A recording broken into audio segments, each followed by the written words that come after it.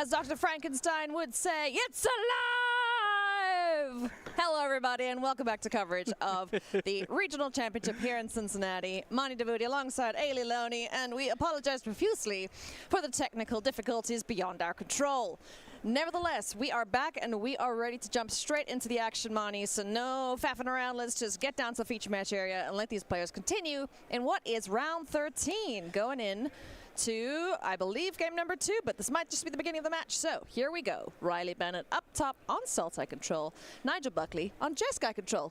Aren't you lucky? I am lucky. This is going to be a bit more of a...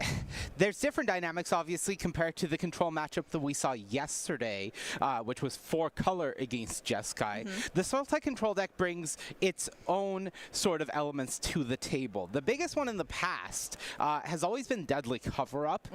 Now, normally that isn't something that we would say against in a control matchup, as this board wipe spell is making all the difference. But the big thing with Deadly Cover-Up, of course, is the collection of evidence, because if you could hit a Jeskai Revelation with Deadly Cover-Up, you would essentially leave the Jeskai control deck with no win conditions most of the time. Now, the deck has evolved a bit compared to the past when we've seen it. Now there's 4 Great Hall of the Bibliopex, so there is a secondary win condition, but that is, of course, a great target for all of the removal that the Sultai control deck will have sitting dead in its hands. So we do have a cool match on our hands here. There will be a lot, I say cool, there will be a lot of passing back and forth, but there is going to be an interesting dance to see how the players navigate this. And one thing that I will say right off the top already is both players have a Mistrise Village on the battlefield, so unless we see a Petrified Hamlet come down to turn those off, counter spells are going to be shut off for the time being. And we all rejoice because of it. Petrified Hamlet, I see 2 copies of that in Nigel Buckley's list. Are we running any in? Yes, 2 apiece. Okay, so that is a possibility to switch off the Mistrise Village and put our counter spells back on the table. But for now, players just getting their mana bases set up. Astral Cornucopia on the board there. Able to gain Riley a couple life points every time a spell that is 1 or more colors is cast. Right, and it only happens once per turn, so it is mostly irrelevant in this matchup, of course, but it can come into play. Obligatory because this is our first round of the day and the first control match we're watching of the day. Land drops, that is going to be the biggest thing. We need to see who really flinches and misses their land drops first. You do see the end step Quarry Mountain Monastery activation. Hello, friends. Hi. End step Quarry Mountain Monastery activation from Nigel Buckley, which hit a land drop, continues that train going. On the other side for Riley Bennett, already 2 Great Hall of the Biblioplex developed. That's one of the things that we keep our eyes on, because for both players, there is an ultimate goal, which is to close out the game eventually. Yes. How long that will take to be determined, and it looks like we are in game 2. Yes, we are in the game round 2. timer is correct, and Riley Bennett is up a game, which means the dynamic of the matchup changes further with the win conditions that come in out of the sideboard. Emeritus of Ideation being one of them, Mr. Ancestral Recall himself. Exactly. Both players have access to one. Other win conditions that are in the sideboard, for Nigel Buckley, he has access to the Onagi of Kyoshi Island. That's a card that's been pretty great in control mirrors for a while now. Going back, of course, to the Avatar set. As for Riley, he has access to another Dawning Archaic, excuse me, a Dawning Archaic in the sideboard, which I assume also came in. Yes. Strategic Betrayal here to deal with Emeritus of Ideation. Does Nigel Buckley have any way to protect this big friend? In response to that, we're going to draw 3 cards. Sure, it's all right. That guy goes away. I used him for what I needed him for, and that's to draw 3 cards and find some other win conditions. Yeah, one of the cards that we are going to be keeping an eye out for from Nigel Buckley's deck, in addition to the Jeskai Revelations, is Flashback. That's something that allows Nigel to use the graveyard. So anytime we see a card like Strategic Betrayal go after the graveyard and exile some things, not the highest impact there, of course, but if you're able to do it, that's pretty massive. Now, duress from Riley, this is one reliable way to get a Jeskai Revelation in the graveyard, and that's step one when it comes to trying to deadly cover up. It is, of course, getting it in the graveyard. So now that it's in the graveyard, the flashback from Nigel Buckley is live, but that's assuming Riley Bennett is not able to do anything about it. Yeah, definitely want to shut off that flashback as much as possible. We saw yesterday in that grueling hour-ish long control matchup. There was no green in that matchup, Bailey. There was no green, yes. Well, okay, fine. You Grueling there without the... There it is. UE. UE, okay? Yeah. You're a chop. Anyway. We are caffeinated, friends, we promise. Tableau Discovery now milling over a Consult the Star Chart. It's a pretty decent hit there for Nigel Buckley, if that's the way he chooses to proceed with the turn. Yeah, the biggest thing for Nigel right now is you're not able to fight over most things, but you can respond, for example, by using flashback on Jeskai Revelation, should Riley go for that deadly cover-up. Yes. So that's something to be aware of, but the Mistrise Village on Riley's side means that if Riley is able to deadly cover up, collecting the evidence right now, there isn't much that Nigel can do about it with the current amount of mana that he's left up. Yeah, not able to flashback and get Jeskai Revelation cost, so turn passes back here. Now we are gonna... Heritage Reclamation. Heritage Reclamation, yeah. Yeah, Get rid of something in the graveyard. It's a very sweet sideboard card. Yeah. Just being able to give you tools to the artifacts and enchantments running around, whether it's a tablet to set your opponent back on mana, or what say you, but specifically here, exiling up to one target card from a graveyard, being able to go after Jeskai Revelation and remove that as a flashback target in response to flashback is something that Riley can very much benefit from. Sure could. Spellsnare says no thanks to Heritage Reclamation. But Riley Bennett may have some more tools up his sleeve here to deal with the graveyard and the flashback that is known information. 3 steps ahead is also a known quantity. But as you said, with Mistrise Village, I doubt we'll see any spells being countered. Nigel will likely just use that to draw some cards on end step. Yeah, I think that's the big question right now, because we and Riley know about the majority of Nigel's hand. Of course, there was a stock-up resolve, so the entirety of the hand is not known. But we don't know what Riley's working with, and whether it is, one, how many cards even, but two, if there's actual gas or if it's just mostly air. Yeah.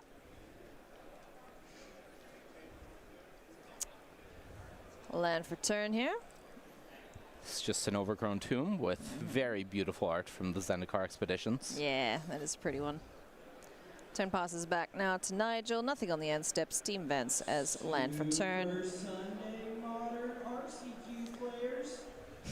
Pairings for 3 Great Halls for Riley, 1 for Nigel.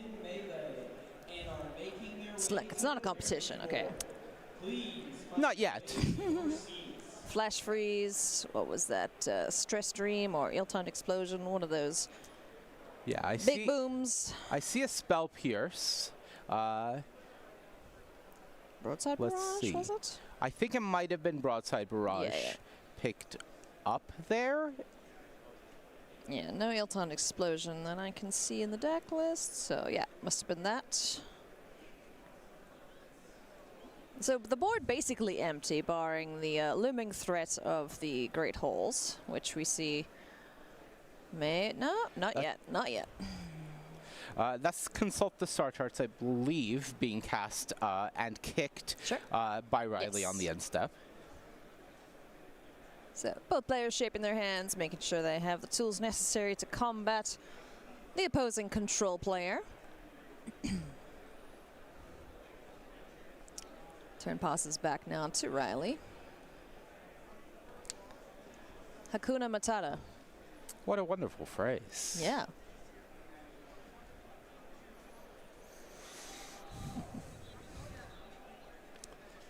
Let's see where we go with this turn here. Lots of mana to work with. There's a Petrified Hamlet. Okay, what are we switching off? Yeah, you do see there doesn't seem to be a response, just a nod from Nigel Buckley. So now we will get confirmation of what is being named. So it looks like we're activating in response here from Nigel. Yeah, I would guess this is... Okay, it is Great Hall of the Biblioplex being activated before the name. Does it give you the opportunity to respond? Yeah, so when Petrified Hamlet comes into play, most of the time with cards like this, a la Pithing Needle, you choose a card as it enters play. Yeah. However, because the land doesn't create any sort of opportunity to respond to it on the stack, it has to be templated in a way where your opponent can respond to it. So it's a trigger when it enters the battlefield. Okay. So before the name, Nigel can proactively pick something. Then Riley can choose what to name, and we do have confirmation that it is Great Hall of the Biblioplex. But this means now that the window is open for an uncounterable deadly cover-up, and that's the big problem for Nigel, excuse me, because this is going to be Jeskai Revelation gone. This is going to be this Great Hall dead, and that's going to leave Nigel with an Emeritus already gone, 3 win conditions, assuming he can get rid of the Petrified Hamlet on the other side, which normally you can't really do without bouncing it with the Jeskai Revelation. Good gravy. Which are now gone. Yeah. So now it is a deck of air, right? Yeah, I believe we still have that one Unagi from the sideboard. There is still that Traumatic Critique that Nigel has in hand, I believe. So theoretically, Traumatic Critique with enough lands can go to the face to close out the game. A long time. Even more theoretically, with 2 more mana, you could make that uncounterable. That's assuming your opponent never plays a Delian Fell, never gains any more life off of this Astral Cornucopia that's going to trigger once a turn, which is very unlikely. But the number of ways for Nigel Buckley to win the game is quickly diminishing. Yes, they sure are. So let's see what Nigel can cobble together here with 15 minutes left in round 13. If you are just joining us, friends, or if you were with us in the morning, thank you for doing so. Once again, apologies for the break in the broadcast. We seem to be back and okay for now, but obviously please keep us posted if you do see any shenanigans afoot, any gremlins in the system. Wan Chi Tong attempts to be cast, and 3 steps ahead says no thank you.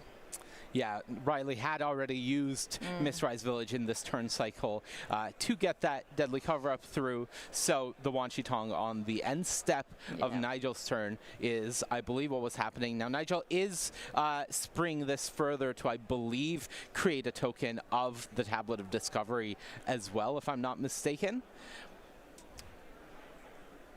Yeah, I think this is the full spree that Nigel is going for. Yeah. All right, so extra mana off the tablet, extra card in the yard, Spell Pierce. Well, can't do much about that, or with that, I should say. Turn passing back now to Riley. Now, Great Hall is shut off for both players, but the big thing for Riley right now is there isn't an onus on him to win this game because he's up a game. It's Nigel who would really need to win this game in order to get the match into a draw position. So for Riley, yes, he's not putting any pressure on right now, but he's already done the hard part of the job, which is turn off 2 of your opponent's very few win conditions. Yeah. Excellent picking away at the resources there by Riley. Nigel, tough hill to climb for himself here. And in case you were thinking about milling your opponent, Outrageous Robbery is going to make that a lot harder. Remind us what that one does. So Outrageous Robbery is an X spell coming out of the sideboard. Target opponent exiles the top X cards of their library face down. You may look at and play those cards for as long as they remain exiled. If you cast a spell this way, you may spend mana as though it were mana of any type to cast it. So now, it looks like that robbery went uncounterable for 8 cards. Jeez. So essentially, Riley now has 8 cards sitting in exile Okay. that are part of his hand, more or less. And it can cost them anytime. Correct. Jeez. All right. And you can also play lands off of them. See, now that thief is just a jerk. Steal what you want. You don't have to trash the place. Yeah, Right. it's unfortunate. Yeah, jerk. Riley looking at his second hand here. Oh, damn. Nice. I like your deck, friend. And why wouldn't you? You know, it's a control deck. It's all the cards that you want to be playing yourself. Yeah, the Sultai control deck is very cool. One of the biggest issues, of course, is it doesn't have the same haymaker win conditions that the Jeskai or 4-color control decks do.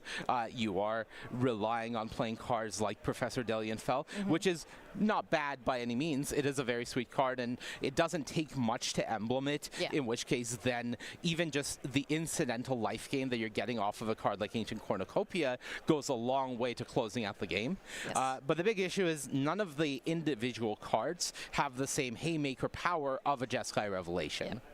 Here comes a traumatic critique for lots. 1, 2, 3, 4, 5, 6, 7, 8, 9, 10, 11, 12, I believe. 13, 14? Yeah, I think the players are just confirming the missed the life 2 lands. totals here, if I'm not mistaken. Yeah.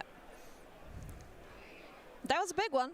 I mean, it's not, you know, outside the realm of possibility for Nigel to just traumatic critique Riley to death. Right, because there is a flashback in hand. And it can still be uncounterable with a Misrise Village. So one traumatic critique may not do it, but a second could. Yeah. So the big onus right now on Riley is making sure that he's able to stop a second traumatic critique that is uncounterable from getting the job done. Yep. You see in a braid that was stolen from Nigel going after one of the Tablet of Discoveries. Yep. So how much mana do we have to work with? And let's just reconfirm. 1, 2, 3, 4, 5, 6, 7, 8, 9, 10, 11, 12, 13, 14, 15, 15. Right, 13 lands plus a tablet. Yeah. So flashback would cost 1, right? So 14 mana, 2 for the non-X part of it. Yeah. So currently, Traumatic Critique is representing 12 damage against an opponent at 15. Okay. So Nigel's got to find some extra burn or get rid of this cornucopia some way, you know, just try not let Riley get any more life. Stuck up now. Taking a look at the top cards of the library, we see a Shoot the Sheriff in hand there. Not really going to be doing much in this matchup. So, a couple cards added to hand. Nigel fighting the good fight here. Would love to pick up a win. Otherwise, you know, it's pretty tough to lock at a top 8 with a third loss. I would Yes, say. that... Yeah. On day 1, it's essentially impossible. Yeah. On day 2, it would have to be the very last round you're picking up your loss. And even then, it just depends on the size of the field. Nigel continuing to use the strategy of building up the mana. You see, that's the big goal here for that traumatic critique kill from the graveyard. Yeah. Now, one issue for Nigel is if you use the flashback, you can't make both the flashback and the traumatic critique uncounterable. Yeah. So Riley can pick a fight over the flashback because, 1, there's more counter spells that can hit the traumatic critique. Yeah. And 2, what you really don't want to happen is using your traumatic critique because you do have another copy of flashback. Yeah. So you cast the flashback and that's where the fight will be. Okay. How many traumatic critiques do we have available? Just 1. It's just the 1. Yeah, 1 traumatic critique, 2 flashback, I believe. I don't think there is any flashback help coming out of the sideboard. No, doesn't look like it. Shooey. All right, so it's literally all or nothing on that traumatic critique in the graveyard. Plus the Unagi, technically. We haven't seen the eel yet. Yeah, sure. Yeah, no, the eel's definitely going to hit. Nothing could possibly kill that eel out of this control deck. Oh, boy. Here comes the flashback. The duress is forcing the hand here. Yes. So this is more or less the biggest inflection point in the game here currently from Nigel. And that is a negate, I believe, going after the flashback. Sheesh. What a tough spot to be in here for Nigel.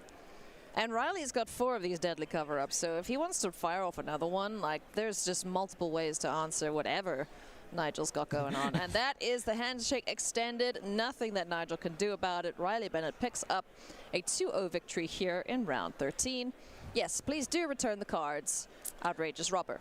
Yes, Nigel reveals the hand to the duress after flashback was countered, shows the second flashback. Yeah, that that's was rough. the only thing that could really hope to close out the game from Nigel at that point. So once that got taken by the duress, you see the immediate extension of the hand. Yep. Nigel had fully identified what his game plan was going to be at the end of that game. Played to it, respect to him. Of course, you're not going to concede away essentially your chance at the top 8. Still very live for top 32, which is the Pro Tour invite, so certainly a lot more to play for. But really well done from both players. Yeah, that was a sweet deck to see Sultai control at the tables here this weekend. You know, it's great to see some black decks making a splash here. So who knows? Maybe we'll have all of Wooburg represented at the next regional championship. Yeah, fingers crossed. Fingers crossed. All right, friends, as we did jump straight into that matchup, we would love to show you the metagame and the standings, all that sort of thing. So once we have a chance to do so, we will do that. Let's do that right now. Hey, cool. Bring it on. I summoned it, and it has arrived. So let's take a look at the metagame here between days 1 and day 2. This is the day 2 metagame, and it didn't change all that much. The top 5, I believe, are exactly the same position that they were from day 1. Is it Prowess, Celestial Landfall, Spell Elementals, 4-color control, all at the top of the tables. I think 4-color, no, it was Spell Elementals that improved the percentage of the field based on day 1 numbers to day 2 numbers. Yeah, I think all the decks at the top are performing about as you would expect. They're putting, you know, from 15% to 17%. So within the expected margins, they are converting at a rate of play. And that's to be expected. I think they're all powerful decks, and nothing is overly being targeted here. If anything, I think you would have expected Celestial Landfall to suffer a bit here this weekend, just because there are people trying to go over top of it. But even so, we are seeing it still have success. So the conversion rate's really no surprise. I think the big thing is just seeing 4-color control continue to succeed as the new hotness on the block. Yeah, it's cool. And then, you know, the old, I don't want to say old faithful, it sounds like a dog, which to me Excruciator is not. This deck, you know, making a return after winning a Pro Tour not too long ago, or the World Championship, whichever it was. You know, Excruciator coming back. But that is the metagame. Those are the decks that we're going to see at the top tables. If we can, we'll take a look at the standings before coming into this round, so it won't be updated from the win we just saw. And then we'll be able to take a look at any of the other feature matches if we can do that. We're still trying to, you know, get our foot in a little bit here after our big interruption. So once again, apologies for that, friends. But we're here now. At least we have magic to see. Yeah. We are live. We're hoping the internet will hold and we'll able to bring the most important rounds of the RC. No shade to any of the rounds that have happened so far. Yeah, sorry about that. But making top 8, pretty important. Yes. Locking up Pro Tour invites, pretty important. Yes. And then seeing who gets those World Championship invites once we're in the top 8, I would say that's very important. That is quite important, yes. So if we can take a look at the standings, we can show you where your players are, your friends, your family, all that sort of thing. This is the standings at the end of round 12. So Robert, Wagner, Krankel, no more undefeated players left. So Sam, I don't know how to say the surname, my apologies. I apologize. Is it Prowess? Sitting at the top of the leaderboard there, and then a smattering of 10 and 2s all the way down. Any surprises here for you, Mani? I wouldn't call it a surprise. I'm very excited to see Team Omniscience at 10-1-1 there in third place. Seeing that deck do well is, one, something I really enjoy. Two, and I guess more importantly, it's nice in the otherwise is it dominated top that we see. Yeah. Now, of course, there's still 2 more rounds plus the one that is currently in progress to settle things, so it's not like our top 8 have all drawn into the top 8 right now. Yeah. And just outside of it, we see multiple copies of 4-color control and Mardu discard, Sultai control. We did see just pick up a win there, Yeah. so bumping itself up the standings. So I think we're still very set up to have a pretty interesting top 8 shakeout, Yeah. and see how these archetypes play into each other. Let's take a look at the second page of standings just to see who else is in contention here for the top 8. Now, once again, this was before the end of round 13, which is just wrapping up, friends. So we'll take a short break very soon and bring back the action with round 14. So just 2 other players undefeated here. Technically, Nick Deru as well. Joseph Nunez and Dylan Hoven still with their names in the hat for a top 8 finish. Yeah, I would say everybody below Nick, so 20th place and down. I'm not going to call it 100% locked out of top 8, but very close tough to that. But again, top 32, so the cutoff for our second page of standings is for the Pro Tour invite. Yes. That is the big goal for all of the rest of the players tournament. playing this weekend. Is this is your first stepping stone towards the Pro Tour. Yes. So very much still all of the players here playing for that, still have a lot to play for. So for a player like Jeremy Cloyd, who we saw pick up a tough loss yesterday with that Team Omniscience deck on camera, to have fought back to a 9-3 result right now and still be in the thick of things, really great. Absolutely. All right, friends, those are the standings at the end of round 12. We'll show you them once again as we get closer to the top 8. The round has just wrapped up. We're going to take a very short break, and when we come back, we'll have round 14 action for you. Don't go anywhere.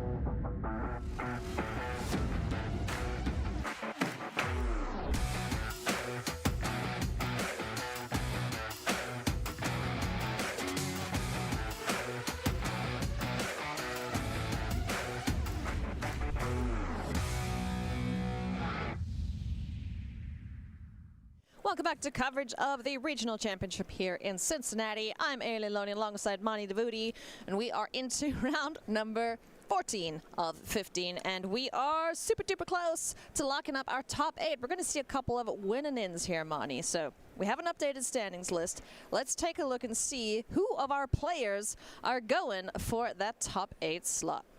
Yeah, so I believe given how many we have here in just the top 12 vying for contention, I believe everybody in this top 12, if they're able to win this round, and there's no weird draws, which is of course possible if we have some 4-color matchups, will be able to intentionally draw the next round into the top 8. So for the players in the top 12 right now, they're all looking at very likely a win in this round, and that is some very high stakes matches for them. Even then, it wouldn't decide our entire top 8. Yep. So there will be at least one, maybe even more win-ins next round to decide what the last slots of the top 8 look like. All right. But a lot rides on this round for our players. Absolutely. We are going to be checking out Jake Bailey on Team Your Omniscience, taking on Wesley Hickman playing Is It Prowess in inverted commas. It's actually an Is It Fling deck. You know, we saw it in action yesterday. It can kill you out of nowhere, and this should be a pretty fun match. One way or the other, it's going to be over very fast. It is going to be very fast.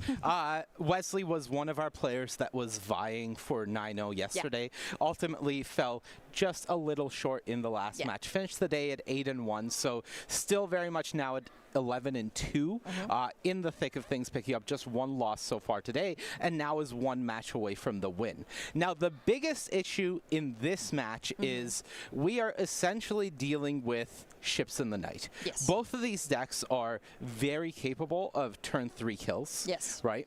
Which is already terrifying. But there's very little instant speed interaction for either deck. Now, Wesley has actually 0 instant speed interaction in the main deck. So the Omniscience deck has free reign game 1, other than because the turn 3 kill requires Ashling. What Wesley can do is use Boomerang Basics on his turn to bounce the Ashling. Well, let's see if we have a turn 2 Ashling that needs dealing with or not. The players are ready to rock and roll, so let's go. Round 14. Jake Bailey, the tournament leader, up at the top of your screen there on Team Omniscience. Wesley Hickman down below, rocking Is It, in inverted commas, Prowess. Yeah, and big, very important, because I mentioned both these decks have the possibility of being turn 3 decks. Whoever is on the play is infinitely more favored, and that is Wesley Hickman. Now, test number 1 from Jake Bailey, Planet Land, check. Cool. Test number 2 would be Ashling, because without Ashling, the turn 3 kill does not exist at all. And knowing how fast Wesley's deck can kill, Jake Bailey would love to have an Ashling in hand. So as soon as the turn is passed back, let's see if we do see that powerful elemental. Otter. Cute otter noises inserted here. Yeah, now this is open deck list, so Jake should be well aware that there is no instant speed interaction being represented by Wesley here. So the shock for the multiversal passage to put the elusive otter into play very much could just be representing, and very likely representing, an opt on the end step here, rather than anything truly terrifying. Step 2. What could be terrifying for 1 mana, Mani? So many things. What? Omniscience in the bin. What does that tell you about Jake's hand, Mani Devuti? It tells me that he probably has 2. I would say so. Yeah, even if you are digging to the win, I do not believe that you are discarding your Omniscience there unless you have 2 copies in your hand. Let me see. Sleight of hand finds a Storm Chaser's Talent and a land. All right, this is the big test for Wesley, at least test number 1. You are not killing your opponent from this spot, so do you have the Boomerang Basics to bounce this Ashling, or are you saying, Jake Bailey, I could die here? Yeah. Can you kill me? Because I can't get your Ashling off the board. Based on the big think here, I don't think he has the boomerang basics. So Elusive Otter, chipping in, down to 16. And Elusive Otter number 2 hits the board. Okay. Jake sat up in his chair there. Are we about to see Kona rescue Beastie? Look, for somebody sitting at 11-1-1, Yeah. Jake has probably done this quite a few times this weekend. Yeah. I mean, it still feels good every time, right? Oh, absolutely. You don't play the deck unless it feels good. Card has been drawn for the turn, so the first big think, of course, is do I flip Ashling? The reason not to is if this turn is going to look like a formidable speaker pass turn as Sure. a setup turn. Otherwise, more often than not, you are flipping Ashling. Yeah. Jake asking Wesley their cards in hand. Says, I have 3. Dear opponent. Again, unless I have horrifically messed up reading this list, there is absolutely nothing that Wesley Hickman can have here to interrupt this Kona, if it was a Kona. Ooh, okay. Ill-timed explosion. That's going to explode a couple of otters. So it looks like he did it for 5. So 3 damage across the board, or? Hasn't Unless discarded anything yet. Okay. Oh, yes. Sorry. The X is the mana value of the card discarded. Right. I'm assuming there's 1 floating still from Ashling then? No, you flip Ashling for 1. It makes 2 mana, Yeah. and you only have 4 total. So you've cast the Ill-timed explosion now. Okay, got you. And the discard is going to be Meringue River Regent. So 6 is the number going to everyone. Goodbye, Okay, Ashling. Sheesh.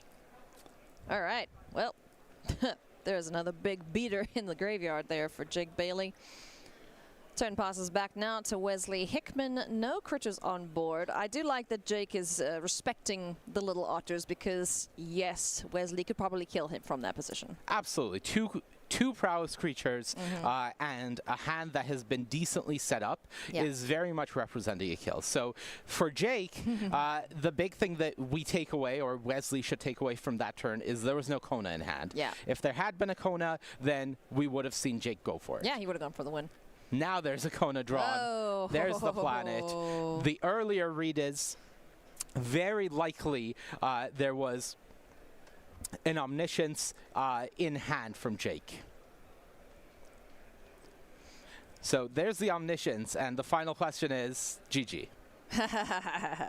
Northwind Avatar in hand. So for those who are not familiar with this combo, Mani, can you give us a TLDR? What happens here? Okay, so Northwind Avatar is a non-legendary, despite how it looks and how it sounds, creature that when it enters, if you cast it, doesn't have to be from mana, doesn't have to be from your hand, you just have to have cast it. You get to go tutor for a card you own from outside the game, so that is your sideboard. Yes. Now, the first thing that Jake did was go find a second Northwind Avatar. Now, that one went and got a Meringue River Regent. Meringue River Regent came down, returned both Northwind Avatars to the hand. Oh. Slightly different kill than we normally see. Yeah. Usually, we see players opting for Terror of the Peaks, but the big issue with Terror of the Peaks is it doesn't do anything other than kill your opponent. Okay. So instead, we see Jake actually using a Legion Extruder kill. The final iteration of this, once you have found all of your pieces, is you are looping Omni Changeling, copying Meringue River Regent, and Legion Extruder. So Legion Extruder deals 2 to your opponent's face. You cast the Meringue River Regent, return Omni Changeling and Legion Extruder. You Legion Extruder your opponent for 2. You cast Omni Changeling, you copy Meringue River Regent. You pick up Meringue River and Legion Extruder. Bum, bum, on and bum, on until your opponent is dead. And we're over to game 2. Alrighty, so sideboard time. I will assume that Jake doesn't do all that much sideboarding. You know, okay, Pyroclasm, you know, a couple of removal spells, but like the point of this toolbox style deck is to be able to go and fetch whatever he needs out of the sideboard. Exactly. So against a deck like this prowess build, you need to stop your opponent from killing you. Yeah. So the biggest thing that Jake will be in the market for is cheap interaction, and you don't really have time to go Northwind avataring for the cards that will stop you from dying. So I would not be surprised to see the Abrade 100% come in, as well as the second copy of Ill-Timed Explosion, because on 4 mana that may still be good enough, but out of the sideboard it will very likely be too slow. So those are going to be the biggest tools that Jake Bailey can rely on out of the sideboard to get the job done here. Wesley Hickman has, you know, a pretty streamlined sideboard, I'd say. He's got 2 Burst Lightning, a Callous Sellsword, 2 Full Bore, Into the Floodmoor, Pyroclasm, 2 Quantum Riddlers, 2 Secret Identities, 2 Soul Guide Lanterns, and 2 Spell Pierce. What is he going to go fetch? So the biggest issue for Wesley, as I mentioned in Game 1, was instant speed interaction. Unfortunately, the sideboard from him isn't offering much more help. Burst Lightning doesn't really do enough unless you kick it, and that's far too slow. So unless you're planning on double Burst Lightning on a Kona or an Ashling, that's not going to be where you want to go. So I wouldn't be surprised if Wesley actually goes, one, bring in the Into the Floodmaw. That is your one piece of instant speed interaction. You may as well use it. But 2, I wouldn't be surprised if Wesley just goes full bore and just try to kill as soon as and fast as possible. So maybe both copies of Full Bore come in, the extra copy of Callous Sellsword comes in, and you just say that, yes, I was a pretty all-in deck before, but I am a very all-in deck now. You cut the Drake Hatchers, they won't be fast enough. Yes, you're going down on some prowess creatures, but because you need to be fast, you just make the deck even more all-in. All right, I like that plan. So Wesley Hickman gonna go balls to the wall here and see if he can get Jake dead before he even sniffs out a Kona. Players shuffle up here. Let's talk about a newsletter, friends. Now, if you would like to know all about the upcoming Star City game events, sales, the newest sets that are being released, be sure to sign up for the newsletter at starcitygames.com/newsletter. You can get the latest set information like Secrets of Strixhaven, the upcoming Hobbit set, the Star Trek set, Reality Fracture. There's a whole bunch of things coming down the pipe, friendos, and some more events to hang out at as well. Washington, D.C. I'm going to be there in 2 weekends' time, so come hang out. Or, you know, if you want to go and, you know, get some sales. Sales are great. We like cheap stuff, cheaper stuff, I should say. Like free shipping. Look, sales are great. Missing out on a sale always feels bad. I think the worst feeling is when you decide you want to buy something and you just look it up and the sale has just ended, or you hear about the sale after the fact. It's never fun. It's not. So go sign up for the newsletter and you'll never miss a thing. Haha, unless you never read your emails, and in that case we can't help you, but hey. In that case, We've read done our duty. Read your emails. Come on, what are we doing here? Read your emails, please. 40 minutes left on the clock here in round 14. Both players just doing last little consultations with the sideboards. Let's go and take a look at one of our other feature matches and see how our players... That's super fuzzy. Someone needs to get the glasses back on this camera, but that is Kevin Thanakit up against David Duran. Color control, 4 color control, excuse me, up against Is It Spelementals. As things stand, 2 Tablets of Discovery for Kevin, so plenty of mana to work with. A Hearth Elemental for David. Lots has happened so far in this game. Life totals getting a little low, but no winner yet in game number 1. Yeah, I think the big issue right now for the Is It Spelementals deck is how late we are in the game. And Kevin's life total is not that low, and your board is not that big. Because the Is It Spelementals deck isn't really built for going that long. You're not meant to be that grindy of a deck. What you're trying to do is turbo out cards like Hearth Elemental and Sunderflock and have them close out the game. So when 4-color control gets to a point like this where they have all these resources, they have this much mana to work with and cards in hand, and their life total is not 1 traumatic critique, 1 burst lightning, 1 crab hit away from death, that means you're already in pretty rough shape.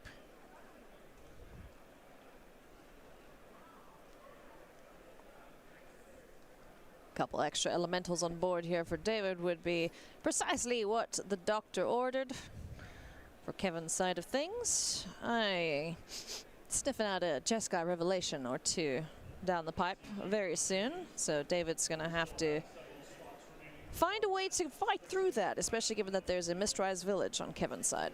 Yeah, I'm beginning to suspect we may have come in the middle of a judge call here. I think so. Because it looks like there's a lot of talking and explaining happening, but not much decision making. So I think we're going to let this be and let them sort it out. Yeah. Sort it out amongst yourselves, fellas. No. Let the judge sort Definitely it out. not that. Yeah. No. As we heard on the intercom not too long ago, only playing Magic should determine the outcome of a Magic game. Please do not do anything untoward towards your opponent. Anywho, I think we're almost ready to go here, friendos. So back to our main feature, Jake Bailey, Wesley Hickman. Jake at the top of the standings, playing for first position, basically, in our top 8, it would seem, as it currently stands with his record. And Wesley Hickman, both players, we assume this is a win and in. Yeah, I believe, again, there's wonky stuff that can always happen. Yeah. One of them being pair downs, one of them being draws, either for you or in other matches. Wesley very kindly indicating to us that he's mulliganing to 6 here. Jake happily kept his 7, it looks like. So I'm not saying that it is a guaranteed win and in, but by my math, which is normally decent when I've gotten sleep, yes, which I have today. You can outmath Hall of Famers. We've proven this. Once or twice. The winner here should be able to draw into the top 8 in the next round. Yes. Elusive Otter to kick things off. Hey, all right. Step 1 for Jake, Planetland acquired. Yep. And for Wesley, again, we'll get a better sense of how each player sideboarded as the match continues, but again, I mentioned I would be very surprised if Wesley didn't just go for an all-in configuration here in the post-board games. Did he keep a one-lander with an Otter and Ancestral Angers? On a mulligan to 6 on the play, it is certainly possible. One thing you can't afford to do in a deck like this is mulligan too far down. When we talk about the all-in build and nature of the deck, you're trying to get a critical mass of pump spells and damage across. And if you mulligan to 5, let's say, it becomes disproportionately harder to do that. In for 4, Jake Bailey goes down to 16. 1 Ancestral Anger in the yard. Keep note, friends. I think that's the first Ancestral Anger you and I have seen cast this weekend. Even though we've cast this match multiple times. Yeah. It's the first time I've seen some Angie in the yard. Now for Jake, a second Planetland, never what you want to see. No. You have to run a number of them that allow you to draw one every game, as it is a critical piece of your deck's game plan, but you don't want to hit more than one most of the time. Yeah. How come, I don't know, maybe some versions of Team Omniscience run Springleaf Drum, but like that serves the purpose of ramping and tapping your guy. Why don't more players run it? It does serve the purpose of ramping and tapping your guy. The biggest issue is, 1, it is more interactable with. Sure. And 2, it takes up more than a land slot. Okay. And that is a pretty big issue because the only creatures you really have to use the Springleaf Drum as ramp is Ashling, which is already ramp. Sure. So otherwise it is just an extra card because you still need the 4 lands in play, and that makes your combo much harder. Okie dokie. Spell Pierce gets the other side of Elusive Otter. Grove's Bounty, the adventure. I'm sure you knew that off by heart, right? So, yes, but the only reason is because Paul and I spent an entire SCG regional championship yelling Grove's Bounty back and forth at each other about a month ago. I don't know if it's still etched in his brain, but Grove's Bounty will forever be etched in my brain. That's so funny. Well, the spell was still cast, so we still get the little buff on the one otter that is on board there. Unfortunately, no second otter for Wesley, but you know, the removal that we've seen Jake have access to, it's board clear. So even if it was on the board, it ultimately probably wouldn't have mattered if Jake is able to get his way and find some removal for this pesky friend. Storm Chaser's talent. Thumbs up from Jake. Now, we didn't get a chance to fully talk about this in the pre-show because we went into the match, but even though the matchup is some amount of ships passing in the night, there is a decent amount of I say decent. There's a small amount of instant speed interaction from Jake Bailey. Specifically, there's 2 copies of Bounce Off in the main deck in addition to what has come out of the sideboard. Okay. So theoretically, there is a way here to fight over spells and or the damage being represented as we see a Spider Sense go after the Wild Ride there. Yeah. Wild Ride does have the harmonize ability, so that can come into play later. But for now, just the original elusive otter getting in. Down to 10 goes Jake, and now he is definitely in one-shot territory if he doesn't have a way to answer this board. Can he do it, friends? Well, if he has Kona, Wesley would be down to exactly the 1 copy of Into the Floodmaw in the sideboard. And you see a laugh on Wesley's face, so I don't think he has it. Does Jake have the Omniscience and the Northwind Avatar to close out the game right here? Da-dun. Da-dun. Second main phase, there's Omniscience. Will we get the Northwind Avatar and be done here, friends? Let's find out. Yes? Oh, don't slow roll us, Jake. Come on. I don't think we're being slow rolled. I wouldn't be surprised to see Meringue River Regent here. The big question and consideration for Jake here was whether he wanted to go for Coil and Catch and try to find more things to do with an Omniscience on the battlefield, because if you miss, you could just die here. So there is an argument to just play Meringue River Regent, try to bounce more creatures, maybe a Secret Identity saves one, but either way, you still have a 6/7 blocker on the battlefield. But if you go for Coil and Catch, then depending on what your hand is, you could miss.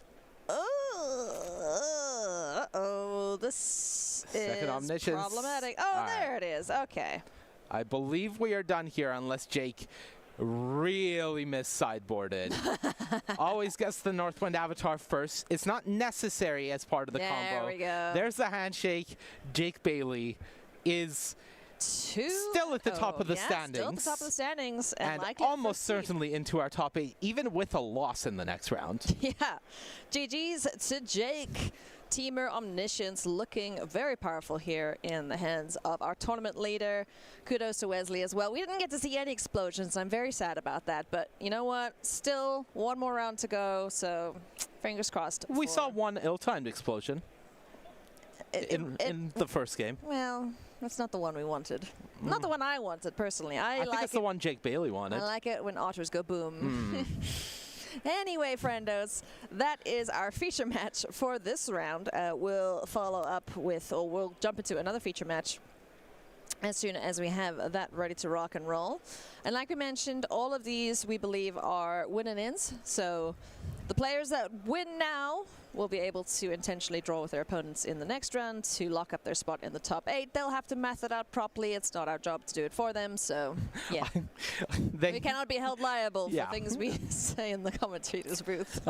I can tell that if they go back and watch the coverage, they can hear my thoughts on it. Yes. But ultimately, they have to make the decision that it's the right choice for them, and their opponent has to agree to it. So we'll see how all of that plays out next round. Next round, yes. But right now, step 1 is just get the win.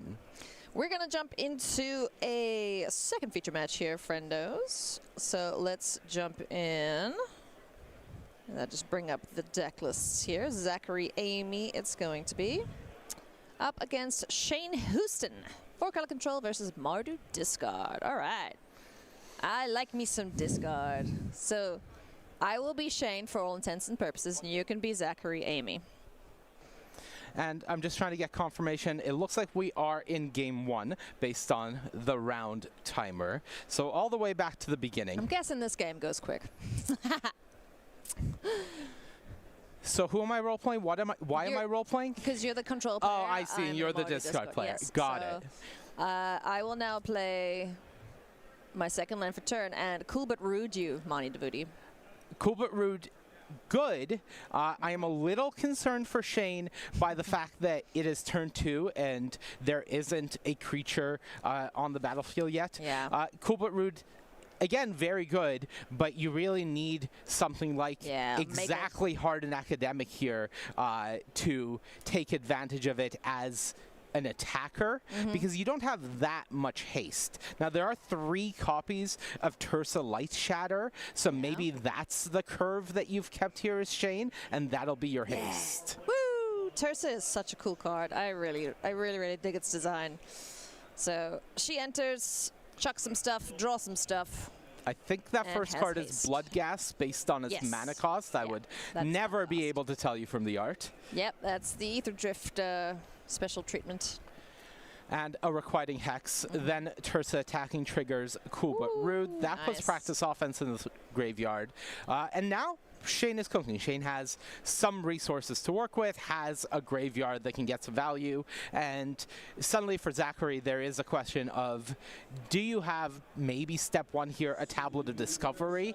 I don't think Shane is likely to have the kill the next turn. It's not impossible, but it's pretty unlikely from the spot. So a bit of ramp from Zachary, especially if there is a follow-up to the tablet, would be very strong.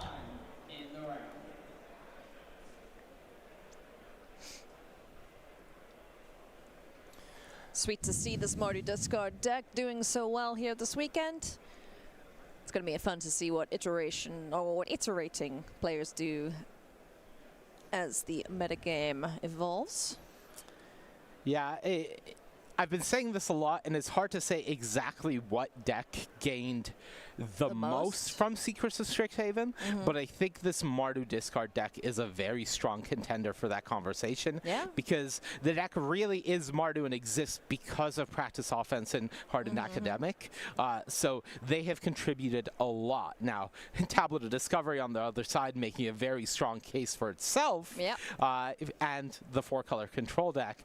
But both of these decks really highlighting exactly how much Secrets of Strixhaven did to shake up the standard format. Oh, yeah. I mean, it added so much to multiple decks. So another copy of Practiced Offense in the yard, not what Zachary Amy wants to see. And he's just going to keep taking damage here from this Orc Wizard, I believe Tursa is. And as soon as there's, I think, what, 7 cards in the yard, you get to start playing things at random. So that's pretty cool. Yeah, and it really does not take much for the Mardu discard deck to get 7 cards in the yard. Now, ultimately, some of them come back, like Bloodghast, Yeah. but you can get to 7 without too much difficulty. Sure can. 6-land go, and a confident go from Zachary Amy is not the sign you want to see as Shane Houston. No, not really. What's coming down the pipe for 6 mana here, Money? The big issue is it can be a number of things. Fire Magic can go all the way up to Firaga with 6 mana. So 3 damage to each creature would, at the beginning of combat especially, would kill everything and tap the Iron Shield Elf at worst, assuming your opponent makes it indestructible, which they should. Oh, hi. Okay. Shane's saying, "Pah, I care not for your threat of removal. I'm going to play this Hardened Academic and try and hit you for dead." So the worst case scenario right now for Shane would be the one of Fire Magic. Yeah. Other options, Inevitable Defeat would slow things down a bit. Inevitable Defeat plus another piece of interaction, like a Thunder Magic, would probably be good enough. Is he just going to go for Practiced Offense here? I think you kind of have to. And the big question is, does Zach have Firaga, or does Zach have 2 pieces of interaction to just buy time. Okay, let's find out. Hardened Academic triggers with the card leaving the graveyard. Everything will get a 1/1 counter, and one of Shane's creatures will get double strike. Right, so there's a Hardened Academic trigger right now, as well as the Practice Offense trigger. Yes. I see Thunder Magic, but I don't see Fire Magic. I think it is Inevitable Defeat plus Thunder Magic here.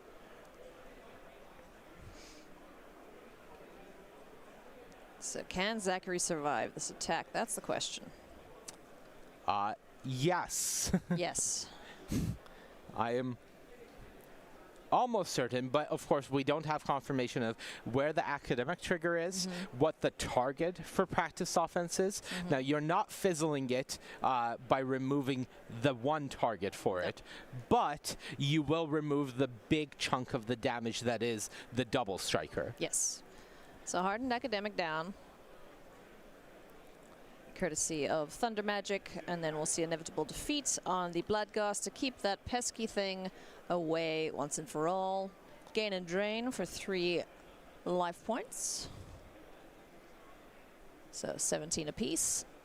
Now we go to combat. Well, first let's resolve practice offense and get our counters. Well, fine, yes. That's what I mean, Monty. Yes. Ailey, you as the Mardu discard player should remember your counters. I should, yes. But yes, that is on the stack. The counters do go on the critters. I don't think there's 7 things in the yard. Definitely not. I think it's only 3 right now. Yeah. So what's that, 8 damage coming across the line? That's what I count. There is a cool bit root trigger, but Yes. it is only level 1, so it's just a rummage. A 3rd practice offense at the yard.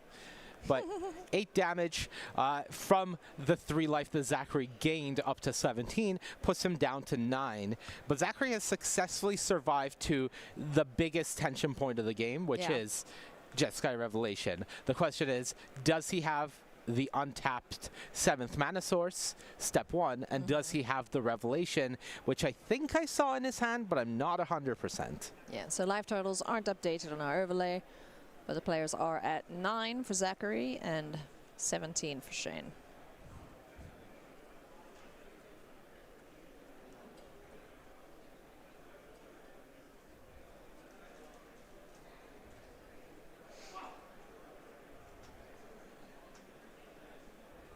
So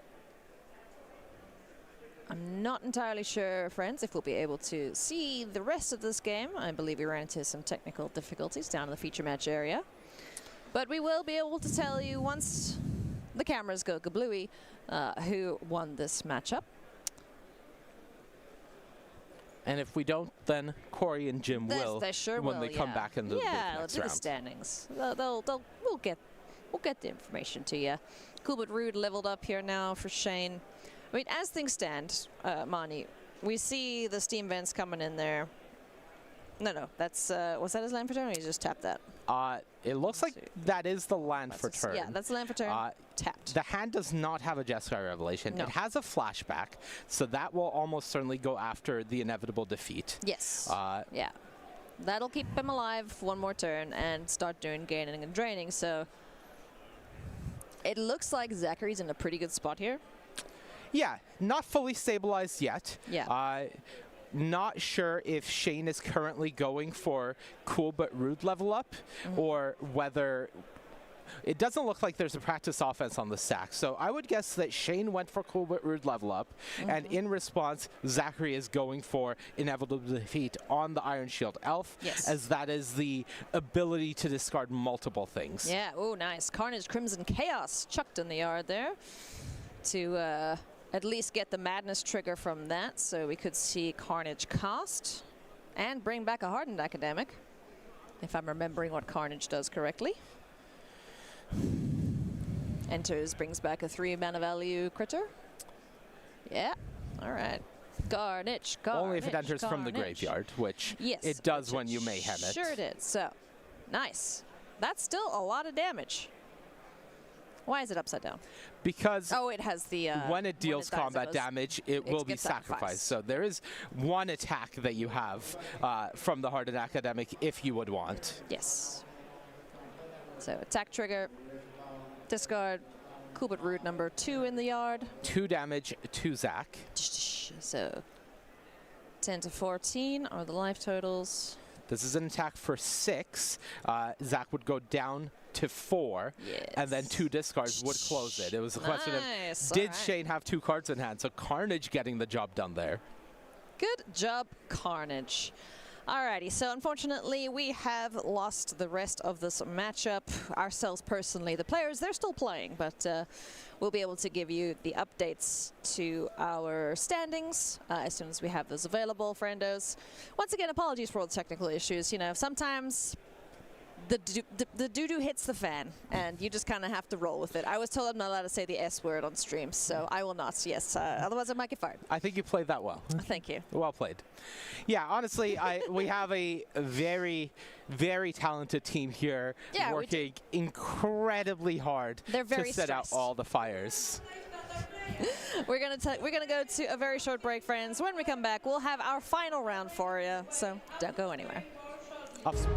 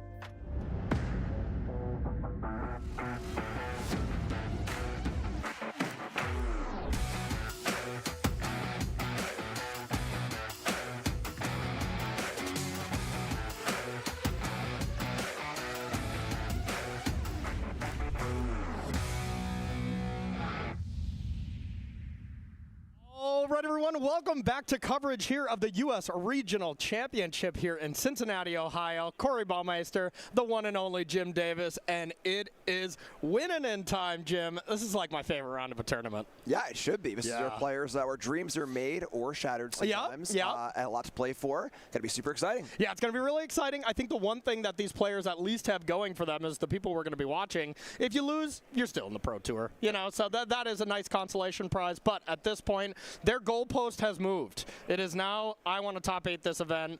Check. Pro Tour invite is already there, but it is time to lock up the elimination round. So let's take a look at standings and see exactly where we are at.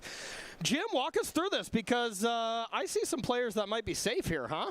Yeah, we've got not a clean cut, but our first through 6th place players are at 12-2 or better. They can pretty safely draw, assuming they're all paired together. Yes. You know, which they should be. They can all draw in. So locking up the first 6 slots of our top 8. Congrats to them. And a good amount of variety of decks, right? Like 2 control, 2 prowess. Yeah. Is it Spellmental and Omniscience? You know, where are the green decks, huh? Sultai control cool too. Yeah, But then things get a little murkier. So we have Nick DeRue in 7th place, our only player at 11-2-1. He has the only truly clear win in him, because if he wins, he'll be 12-2-1 and be ahead of all the X3s no matter what. If he wins, he's in. Okay. Everyone else has a maybe winning in. So, of course, tiebreakers are as we see them on the screen. So, Wesley has the best breakers of the bunch. Yep. But these 11-3 players, tiebreakers can go a little wonky. We could see a scenario where a player wins but still drops down in tiebreakers. So, all of these players are playing to win and maybe be in. If Nick wins, we'll have space for one of these 12-3s in top 8. If Nick loses, that opens up another slot for 2 12-3s to make it in. So really focus on 7th and 8th, 9th and 10th. They have the highest chance of making it. Of course, everything gets a little more murky towards the bottom, but man, you and I have played a lot of tournaments. How many times have, you been in like 4th place, you lose, and you're like, my breaker should be fine. And all of a sudden, sometime someone in 12th gained like 6 percentages on you. All your opponents lost. The person in 12th, all their opponents won. There could be some messy stuff like that, right? Yeah, for sure. Yeah. And then we also have, like you said, the added goalpost of the Pro Tour. So it's a good goalpost. Say you're in 14th or 5th place, or Andrew and Dylan, you both haven't played in your first Pro Tour. You know, do you want to try and play and go for that really outside shot at coming in 8th?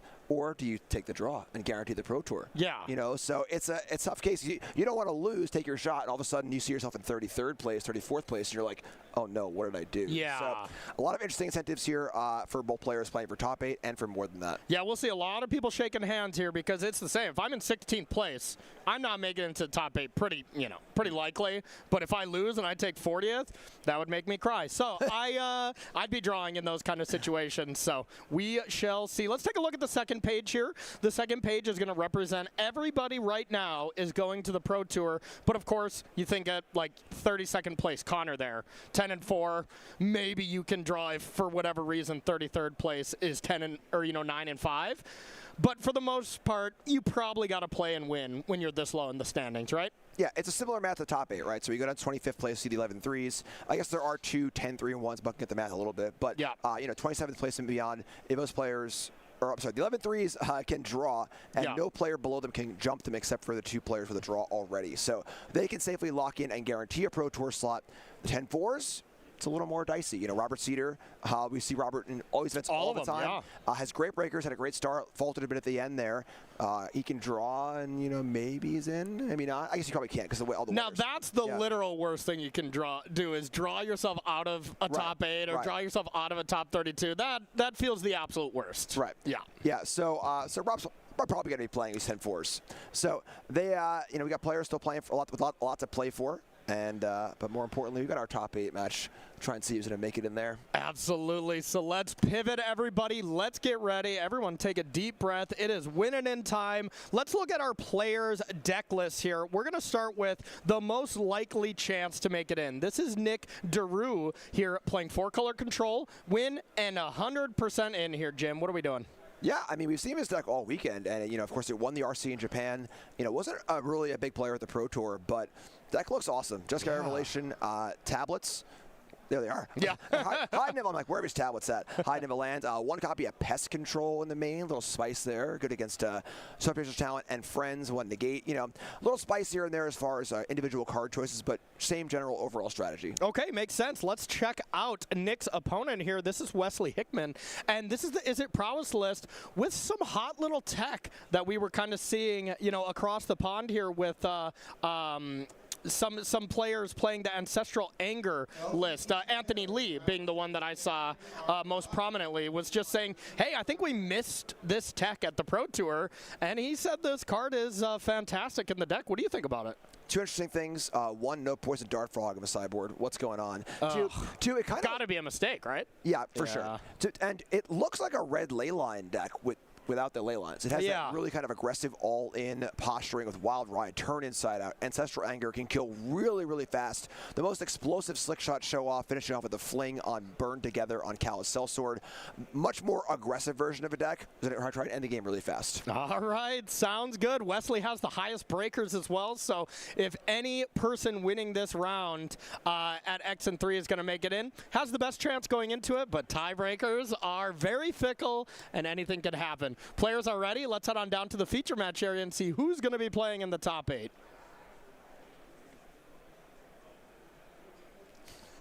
All right, Wesley down below, Nick up top here. 4-color control versus Is It Prowess. How important is the play here for the hyper-aggressive deck? Extremely important. Yeah. I think that Wesley's deck is definitely much more of a glass cannon. You know, very, very high ceiling, can kill on turn 3, but a low floor. You know, you play one creature, it gets killed, and your hand's 7 pump spells. That's not so good. And of course, Nick's deck is a control deck with a bunch of removal spells, a bunch of interaction. A lot of pressure on Wes here to really pick his spots profitably and be willing to go for it in the face of possible direction. And that can be hard to do when you're playing for a top 8 berth. Yeah. You know, knowing that I'm going to go for this. If I get blood on a camera here, I'm not going anywhere. I might look silly, but going to have to really take shots to try and win this match against all these kill spells. So I was just talking to Oliver Tomiko here a little bit ago, playing Celestial Landfall. Came into the day at 8-1, played against 3 control decks, went 0-3, is X and 4, and was just saying this matchup feels unbelievably horrible for the Landfall deck. Do you think the 4-color control deck is also good against Prowess? I mean, or is this one's got to be tougher than it is against Landfall, because otherwise Control's just got to be the best deck, right? It's a hard general statement to make because this Prowess deck is drastically different than like the Lessons Prowess deck or the Big Crab Prowess decks, or there's so many variations, you know? Yeah. It's the slower versions. Prowess can be pretty good against the control deck if they have a good threat base with good counter spells. Yeah. Like Spell Pierce is an ace in the hole against the control deck. You know, how many pierces do they have? How many counters do they have? You know, if you make these 4 Ancestral Angers into 4 Spell Pierce, this matchup looks very, very different. I was just gonna say, what if we cut the Spell Pierces and put a Sorcery Speed pump spell? Exactly. so Deckless, you know, makes the matchup wildly different. Okay. Slick Shot Shows has come off of the plot zone, and now Boomerang Basics on Storm Chaser Talent. The combo we've seen all weekend. It's looked fantastic in round 1. It looks just as good here in round 15. Yeah, and this is aggressive, but West has got to be aggressive here, I think. Yeah. When you put cards like Wild Ride and Turn Inside Out in your deck, they kind of play one way, you know? So. Exactly. Yeah, no kidding. I mean, this is so aggressive. But, I mean, yeah, just imagine if you go Boomerang Basic back to Talent, play a Talent, and Wild Ride that Otter. I mean, that's just... I know we can't count that high. Like, I don't know. I don't think I have enough fingers and toes. We can combine, maybe. Fisher Price calculator. Hold on. It's a lot. It says a lot. A lot, yep. All right, there is Negate, so that does open the door. Nick saying, you know what, if you kill me here, so be it. Yeah, I mean, I'm sure it's possible, you know? Land pump for 3 fling is definitely lethal. Yeah, gotta be, right? Fisher Price calculator said so. All right, just an anger. Just an anger. Draw a card, pump that thing up. What if we get a second one? The value is unmatched. So what do we got? Attack for 8 as of right now, 9 with the Ancestral Anger pump. I count 9 too. Okay. And Fisher Price is 9 as well, right? Yep. Okay. Okay, 9 coming in. Half your life total goes away, Nick. Yeah, Great Hall is super sweet, but the damage does add up as well. Yeah, no kidding. You really don't want... That leads me to believe that that's the last land, or there's some Or there's some lands that are, the fashionably late lands that are only untapped after, if it's your third or later land. Otherwise, I would think there's maybe no other lands or just another hall of great Biblioplex, right? Yeah. That's the official term for them, the fashionably late lands. That's what I like. I call them slow lands, but that's pretty cool. I like fashionably late. Yeah, that's cool. All right, Multiversal Passage. Also not great. Also a painful land. Yeah, this the mana basis 4-color control deck is pretty good. Yeah. But it can be awkward at times, and in that short time period of the early game, if it's a little awkward, prowess can get you. Yep, and I did see a Secret Identity in hand from Wesley. Huge. Just gigantic. Like, that's got to be about the best card. As long as that's not the only pump spell, the only piece of action. Ooh, it might be. Wow. That was take 2, Nick. And I mean, sure, this is great. Not playing into a removal spell, but man, if we just face down a Day of Judgment next turn or something, could be in trouble. Now, that being said, with the Slick Shot show-off to recover, we're probably okay, huh? Yeah, definitely. There's a lot of card combos that kill this turn. Yeah. But didn't have it. Not a bad consolation prize. And Nick playing this exactly how you should. If you try to get lost within combat, we know exactly what would happen. The Secret Identity to protect it, and then you take a lot of extra damage. So the correct play from Nick, you either do it during Nick's turn and hope that there's not the spell there to minimize all the damage, if you're kind of desperate, or you do exactly what Nick just did there and do it after damage has been resolved. Yeah, I like West being patient here also. No reason to save that creature. Yeah. Don't save the creature and have your opponent untap and cast a Wrath or whatever, exactly. Whatever it is. So save it for the next one. Second Slick Shot can get it done. Have a little more mana. All right, big moments for these players. You can kind of feel the tension, I mean, this is one match of Magic for what could represent $20,000 up top, the Worlds invite, Pro Tour invite, the amount of equity. It's about $30K if you take this down, plus your expected value could be even more. So, I mean, a huge payout for these players. It's not even equity. It's just, it can start a career. Yeah, exactly. Look at Michael, the Benedetto Plumber, who killed the circuit here. All of a sudden, boom, went on to just do great at the Pro Tour, and now household name. No, 100%. I mean, even look at yourself with the Players Champ. That drastically changed the direction of your life, I imagine. Yes. And here I am. Same with me for the couple tournaments I've had some success with. They can be life-changing for sure. So one map was cracked. I'll tell you what's life total changing. Slick Shot show off. No kidding. Yes, absolutely. Got to be doing some advanced math here. Here's an attack. Just for a sad 2. Both players look at each other, be like, are you going to do anything? I don't know. Are you going to do anything? I don't know. Maybe. Both players say no. 2 more damage. Yeah, this is where things get a little tougher, where if Nick's able to weather the storm and have a lot of cards in hand and they'll have a lot of mana available, it's so much harder for West to try and get these pump spells in. Yeah. I think I would like just a level up, get a Boomerang Basic back here. Yeah, I like this. Just say, you know what, if you're not going to do anything that monumental here, I'm going to get back my inevitability engine here of Boomerang Basics, and yeah, make you deal with that. Wow, it is dealt with. Defeat in response to the level up. Hey, that's pretty great. Now if Nick can untap, maybe do something like Fire Magic or Day of Judgment, and deal with these creatures and have some interaction left up. That's how the control deck kind of pivots and gains control. Yep, got to turn that corner. But man, you think like in this matchup, are like the tablets just bad? Like, do you side them out ever, you think?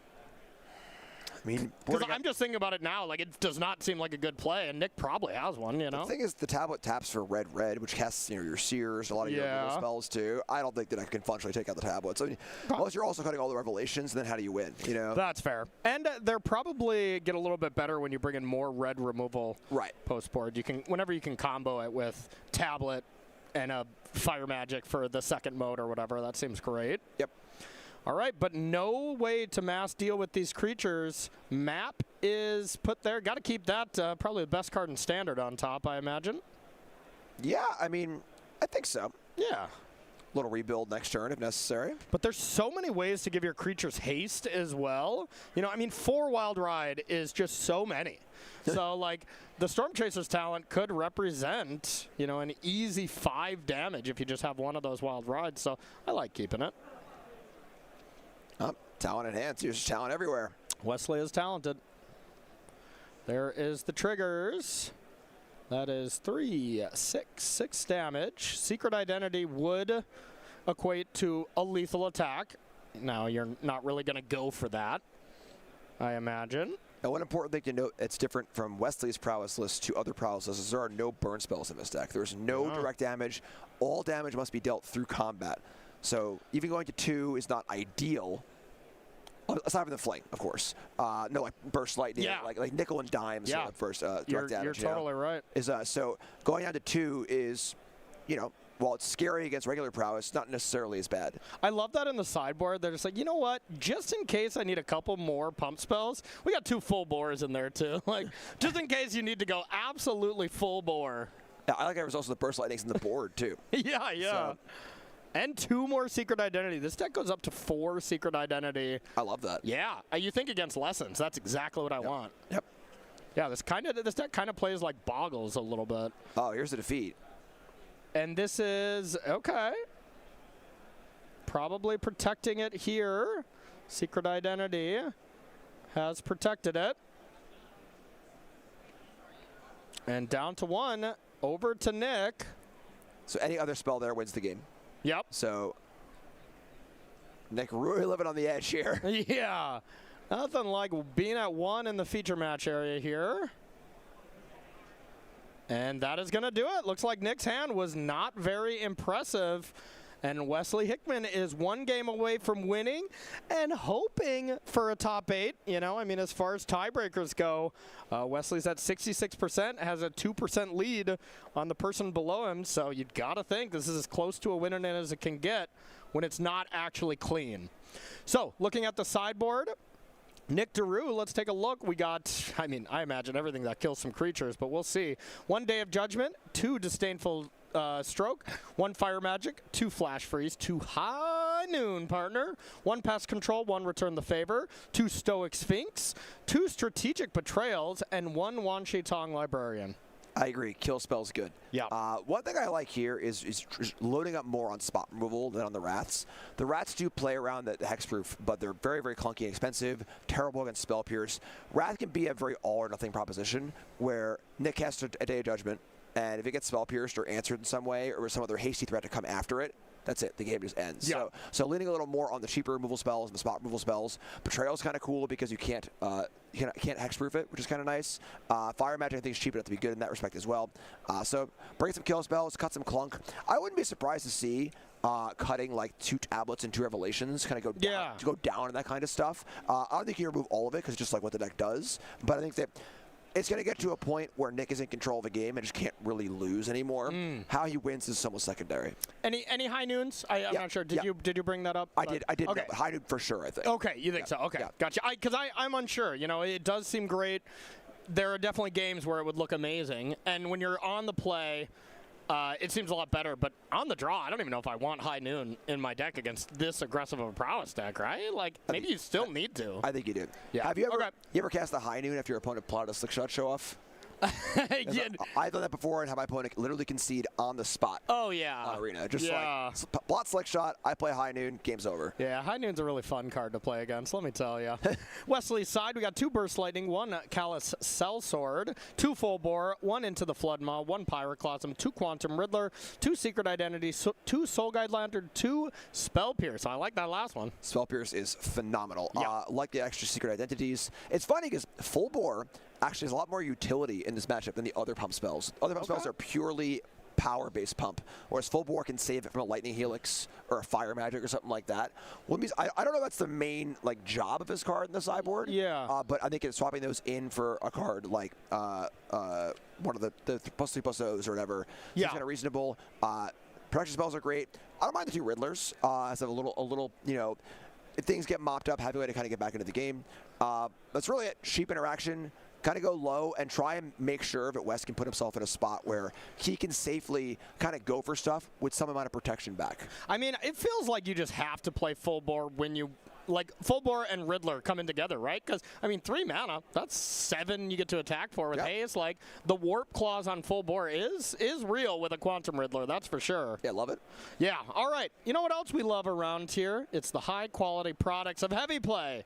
If you are interested in checking out any of their fantastic products that they have, you can go over to StarCityGames.com /Heavy Play to look into that. They're also sponsoring the Commander celebration, the Commander package over there. If you are interested in 100-card formats, you want to play with some of your friends, you can look over in that area, and looks like there's some cool stuff going on there. Players having a lot of fun, huh?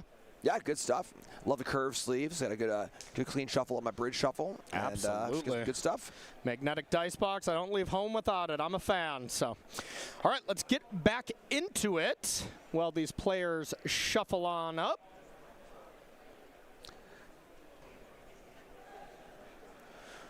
All right, so our other backup in the feature match area also shuffling up and getting ready to go. Nick being kind enough here to flash the sideboard, give us a little preview maybe of what's going on. Yep, absolutely. Those high noons right in the window. Looks like our other players in the feature match area that are heavily in contention. That is it Spelementals against 4-color control, it looks like. And man, looking at the pairings, people really drew into that Pro Tour slot. Like I'm seeing like 1, 2, 3, 4, 5, 6, 7 tables that drew and have no chance to make the top 8.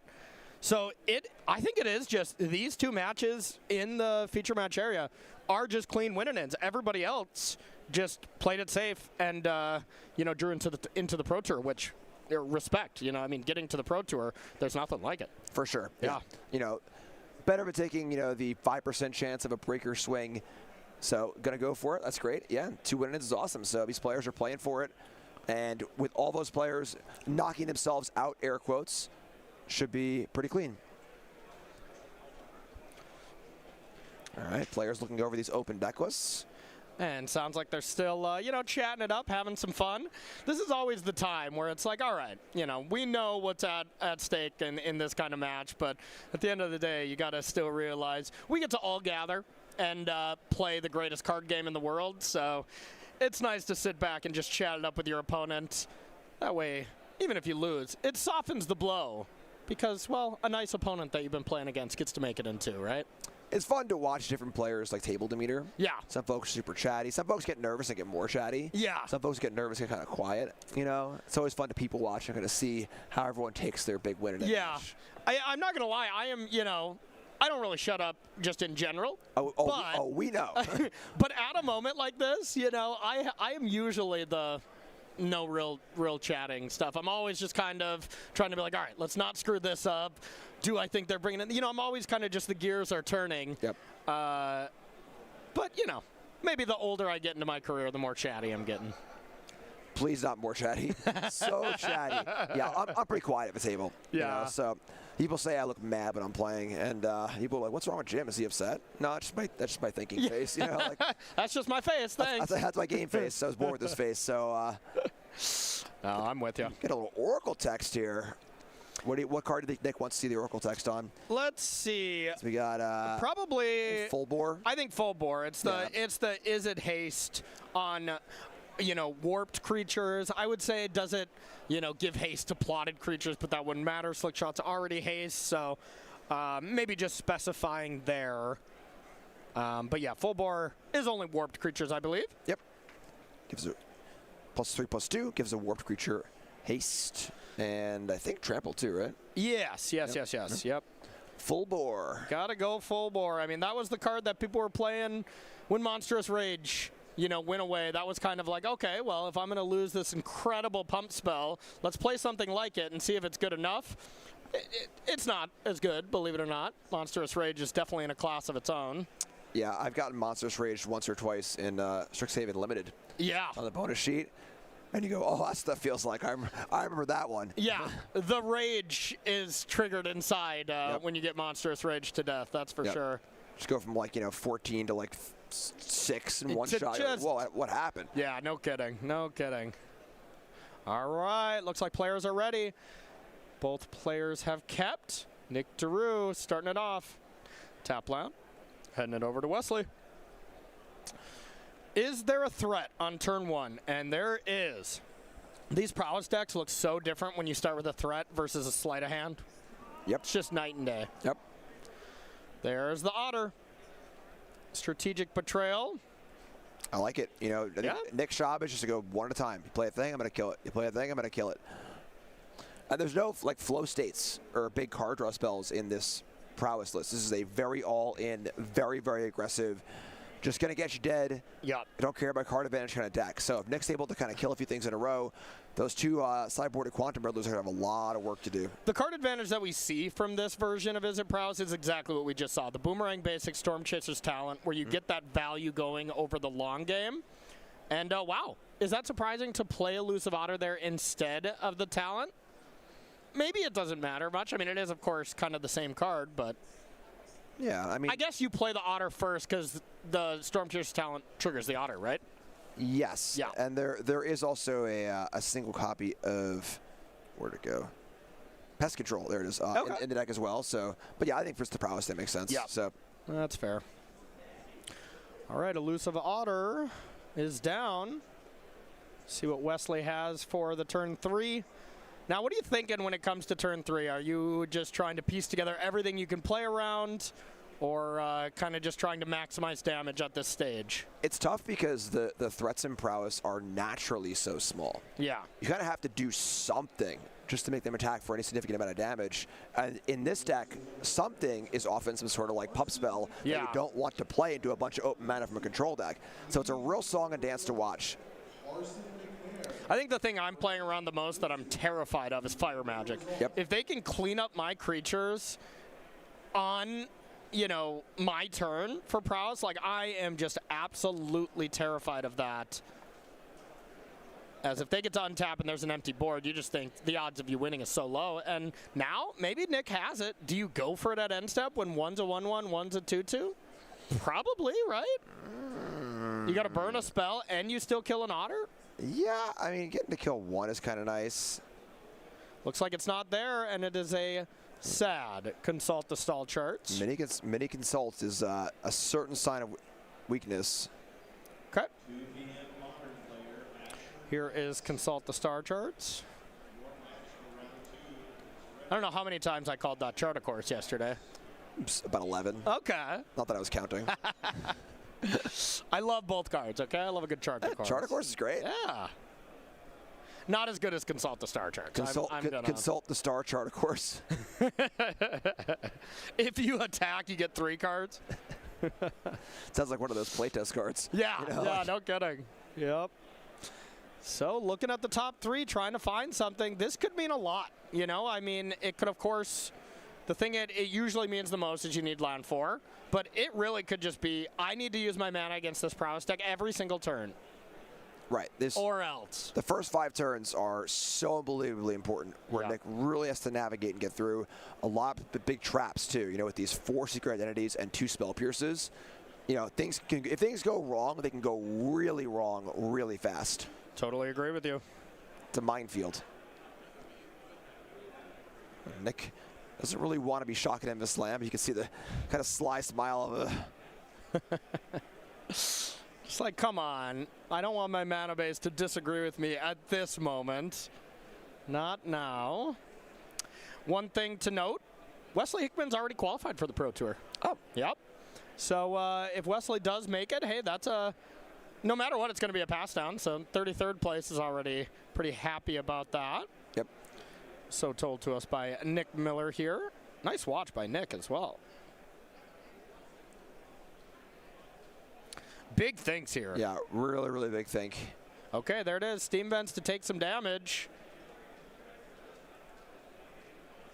You hate to do that against such a hyper-aggressive deck like the Ancestral Anger version of Izzet Prowess. But you got to do what you got to do.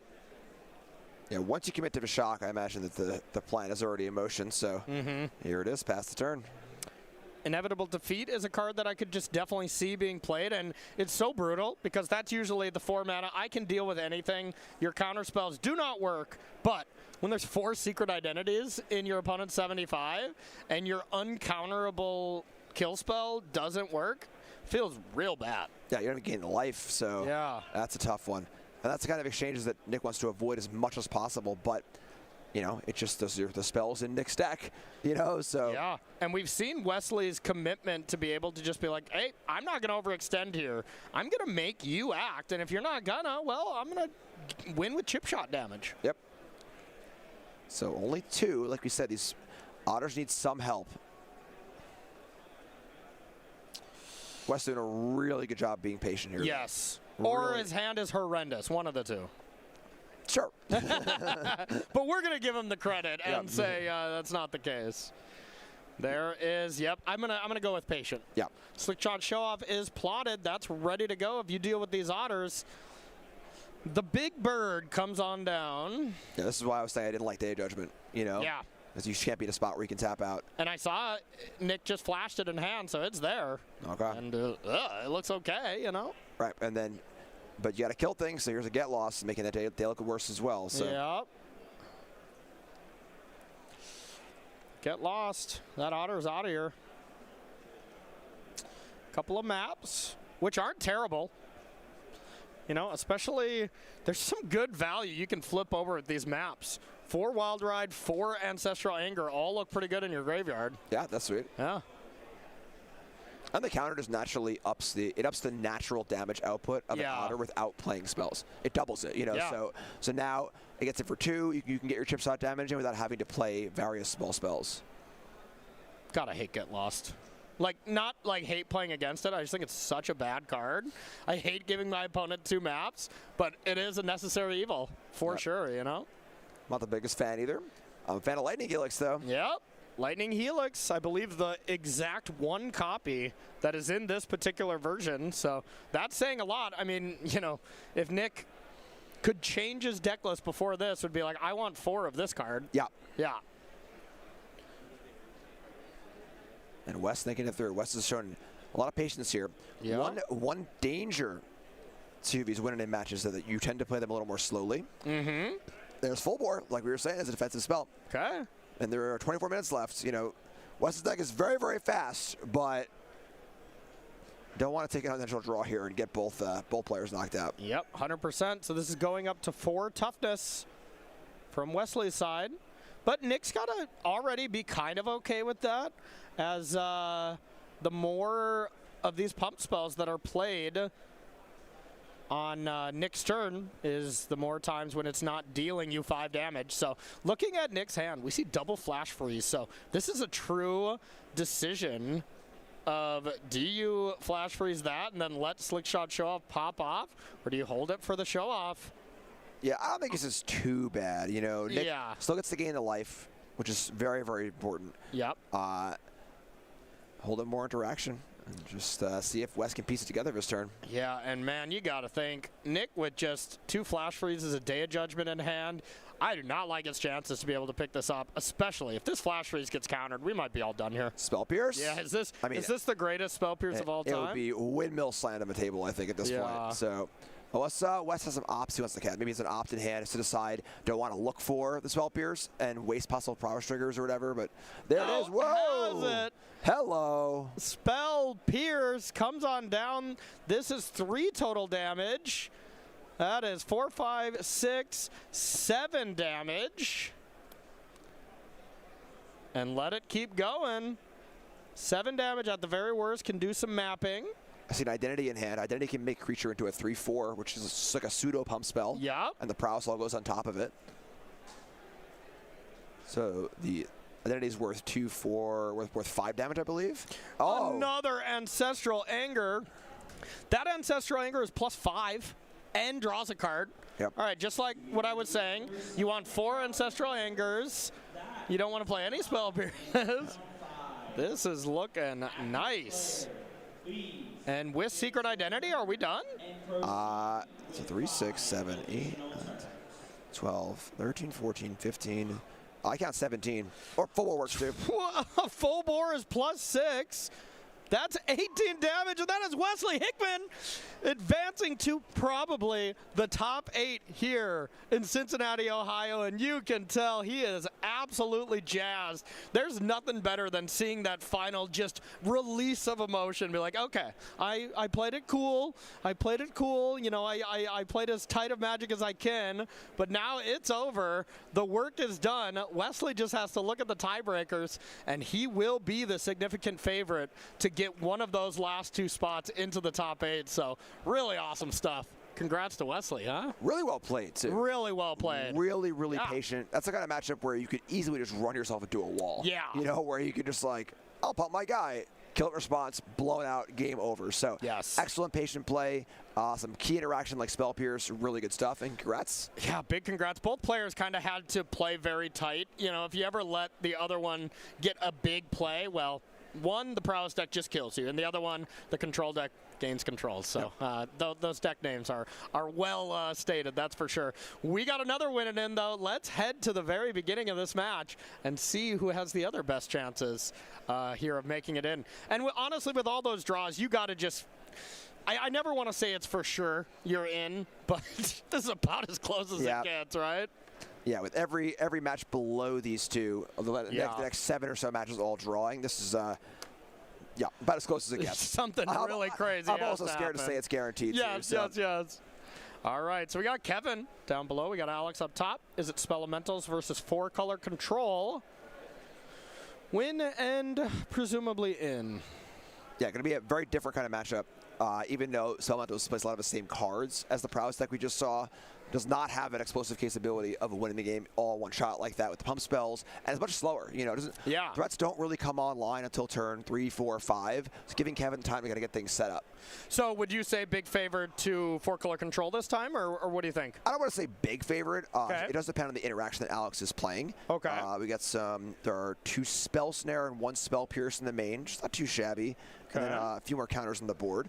There's a lot of play on the Spelemental side, but certainly better for the control deck. I would think so, too. All right, so stock up. Players just kind of setting up their hands, getting ready to fight counter wars, try to fight through some of your really large creatures.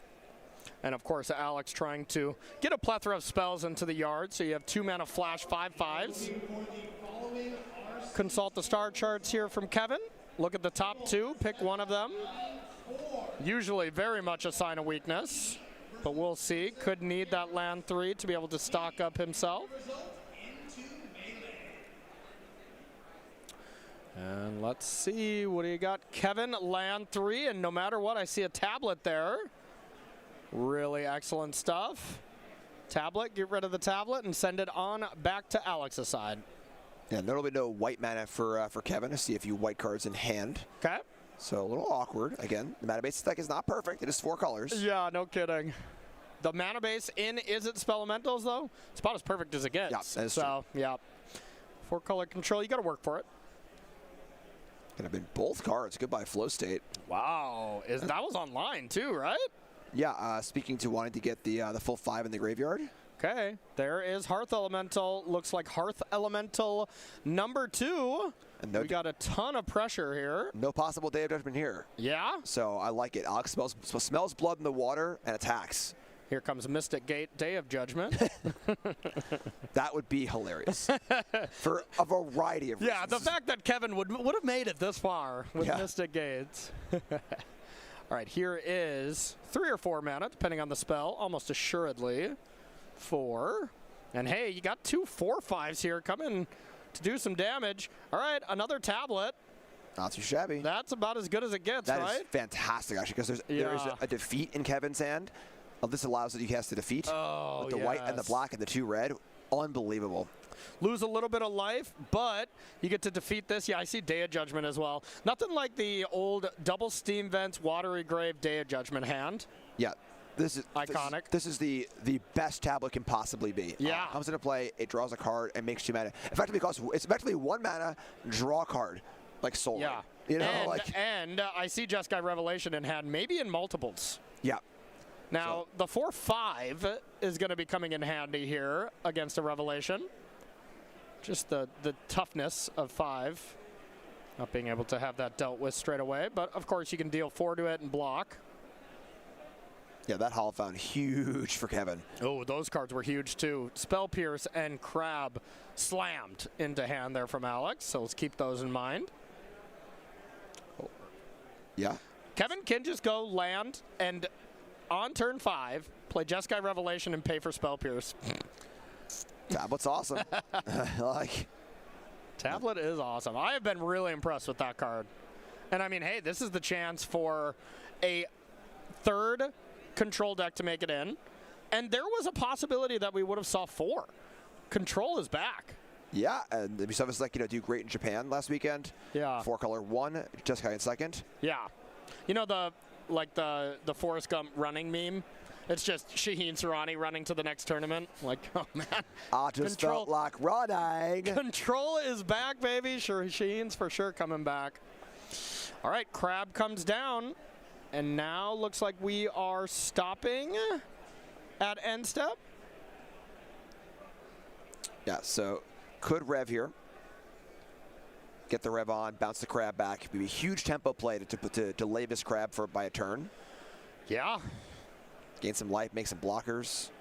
And you got to think the only thing that can wreck you here, I mean, there just really isn't a thing. Yep. Yeah, I mean, there's one Spell Pierce in the deck. We know Alex has it in hand, but even if it is there, it's the only card that really interacts with the Revelation profitably, and it does not do so here because there are 2 extra mana available. Yeah. So I would think with that kind of knowledge, I would just let this happen, right, and go to Alex's turn? I think it's honestly, let it happen. I think that bouncing the Crab back is... Yeah, but bounce it during Alex's turn, right? Because then you can deal the 4 damage to Hearth Elemental, and then you can block with the monks. Yeah, I guess there are no punishes for doing that. That's fair. That's what I would think. I mean, I guess the other punish is you get to play 1 cheaper of a Sunderflock, but whatever, right? Yeah, it's interesting. Yeah, because now the damage is useless, right? You got to send it upstairs. Yeah, useless air quotes, but. Okay, right. Kevin disagrees. Kevin's a phenomenal player as well. We've seen him around a lot.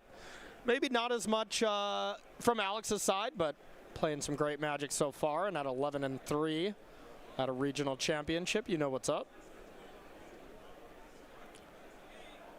End step, thinking about firing 2 damage upstairs. Okay. Take that a monk. Okay, monk down.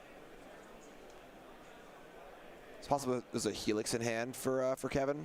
There's now a Hearth Elemental, which definitely incentivizes you to ditch your hand. Main phase, Crab. Aggro. Yep.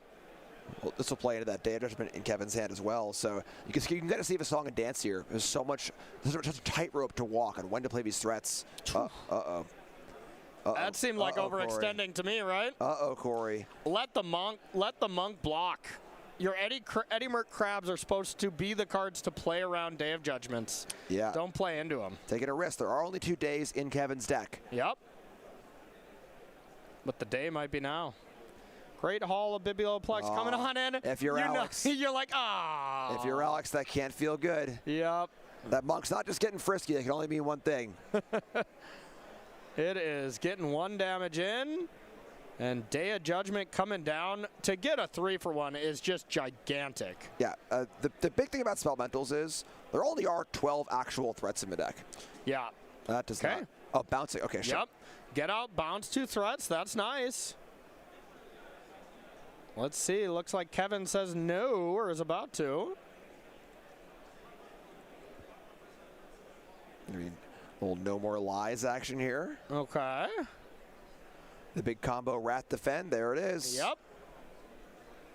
There it is indeed. There goes the creatures. I see a Traumatic Critique, and I think another Eddie Merc Crab in Alex's hand, so not out of gas by any means.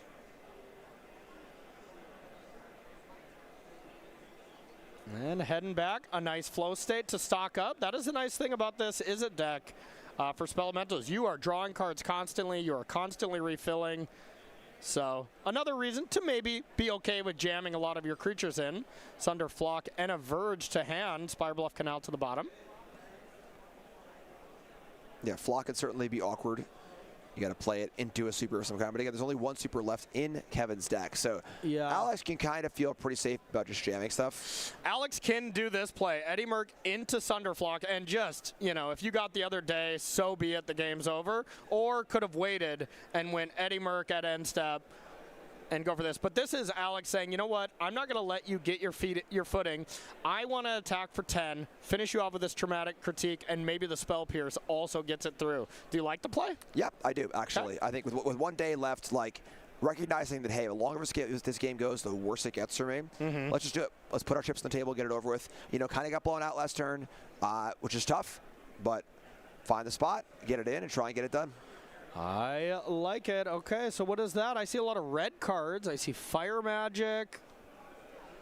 Or Firebending Lesson, excuse me. Probably a Seer.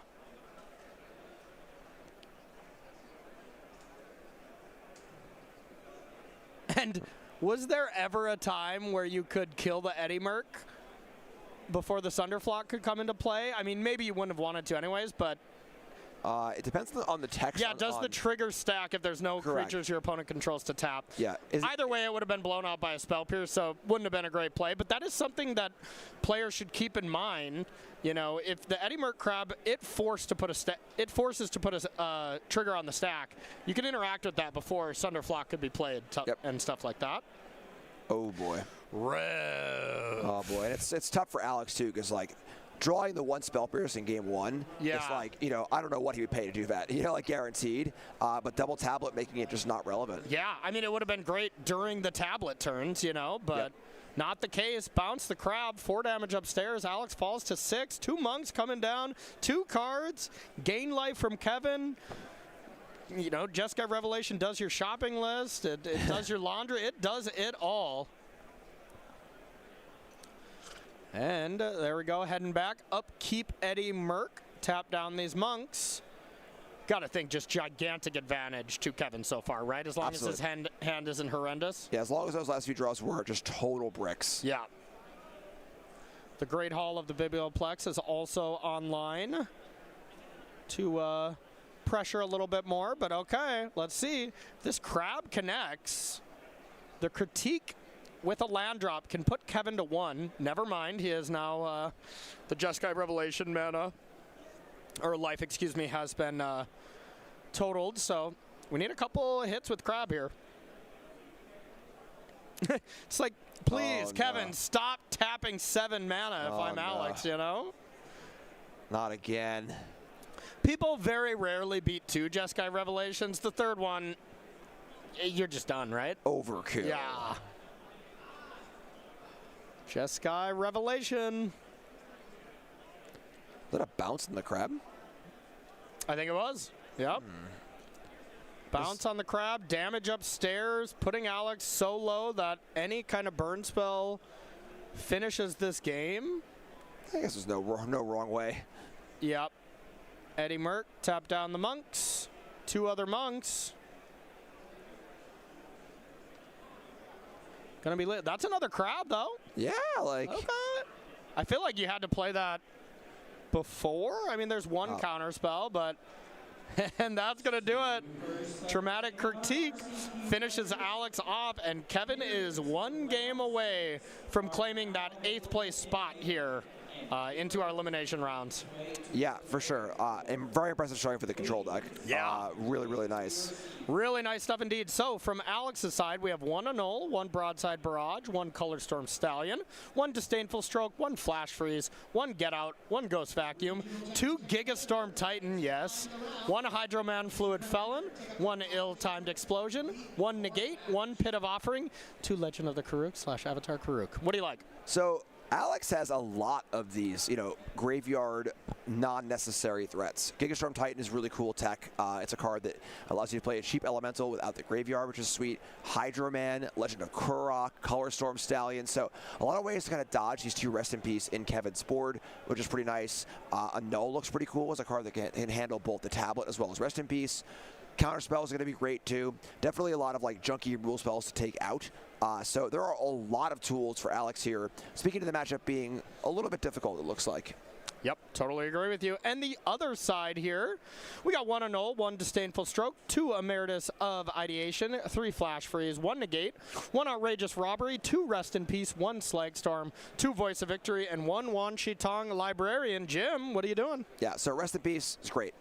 Slows down all of the threats. It's funny, though, because with Kevin seeing open deck list, seeing a sideboard, seeing so many other graveyard threats, you know, how low down will Alex go on them? It's been big back and forth, but I think Rest in Peace still comes in.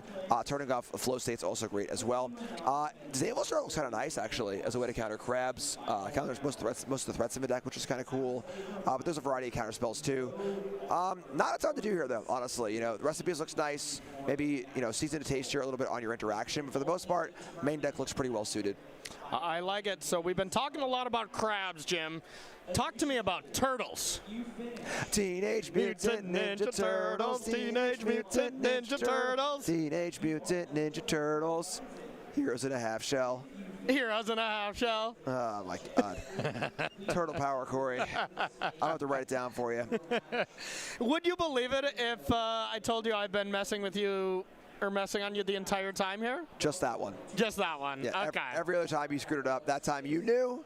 And you're just trying to get me. Yeah, joke's on you. I've been screwing up the whole time. StarCityGames.com/MTG-TMT. If you want to pick up some Teenage Mutant Ninja Turtles, not our most current set, but hey, you can still pick some of that stuff up for sure. Cowabunga, dudes. All right, getting back into it. Game number 2 between these players. Will we head to a game number 3, or will we just be wrapping it up here with a 2-0 victory here from Kevin? Dice on 6 for Kevin. Looks like 1 mulligan. And presumably Alex keeping. Shuffle it up, win it in. For Kevin, on the edge of top 8. For Alex, back against the wall. Got to fight back. Yep, but you know, I think Alex, plenty of times throughout this weekend, has 2-0'd opponents. That's all he has to do here. Yep. Is 2-0 one opponent and make it on in. That looks like 4 land, 3 spells. No control hand really looks like, oh my God, this is amazing. Tablet changes things a little bit. That's a card that you're very happy to be in there. But outside of that, lands and spells, you're pretty much keeping them all, right? Yep, especially the 4-color deck having all your colors too. Yes. We saw game 1. That Hollow Fountain game 1. That Hollow Fountain's not there. Yeah. That game's over. I mean, yeah, he was very much a Is It deck. You know, I guess Water Graver's there too. So a Grixis deck, and then played 3 white lands in a row to be able to go Day of Judgment into Day of Judgment with No More Lies. So kind of needed white land after white land here at that very intense point of the game. Otherwise, Alex could have easily cleaned that up pretty quickly. Yeah, but Kevin did a mulligan here, so didn't like the hand. Didn't feel the interaction was good enough. Okay. And got to go down to 5. On the draw with 5, you know, obviously not ideal, but not horrendous. I see a tablet. I see a bunch of blue cards. How's our land situation looking there? I think I see the classic Is It land plus, you know, Godless Shrine style of mana base, so it's got to be perfect, right? Yeah, I mean, that's all 4 colors. In comical fashion. It makes me laugh so hard. Like, just beautiful deck building, if you ask me. Has the tablet and Lance to cast it, so. Yep. And let's see where we're going from here. Big decisions. Losing this match with all the draws. You know, you're probably still in top 32, I would imagine, but you never know. So this could be one of those matches where the winner of this is in the top 8. The loser is going to fall quite far because all the other 11-3s are 11-3-1s, and the loser goes to 11-4 right below all of them. Yep. We had at least 7 draws below this match. Which is, of course, 14 players at X3-1. Yep. Yeah, good Lord. Kevin really thinking this one through. Yep. And, of course, you know, a draw for these players. I guess you drew into the top, or you drew into the Pro Tour, but and then ironically, with all the draws, someone with a draw would actually sneak in, right? Only if they were all draws. Yeah. Were they all draws? Yeah, they literally all drew. But I guess the person who was our, you know, Nick DeRue would actually have a chance to make it in, even losing, right? Wow, yeah. That would be crazy. But of course, that is a outside chance of happening. more than likely these players are going to finish. Let's just focus on the old Gauntlet Run Steam vents. Yeah, let's get back to that.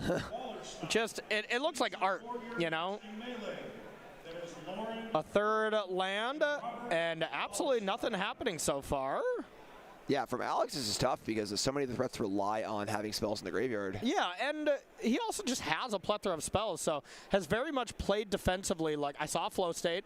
I think a lot of people get very caught up on that, but like, I need it to be that max value. Sometimes you should play it on 2. But Traumatic Critique there looks pretty good. Draw 2, discard a sorcery, and then have Flow State online. That's something I want to look to do if I'm Alex. Another, I don't want to say Desperation Consult on turn 2, but you know, not the best. And of course, especially when you mulligan and you kind of want to get those cards back, having to burn a pure card draw spell to just do card selection's tough. I mean, to be fair, it's much closer to Chart the Course than Consult the Star Charts on 2, right? Yep. That's so, hey, you know. Voice of Victory. Hello. If you got a counter spell, you probably got to play that now, but not the case. Draw 2, discard 1.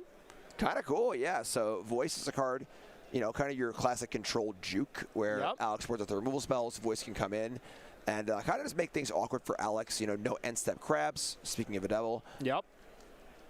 That is a card that I lose to often, and I very rarely play, so I'm not a fan. Voice of Victory? Yeah. Voice is a really good card. Oh, okay. Right at the end, a land. It's the worst one. It's an Is It Guildgate at this stage. That was a Spire Bluff Canal, but Alex has had that 3 lands pretty naturally, and through the Traumatic Critique, through the Flow State, through the Opt, has not found an untapped 4th land, and that's a big deal there. But also, speaking of big deals, okay, yeah, we were 1 away from Hearth Elemental. I was like, you might as well play that, but only 4 spells in the yard, Jim. I prefer Highland Lake. Yeah? As my Is It tap land of choice. Okay. Highland Lake. That's my favorite arts in all of Magic. Okay. I like a good old Is It Guildgate. Turns out we don't have Highland Lake here for our graphics. I was hoping. 3 mana. Wow, boy. declined to play the village, huh? So gave away the value there of a free land off the tablet. Yeah, just trying to guarantee this rest in peace. A little risky. So much sense, There are spell snares and spell piercers in Alex's deck. So with the Voice of Victory in play? My statement's still true. They are in his deck. You're right. You're right. Sorry, I'm going to let you finish, but... but, you know, so I was trying to say they're in the deck but not be able to cast. Voice of Victory's in play. Can't play spells. That is fair. Sorry to interrupt you, but Voice of Victory is just killing it right now. Yep. Giga Chad. Giga Chad is here. Giga Chad Titan. Don't care about no graveyard. Yep. That is big. Do you leave in the Sunderflux and stuff? You probably kind of have to, right? There were so many threats in Alex's board. I don't think it's necessary. Okay. Wow. Not Chadley enough. Needed to be more Chadley.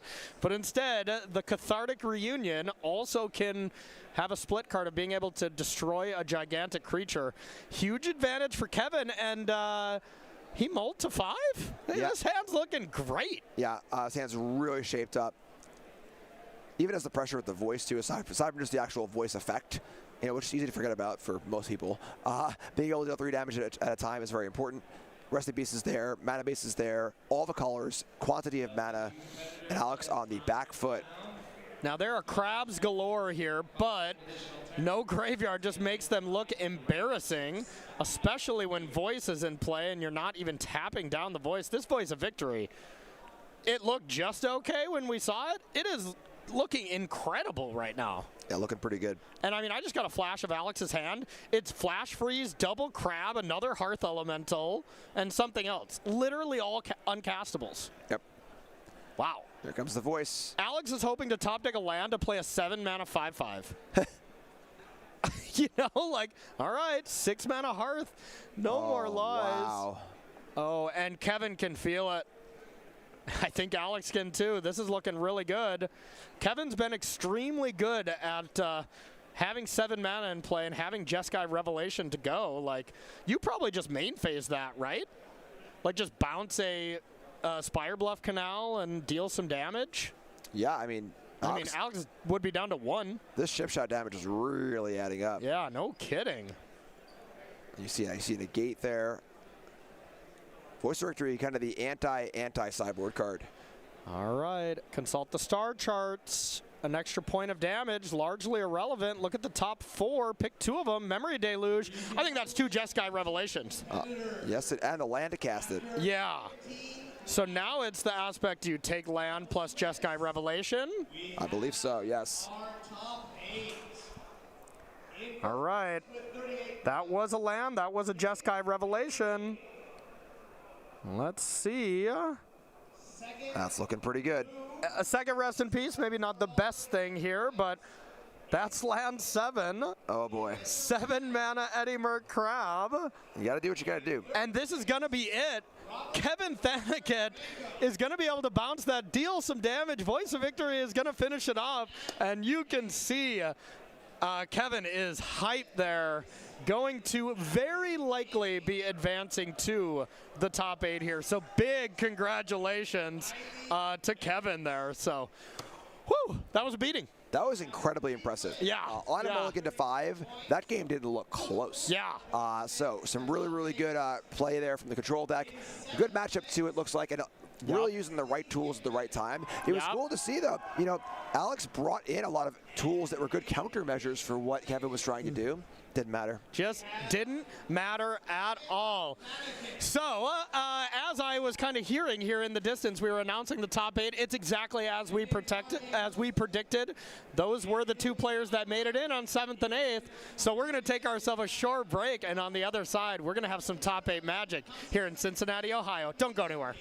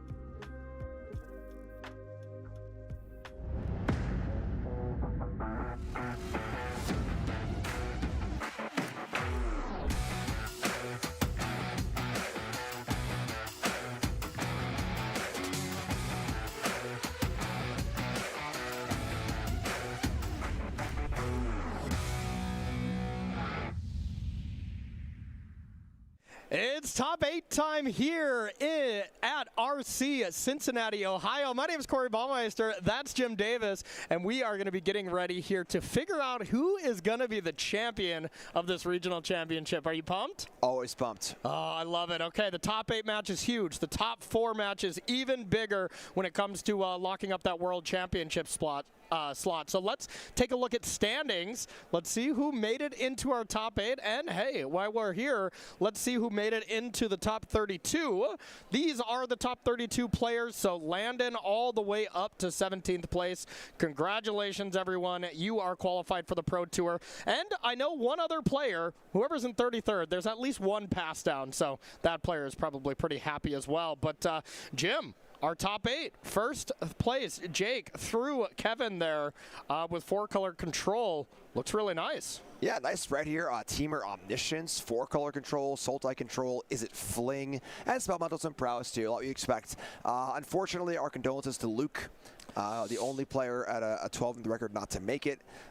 Still going to the Pro Tour, still a phenomenal run, you know, and doesn't bear out in the standings, you know, when you're in top 8, but had a record that was good enough for top 8. We call that a virtual top 8 in the business, and good job to Luke on a great event. But otherwise, our top 8's ready to go. All right, I'm just curious because Luke had to have been very, very far down, right? Because he was below the 7 people that drew. Right. Do you want to guess by how close the tiebreaker sweat was? I don't want to do it. 12% off, so didn't exactly have a clean sweat there. Okay, so sure. Luke was pretty happy to take 9th there, that's for sure. But yeah, really impressive stuff. Our top 8 looks great. Now let's take a look at the prizes to remind everybody what these players are playing for here. There is a ton of money on the line, and we see the $20,000 up top, $10,000 for the finalist, and in 8th place, these players are all locking up $3 grand for their trouble, plus those Pro Tour invites and regional championship invite for the next one. So pretty big stuff. These players that we're all going to be watching playing a match for $2,000, Jim. Yeah, not too shabby, you know, and like you're saying, that first match is really important. That's your win in match 2, the biggest match of the weekend, which is the 3rd, 4th match, the semifinals. Once you're in the finals, you've locked up everything but the cash. Yes. Right? You're going to the Pro Tour, and you're going to Worlds, one of those coveted Worlds invites. World Championship, there's nothing like it. Yeah. And 2 of our players will be going to the World Championship. So cool to see. And, you know, the money's great too. 5 figures up top is great too, but that invite is has no price. Yeah, just classic Jim Davis over here. Played such high-stake matches in his life. He's like, a $10,000 match of Magic, meh, no big deal. It's all about the invite. That's true. Right. That is true. Let's take a look at the bracket that we're going to be seeing here for the top 8. Jim, walk us through this a little bit. What are we seeing here? Yes, up top we got Jake and Kevin. Kevin, of course, the control deck, sneaking in 8th place, and Jake with Teamer Omniscience pacing the field. Yeah. That's kind of sweet, kind of unexpected as well. We got our 4-5 match is Sam versus Zach. Is it Prowess versus 4-color control? Nothing too crazy there. And then we go down to the bottom part of our bracket. Things get a little interesting. Robert versus Riley. Is it Prowess versus Sultai control? What? Sultai? What? Sultai control. Okay. Sultai control. And then we have David and Wesley. Is it Spellmentals versus Is It Fling? Kind of cool battle of 2 of the off Is It decks. Yeah, I absolutely love it. And that 3-6 match, that's where we're going to be starting. We figured this looked really awesome. Is it Prowess, kind of the big bad in the hands of Robert, versus Riley's really cool, innovative take on Sultai control. So let's start looking at the deck list here. Let's take a look at Robert's Is It Prowess list. Kind of just what we would normally see, but there are some interesting choices here and some really innovative stuff. 2 Color Storm Stallion, kind of the thing that stands out to me the most in the main. What else are we seeing here, Jim? Yeah, it's one of the more aggressive lists, playing Elusive Otter and not playing the Crab. So I think we'll serve Robert pretty well this match with the 8 full 1-drops. Stallion looks pretty great too. Slick Shot, Show Off, and Friends. Defensive spells, Secret Identity, Spell Pierce. Seen a lot of us already this weekend. This is definitely one of the more aggressive shades of Prowess, as you've seen about half a dozen different shades of a deck. Yep, absolutely. And the opponent here, Riley, on Sultai control here. So taking a look at this, a couple Ancient Cornucopia, and then my goodness, there is just a lot of one-ofs. But at the end of the day, it is a Professor Adelny Fell Planeswalker control deck. Interesting, huh? Interesting take. Yeah, I mean, Professor is one of the most powerful cards in Secret Strixhaven in a vacuum. We have not seen a good Planeswalker printed in a while, right? This got to be one of the best in a very long time. Yeah, I think it's the best Planeswalker printed since Oko, Thief of Crowns. I think his card's phenomenal. That is high praise. I mean, I think it is that good. Yeah. You know, I'm not saying it's better than Oko. I'm saying best printed since Oko. But it really just does literally everything at a huge loyalty. The problem is the Planeswalker doesn't play particularly well into the texture of his format. With Landfall decks kind of going huge and Izzet decks going very, very aggressive. It's a lot of haste. Yeah, so trying to find the right deck to utilize this powerful Planeswalker has been a very tough, difficult challenge. It's a nut no one's cracked before. Maybe Riley's cracked it here. Yeah, God, Reed Duke, one of your teammates just had to have been looking at this card longingly, right? He tried. Oh, I bet. He tried. I bet. Okay, this looks really, really awesome. Our players are ready in the feature match area. Let's head on down and see what we got going on here. I cannot wait to see what happens. All right, looks like players are ready to go. We got Riley down below. We got Robert up top. Higher seed is on the play when it comes to this. So when it comes to the elimination rounds, Robert will get to go first here for the very first match, and that's huge, right? Yeah, absolutely huge. Okay. Getting under the control deck is very, very important, and Robert's deck is quite aggressive. Now, is that a brain with sunglasses? Sure. Why not? Yeah, with a star there as well? 2 stars. Okay. All right. I like it. Yeah. Big brain stuff here from Riley when you're playing Sultai Control. You got the brains. Let's see if we can get it going. We're ready for these players to begin. We saw Robert on camera playing earlier. Played really, really well. Yeah. Extremely measured play.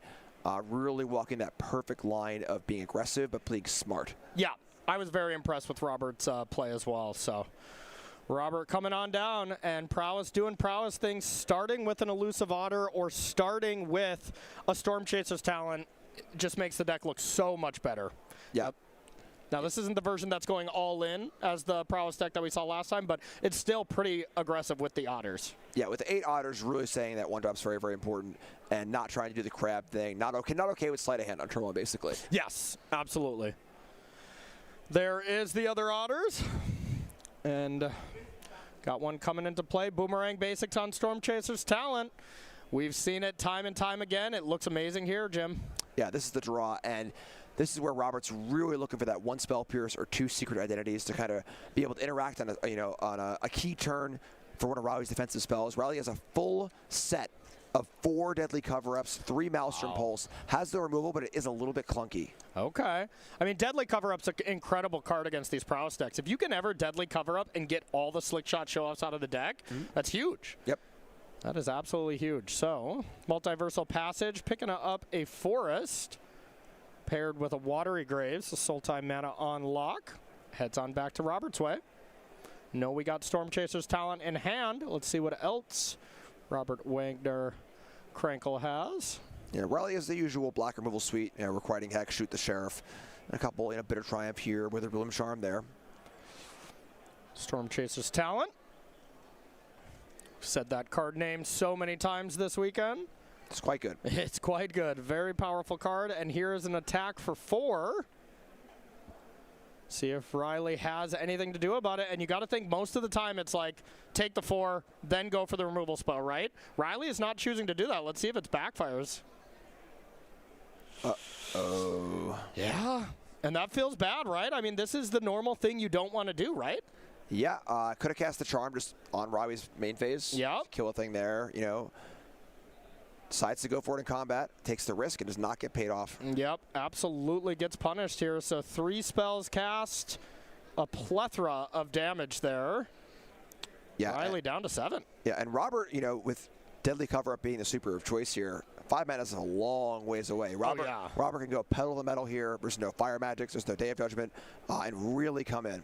Robert would pretty much win without playing any spells, just attacking with these Otters before that Deadly Cover-Up comes down to actually clean them up. So Robert going for Flow State. It's online. 3 cards checked out. One is going to the bottom, the rest are going to the hand. Yeah, not difficult here to present lethal over just 2 creatures. Yeah. Just need to cast 2 more spells. 6 damage so far. Riley's at an effective 1, and God, it's going to be just... I'm looking at the deck list here, Jim. I don't see Riley getting out of this. I mean, just don't see it. If there was an end-step kill spell on the Otter and a Maelstrom Pulse resolved on the other Otters, Pulse can kill both, but there's Burst Lightning. Yes. Yes. Yeah, there are Maelstrom Pulses in this deck. That is right. This is a classic Golgari deck here with some blue cards. But didn't matter. Robert's draw looked phenomenal. Riley just did not have the early disruption. And man, that matchup so far not looking great for Sultai Control. From Riley's side, though, we got 1 Day of the Black Sun, 1 Decorum Dissertation, 2 Duress, 1 Emeritus of Ideation, 1 Flash Freeze, 1 Ghost Vacuum, 1 Heritage Reclamation, 2 Intimidation Tactics, 1 Negate, 1 Nowhere to Run, 1 Outrageous Robbery, 1 The Dawning Archaic, excuse me, 1 Torpor. Riley's definitely winning as far as the most words on his deck list sheet. That is 100% a fact. What are we sideboarding here? Anything cheap. Yeah. You know, the biggest danger of Riley's deck is the clunk factor. Deadly Cover-Up, Maelstrom Pulse, Decorum Visitation, all these really expensive sorceries. Gotta get out of a deck to some extent, you know, and bring in even a card like Duress. You know, Duress is not like fantastic against the Izzet deck because it doesn't really hit the creatures, but just being able to make exchanges for 1-for-1, just to try to exchange some resources and get into the mid to late game where Riley can do his thing, it's gonna be really, really important. So anything cheap, coming in for the most part that kills creatures, anything clunky and expensive, you know, some number of cover-ups, Dissertation can come out, things like that. Do you got to take out your professors? I don't think you can. It's just like you got to keep them. It's a key part of a deck, you know. Yeah. And honestly, because Robert's deck usually doesn't go that wide, if Prof can just come in and kill the 1 creature in play and then sit there, that's pretty good. Oh, that's definitely good. But that's, I feel like, a dream scenario, you know. I mean, there aren't that many actual creatures in Robert's deck. You know? There are 10 creatures and the 4 talents, and of course the copies of talents when you blink it. But in a game that's going well for Riley, things will be dying, and there'll be a path for Professor to come down 1 creature and kill it.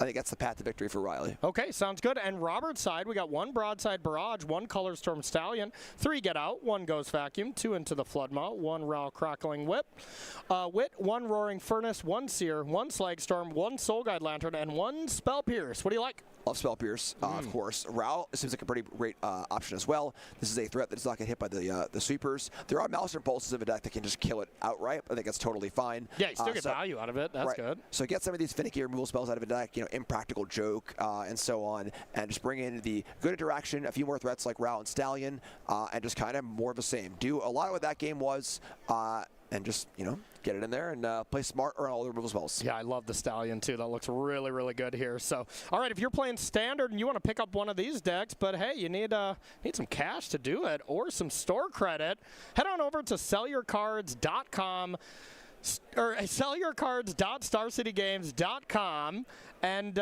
you can sell your cards for cash if you really need that, or if you're going to buy more Magic cards. Jim, I don't know if I've ever done anything besides just get more trade and bonus so I can buy more Magic cards. That's usually where I'm at too. Yeah. You know, I bought some cards this weekend and at Star City booth, and I was just like, hey, put it on my tab. Yeah. I actually run my tab down a little bit. I only have like $60 in credit left. Yeah, I mean, so and one thing I wanted to tell you about that is I've been going up and I'd say, I'm going to buy these cards. Put it on Jim's tab. That's why it's so low. Yeah. So you might want to take me off the authorization on that tab. I didn't even put you on. Well, someone did. Well, all right. You know what? I'm going to be back. I got to talk to somebody. We need you right now, Jim, as we're going to head to the second game here. But while these players kind of shuffle up, let's see if we got any other game we can take a peek in, see how some of our other top 8s are going. I love those sleeves, by the way. Those brain sleeves are hilarious. You are very fixated on them. You are, I like them. You are in. They're funny. They're funny. Okay, so looking at this, see what we got here. Here's our Teamer Omniscience versus Control. We got Kevin on the bottom and Jake Bailey on top. Yep. And Northwind Avatars in play. You know, no Omniscience, nothing crazy like that. How does this matchup play out? Like, usually combo that can bring in counter spells, usually favored against Control, but this is a very different combo deck. Yeah, I mean, it's still pretty cool, I think. You know, Cavern of Souls getting the Dragon down is important. There's the Voice of Victories in the board, where you can set up this kind of play where you get a Voice of Victory, use it like an Orm's Chant or a Silence to stop spells for a turn and then combo off. You can nickel and dime, too, which is kind of sweet. It's definitely very decklist dependent, I think, on how Jake has built the deck, but there's a lot of play to it. Yeah, I would totally agree. So tablets in play. The Dragon's going to come down and do some attacking this turn. Plethora of options there from Kevin. There you go. There is Voice of Victory to start. And, man, we saw how good it was for Kevin in his last match, in his winning in. It looked incredible. Yeah, so this is the spot where if Jake has the Omniscience and the Kona, Kevin has to respond. And it's not a great place to be. Yep. That being said, removing the Dragon does help a little bit as far as being to bounce and loop it. So yeah. But is it Kona? Because, I mean, it could be an inevitable defeat for Kevin here if Jake's just like, I have it. I mean, to be fair, you'd have to just have so many things, right? A voice, Kona, Cruet, Omniscience, and a follow-up. Like, step 1 and 2 are here. Yep. The spaceship is crewed. Jake, what are you putting into play? Omniscience, step 3, and the Northwind Avatar. Jake had it all. Give him the trophy. Just give it to him. Oh, ain't there yet. That was game 1 of our quarterfinals, all right? All right, so this one is all wrapped up. Let's head to our main game. I'm glad we could see that here. Kevin fans are not glad that we got peeked in on that one. Kevin doesn't look very glad at all. No, and I mean, honestly, that was clean. That was a clean turn. Looks like Robert took a mulligan, and Duress is taking a look at the hand. You know, a hand you for sure got to keep. But man, does Boomerang Basics look so much worse when it's not paired with its little buddy. Yeah, I think the basics are over Sleight of Hand. I would have taken Sleight of Hand. Yeah, definitely an interesting choice of Yeah. I love bringing in the Duress, though. Again, like just trying to exchange resources. Yeah. And then, of course, when your opponent mulligans, Duress looks even better. Definitely. Yeah, I would have taken Sleight of Hand for sure. But, of course, if Storm Chaser's talent is found very aggressively, taking the Boomerang Basics is much better. Yep. Certainly a higher ceiling on basics. Okay. Ooh, back to back. Oh! Yeah, I think I know what we should take this time. Yeah, okay. Man, now taking the Sleight of Hand would have been even sicker from the first time around. We would have been left with 2 Boomerang Basics and 2 lands. Because now if Roberts finds Storm Chaser's talent number 2, you know, he's still looking great. Sleight of Hand, selects some cards. Robert leaving those cards face up, helping out. My goodness. My. All right, just kidding. Give Robert the trophy. Can't just give someone the trophy. I'm calling it early. We got a top 8 to play. Flow State, take a look at the top 3, pick one of them. Not great. I mean, Riley kind of did it all right. You know, like took the cards that you needed. Debatable with the Sleight of Hand versus Boomerang Basic. I think that's the only thing that you could have chosen. But Robert just having a couple Storm Chasers talent on the top. And I mean, they say you can't duress the top of the deck. Yeah, it's a classic Golgari / Witherbloom conundrum. You can't toss these top of deck like you're saying. Yep. So discard spells are great. Yep, they sure are. Storm Chaser's talent. Riley has 1 mana available, almost assuredly the Requiting Hex. 1 spell cast. Storm Chaser's talent to the hand. Spire Bluff Canal gets played. Storm Chaser's talent number 2. Guess who's back? Back again, coming in for 3 damage. Now, all that being said, last game we saw that incredibly fast clock. You know, with just Riley being on the play. Riley untapping, about to play land 4, presuming we have it. Not so bad, and only at 15, has the ability to find Deadly Cover-Up. And there should be another Otter in play, right? We waiting for that? Yeah, I assume that it was asked, you know, Judge, grab me an Otter, please. Yep. But that is a trigger that you can miss. Really? Which should be, you know, players, of course, nerves are a big deal here on top 8. Yeah. And no one is moving. Usually, you know, it's a player will say, hey, grab a token for me, or Judge says okay. Yeah. Wow. I mean, you're right. I mean, you guess you can miss it. It must be said. Maybe we'll get clarification from the judges and see if that was missed. At this point, I mean, you know, I would imagine that the token would have been dug out by now, you know? Yeah. Wow, it was missed. Not a time to want to miss that, but okay, you know what? If 1 Otter's going to be taken away, make another one. Yep. Yeah. You're just making the Maelstrom pulses a little bit worse. Yeah, right.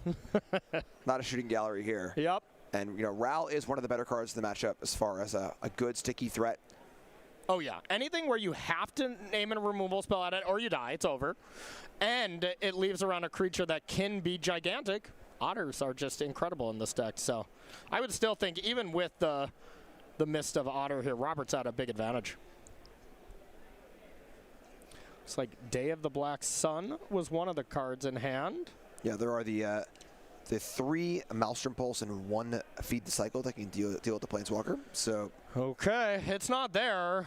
And man, now Brainstorm getting to be online here.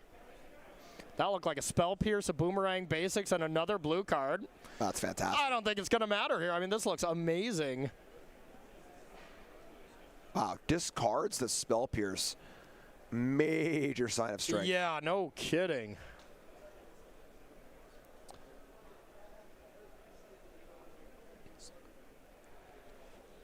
So Boomerang bouncing the talent. Counter up on Ral.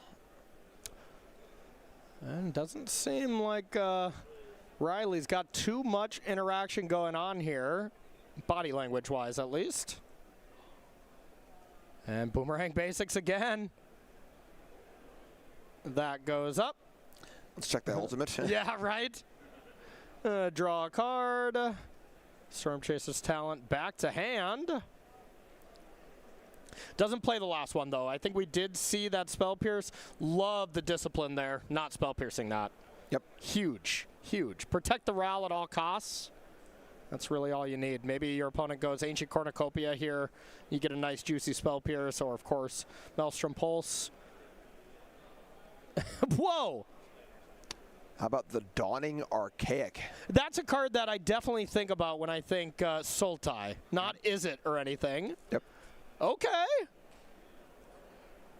Yeah, I mean, kind of a house. Yeah. Pretty hard for this is a deck to remove as well. Pretty hard for any deck to remove it. Now, that being said, if you have 6 mana, we know Storm Chaser's Talent is there. Play Talent, buy back Boomerang Basic, bounce it, right? But we do not have that. So that's not an option right now. How else do we beat that? And when it attacks, you just get a free spell. Okay. That is impressive, yeah. Now, as far as the spells go, maybe not the best, but I mean, when you get anything for free, a free flow state here looks awesome. It's pretty funny, usually flashing back an X spell without paying its mana cost doesn't really do anything. Yeah. But Day of Black Sun for X equals 0 will kill multiple Otters. Definitely will. Allowing the Archaic to go after the Ral, which is pretty sweet. Yeah. So, getting the Otter, going up to 7, but yeah, I mean, an attack, Requiting Hex, Day of the Black Sun, whatever, clear out the Otter, kill Ral would be the nightmare case, but I mean, any spell gets Ral out of range. We know about the Storm Chaser's Talent. There it is. Yeah, 2 Otters. Yeah, and I mean, hey, Day of the Black Sun still looks pretty nice from the yard. And here is Slick Shot Show Off and a pass. Oh my goodness, is this one Dawning Archaic just going to like go the distance here? I mean, it's a tough card to play around, right? Yeah, I mean, just huge.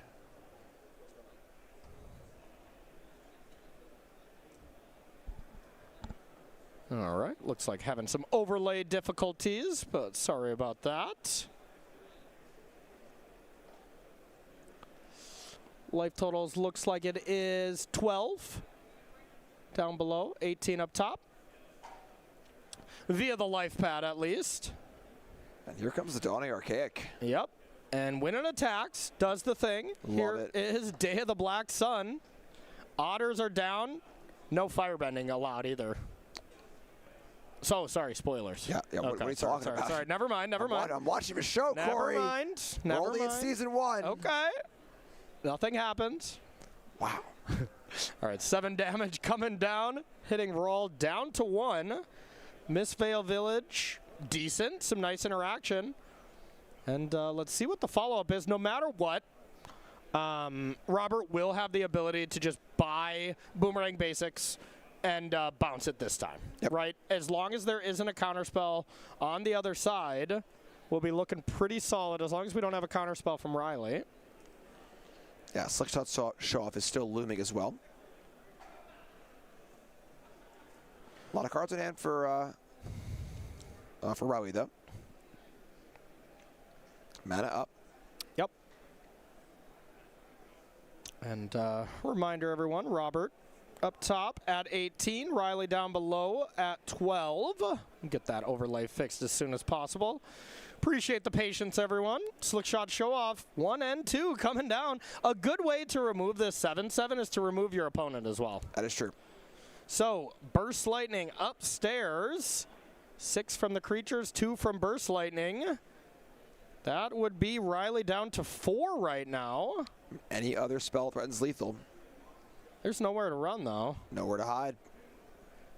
And...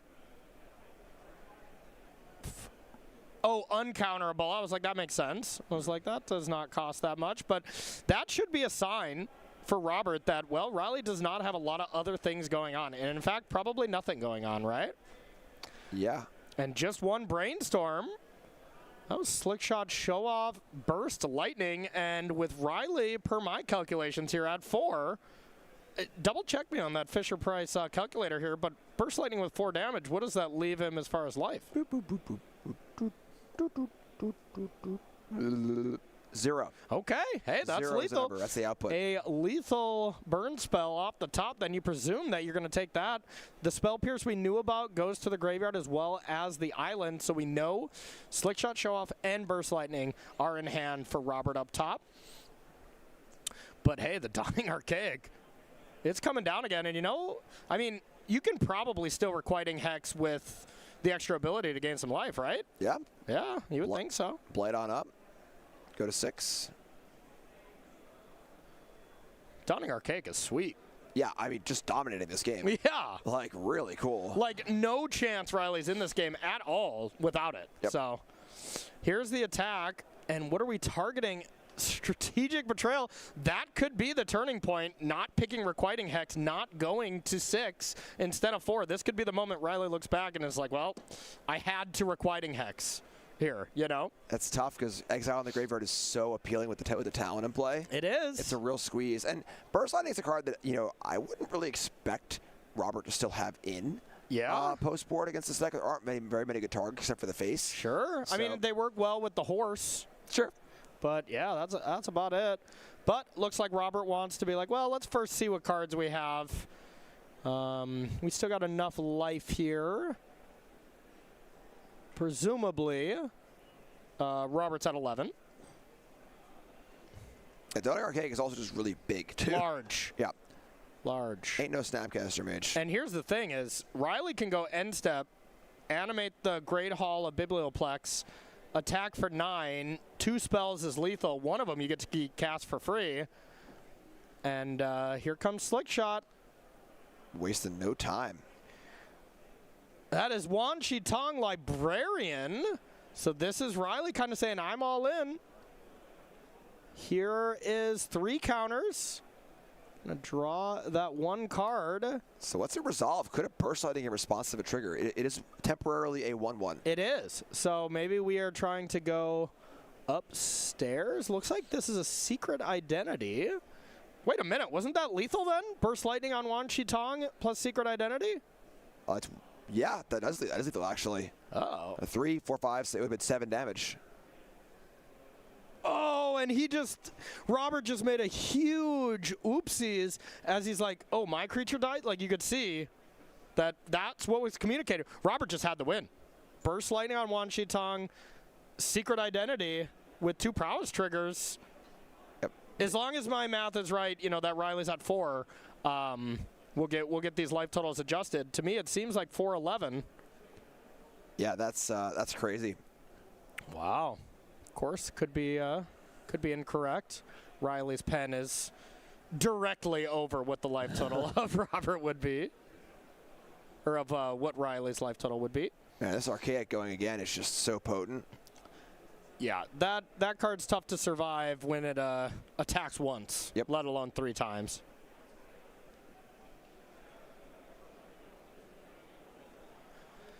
And hey, we got to remember, you know, play mistakes, they happen at this level, just like they happen, you know, at any other kind of tournament. And these players are on their 16th round of Magic. Your brain just kind of gets fried by the end of it.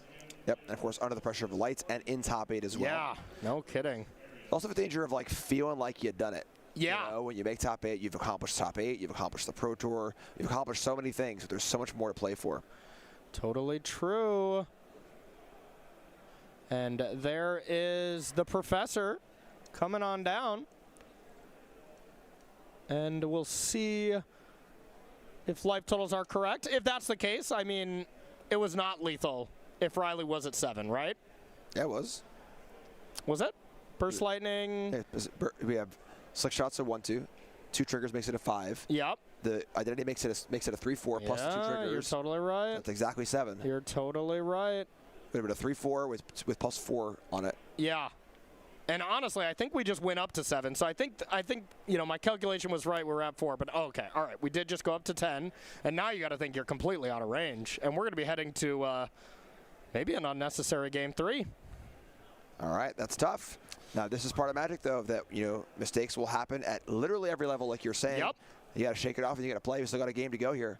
Ooh, it's a fresh game. Fresh game. It's a new day. Absolutely. Okay, we will take a look here at the sideboard one more time. Any changes, or is this just one of those matches where you very much sideboard for the specific deck, not play draw type changes? Yeah, maybe 1 or 2 cards here or there, but I think for the most part, yeah, just doing the thing, and you know, it's up to Robert to kind of get under all these big spells that Riley has access to. Okay, makes a lot of sense. Well, if you're watching this and you're absolutely loving it just as much as Jim and I here in the booth, and you're like, you know what? I can beat these players. I got this. Well, come and prove it here at DC here, May 29th through the 31st. Not qualified, no problem. We have last chance qualifiers that are running the day before. Usually multiple formats, some limited, some the format of the RC, which is standard. So you have your opportunity to qualify in, no matter your skill set. Also a bunch of other really fun things. Mystery Sealed, you know, all kinds of pre-modern events. There's a lot of things people are pretty excited about here in these halls. So StarCityGames.com/SCGCon for more information. And hey, we'll see you there. Yeah, and don't forget also, it's free to walk in the hall. Yeah. So if you're a local, you can come down, just check it out, see what's going on. Artist alleys, see the event. You can walk over to the stage and watch the matches being played live. You can piss out at me and Corey. Welcome on the hall. It's on our off round. So it's a great time. Come down, come hang out. It's all about the gathering. Yeah, hop into a draft or whatever. Have some fun, that's for sure. So we're going to cut back. It looked like Riley was heading to the restroom, a little break here. So we'll do a little peek in on one of our other matches and see who else maybe be locking up a top 4. It's funny here because I think this is like, gamesmanship-wise, you know, really good for Robert. Give Robert a chance to reset. Yeah. You know, like, there have been times where I've had a match where I made a mistake in a key match. And I just go to the bathroom, take a second to reset. Yeah. You know, so take a second and breathe. You still got a game to play. Yeah, big same, big same. So we will see. I would assume that this is not game 1. We'll see. We'll get a update here from our producers, see where we're at. But you got to assume Jake won game 1, right? Look like it. Yeah. So this is presumably game 2 between Jake and Kevin. Love the copy of a tablet. So good. Off 3 steps ahead. So good. I mean, man, 3 steps ahead. Was copying a lot of 3-mana artifacts in Standard, but it wasn't that one. Yep. Yeah. It's definitely a lot more Monument of Endurances. And speaking of, where'd that card go? Gone. Where did that card go? Okay, there it is. Jake took game number 1. And looks like we got a big spell coming here for Kevin. Yeah. Kevin looking to be in commanding position. Try and close this one out and force an all-important game 3. Ooh, yeah. Ooh, nice. Give me a Stone Rain. Stone Rain and Lava Axe at the same time. Fantastic. Buff him up and get in. So Kona's still online if you do just replay the Planet Land. But I mean, you know, there is so many things that can interact with it. So that ends up being maybe not the best plan. So this is looking pretty good for Kevin here to even it up. Yeah, I think if Kevin had no other answers at all, probably just holds Revelation. Kind of can wait. That could always bounce the spell even through Caverner Souls. So yeah, that's a good point. Looks like that Jeskai Revelation is going to do some attacking. Just keep it there. Yeah, sure, it's great. Yeah. Come on, Jake. No fun. Jake Bailey, the leader here in this tournament, just dominated with Temur Omniscience, a deck that definitely firmly in the other category. There's Kona. There's the sideboarded Flash Freeze. And, hey, Jake's kind of at that situation of the game. Be like, I got to go for it. And got to assume GG, and that's exactly what it is. Couple prowess triggers, attack for a bajillion. These players are evening it up. We'll see if there's any other matches going on right now. We can pop on in. Was it a bajillion? Hold on. It was at least 12, and that's pretty good. Yeah. And that's without finding any other spells. So, all right, looks like our main here is getting ready to go. Of course, 1 game apiece. Robert also took down game number 1, so this is game 3 to decide who is going to play that really intense match to see who qualifies for the World Championship. It's a huge one. It's definitely a big one. Riley's deck really cool. Yeah. Really innovative take on the Professor and kind of control the format. You were seeing all these 4-color control decks. Well, one of those colors ain't green. Yep. Usually, not in Riley's case. Yeah, having a blast. Got the brain sleeves, wearing a Lion King shirt, just thriving. Mufasa. Okay, let's see what we got.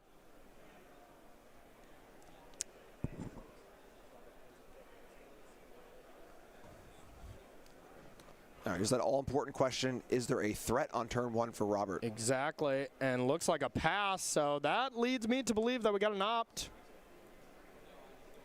Breeding pool pass, nothing. All right, Robert, we gotta slow down a little bit, right? We gotta make sure we're playing some tight magic here. Big moment, of course. Yep, and Rob has played very well. Very well, yeah. You know, you can see the nerves getting in here maybe a little bit. Yep. You know, again, as we said, we've got to shake off that last game. We made a mistake. Yep. That's okay. It's going to happen. Still a lot of game to play. Slick shot, show off, plotted. Now we're not attacking with otters and getting that pressure going.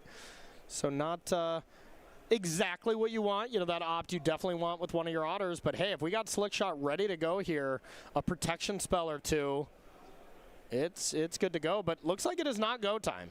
No slick shot show off being played, so it leads me to believe that we don't have the way to protect it. Just saw a spell pierce there, so that could be put to hand, and then slick shot show off next turn can come on down. So if it's not go time, would you say it's flow time? I believe it is flow time. Flow State, an incredible card. Maybe the best card, best edition from Secrets of Strixhaven. Anything that's as closely compared to Expressive Iteration, got to think it's going to be very good. Here's Chart the Course. Did Robbie just offer to cut the 1 card going to the bottom? I like that. Yeah, nice. Do you want to cut? Like, please. Absolutely not. I see Shoot the Sheriff. I see a Professor in hand from Riley. It's time to show off, though. It is go time. Okay. And 3 steps ahead, take a damage. There's that spell pierce. Risky. Yep. Slick shot show off, of course, does not see the spell pierce, so still only 1 damage here. But honestly, Riley's deck is a lot of I need to play into spell pierce. It's a lot more of a tap out soul control deck than it is like a draw go 4-color control that we see from Kevin type thing. So Flow State fully charged. Come on in. 3 damage. There we saw a secret identity go to hand to defend the slick shot show off here. Okay. So we're seeing that really powerful 1-mana protective interaction from these prowess decks and spell pierce and identity being absolutely clutch. Yeah. All right. God, I'm now just remembering about that forgotten otter, too. You got to think that could have pieced together a couple more points last game, too, huh? It's tough, you know. Yep. All right, here is Shoot the Sheriff. Secret identity to protect. Does Riley have the playback? And it is their Witherbloom command. It's a 2-for-2 exchange, but most importantly, it takes the most important threat away from Robert's side. And now Robert once again needs a threat and then needs to kind of back it up again. 2 mana is a good place to start. There it is. Big game. Guess who's back? Guess who's back as well? Wow. Flow State and Slick Shot show up. If you draw a lot of those cards when Flow State's online, you're going to have a good time. Yeah, great recovery for Robert. If you're Riley, you got to be a little happy. You just won a really, really good exchange last turn. Now it's right back to where it was. You are awarded tickets, which you can claim. Now the question will be, can Robert find more of his 1-mana interactive spells? Okay, that's pretty great start. Here comes 5 damage. Riley is probably channeling land 5, Deadly Cover-Up. Get all the Slick Shot show-offs out of your deck. Let's see if it is something like that. We know about the Professor. There's a Swamp. I think I see a Cover-Up. Oh, my goodness. I mean, you got to go for it, right? Yeah, there it is. Do we have enough evidence? It's going to the front. There is enough evidence there, yep. Okay, and now Riley's like, oh, my goodness, can you please have 2 Slick Shot show-offs in your hand? We're gonna get the information. Deadly Cover-Up doing its best. Wrath plus Cranial Extraction here. Does your back hurt, Cranial Extraction? It does. It sure does. If you had said Jester's Cap, then your back really hurts. Yeah. And maybe we'll see if Robert can move his cards up just a little bit so we can see those. Yeah, the cards in hand. Looks like there's 2 cards left. That's tough. This is the Prowess deck is kind of notably threat light. There we go. There's the hand. And it is Boomerang Basics, Burst Lightning, Spell Pierce. Wow. So had the Spell Pierce. Oh. Chose to go for the talent. I mean, cover-upping just a single Slick Shot is, you know, you probably still do it. It still could be. There's 3 Professors in the deck too. Like, yeah. If I'm Robert, I'm holding that up 100%. Obviously, hindsight's 20/20. It's easy for us to say, but that's the point of Spell Pierce. It gets so much worse over time, and if you can protect the show-off, you know, you're ready to go. But we play on. Boomerang Basics, Storm Chaser's talent gets picked up. And an island coming down. It's got to feel so nice if you're Raleigh now without that threat of a show-off just killing out of nowhere. Yeah.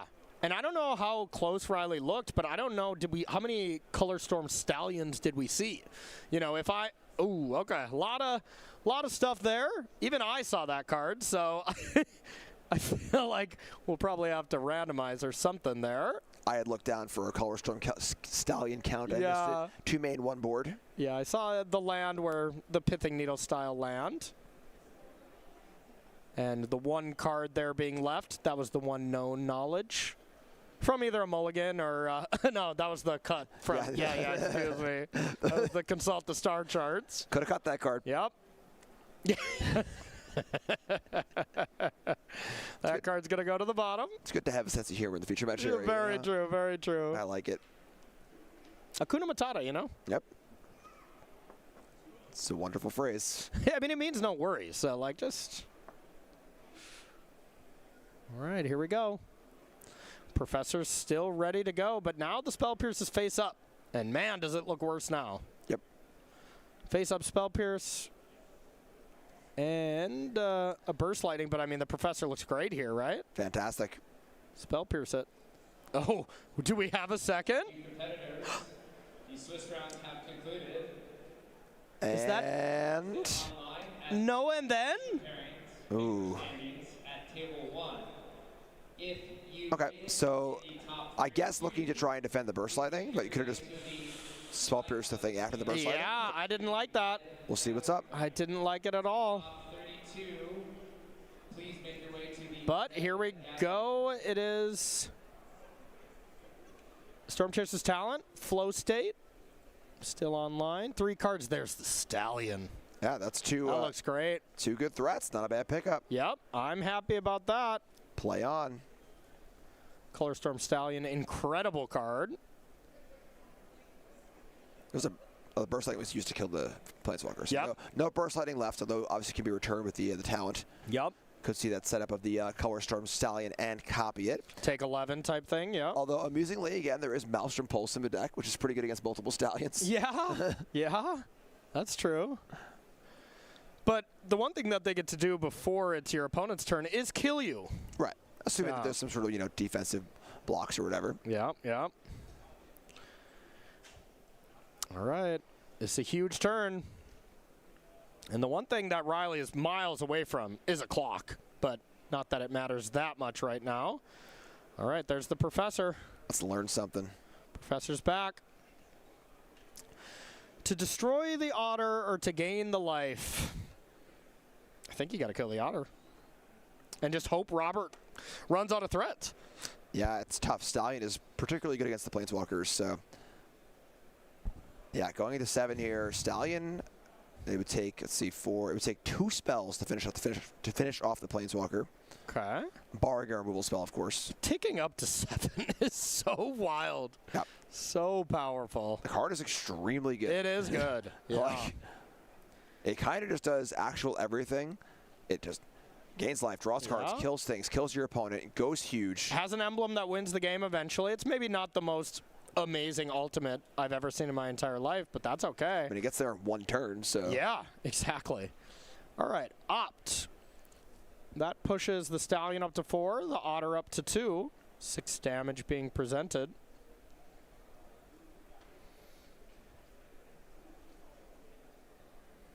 Big spot for Riley here. Interaction, not just a smile. Yeah, yeah. I'm not even sure who we're waiting on here. I think Riley to decide to cast a spell or not. 2 mana. Must be Shoot the Sheriff. Oh my God! I almost said it too. I was like, the one nowhere to run here would be huge, but taking the safe route. Yeah, because it could have went at Color Storm Stallion, right? Because it negates the ward. Yep, but not risking one more spell. One more spell, and it's a disaster. Yeah. So. You know what else is a disaster? Not spell piercing that nowhere to run when we easily could have had it around, you know? All right, Opt, Burst Lightning at the Professor. That's just enough to finish that off. So now Riley in top deck mode. Has 3 creature lands, which is nice.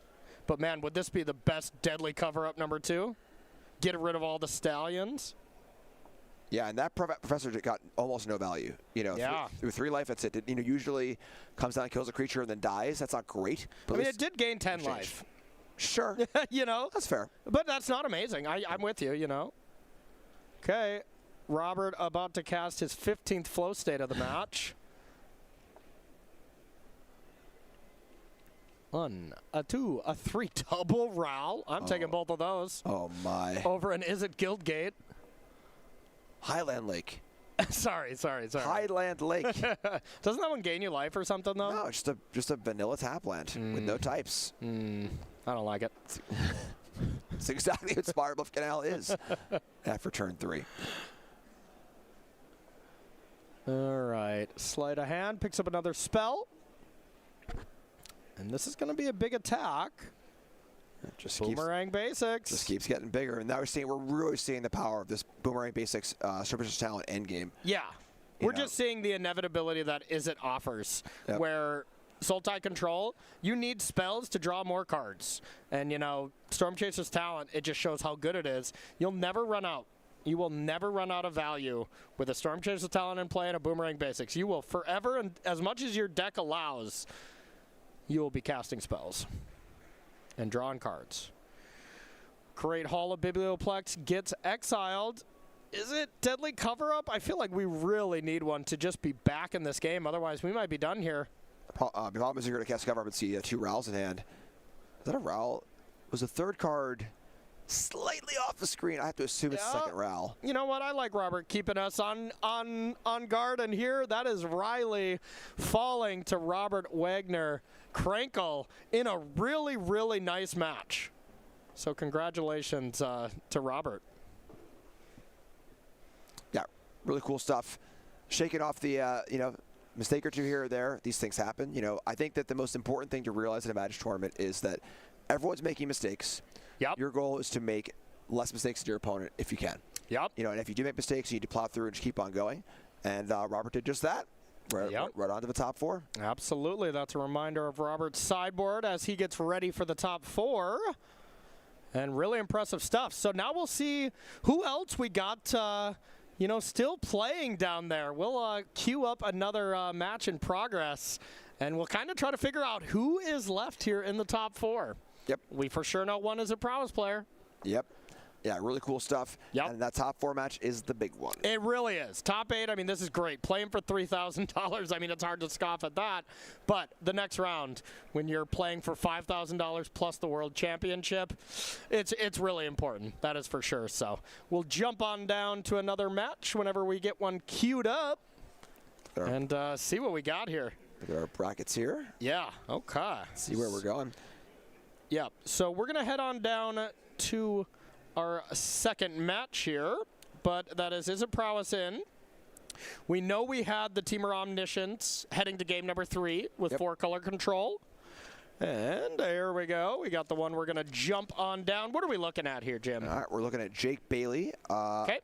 Oh, this is the okay. Yes, Omniscience versus the control deck. Okay, Jake cool. versus Kevin. Let's head on down and see what we got here. Players, I would assume, are in game 3. As, Kevin was winning that other one. So here's stock up. Now we do have the dragon in play that presumably resolved, I mean, I guess last turn. Oh, yeah, Ashling's in the yard, yeah. I was like, how did it not attack? And how did it get played with 3 lands? But Ashling dying after it paid the mana. That's interesting, so. Yeah, really cool innovation for this deck. This is Ashling's. Giving the extra mana boost to cast these dragons. Nice plan B. And now Jake just picked up, presumably, his best card, maybe to fill whatever hole his hand was missing. So next turn wouldn't be too crazy to see something like Cavern of Souls, Kona, tap it, do the thing. So Kevin's trying to think, what are you going to try to do next? Also, I still just got to beat this Dargon. Yep. This Dragon's still a problem. It still hits hard. Yeah, 3-turn clock, not the easiest to remove. Yeah. Card's excellent. Just a really, really powerful card. So powerful. Back in my day, we had to play a 3 or a 2-mana spell that just got you something from the graveyard or from your sideboard. That's it. No body, no power, no toughness. Cunning Wish. Cunning Wish is sweet. That is pretty sweet. That card was cast against me this weekend. You really? You know what it got? Huh. Like, not so Ancestral Recall. It's just a playtest card, Ancestral Recall, but you're not allowed to put it in your deck. No, they pulled it off. Yep, so they Cunning Wish for it and cast a Recall. I hope you lost that match. That sounds so cool. It was pretty sweet. Yeah. All right, stock up. Found a couple of toys. Big thanks from Kevin. Looks like these players still having some fun, but they, of course, know what's on the line. The fame, the glory, the thousands of dollars. A trip to Worlds. And a trip to Worlds. Could be a world champion. Yeah, absolutely could. Atlanta, Georgia for the World Championship a little bit later on. It's going to be exciting. All stories start somewhere. Yep. And at a MagicCon as well. So, get qualified for a World Championship and get to go to one of those MagicCons, which, I mean, I've been to all of them. They are a blast. Yep. They're an absolute blast. So here comes the Dragon. Puts Kevin down to 9. Yeah, the big question is what's the next step?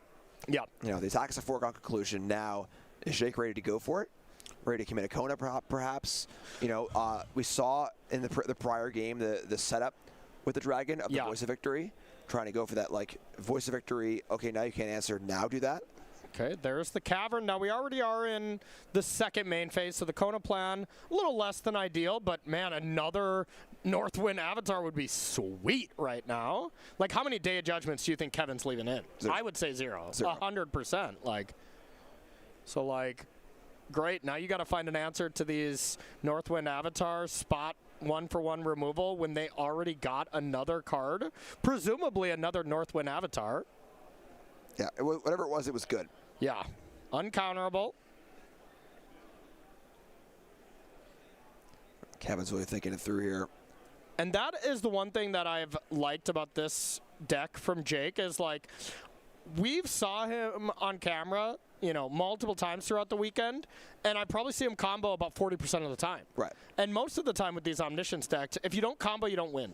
Right. But this version has just won some good fair games, and that leads me to, go from completely hating the deck to very interested.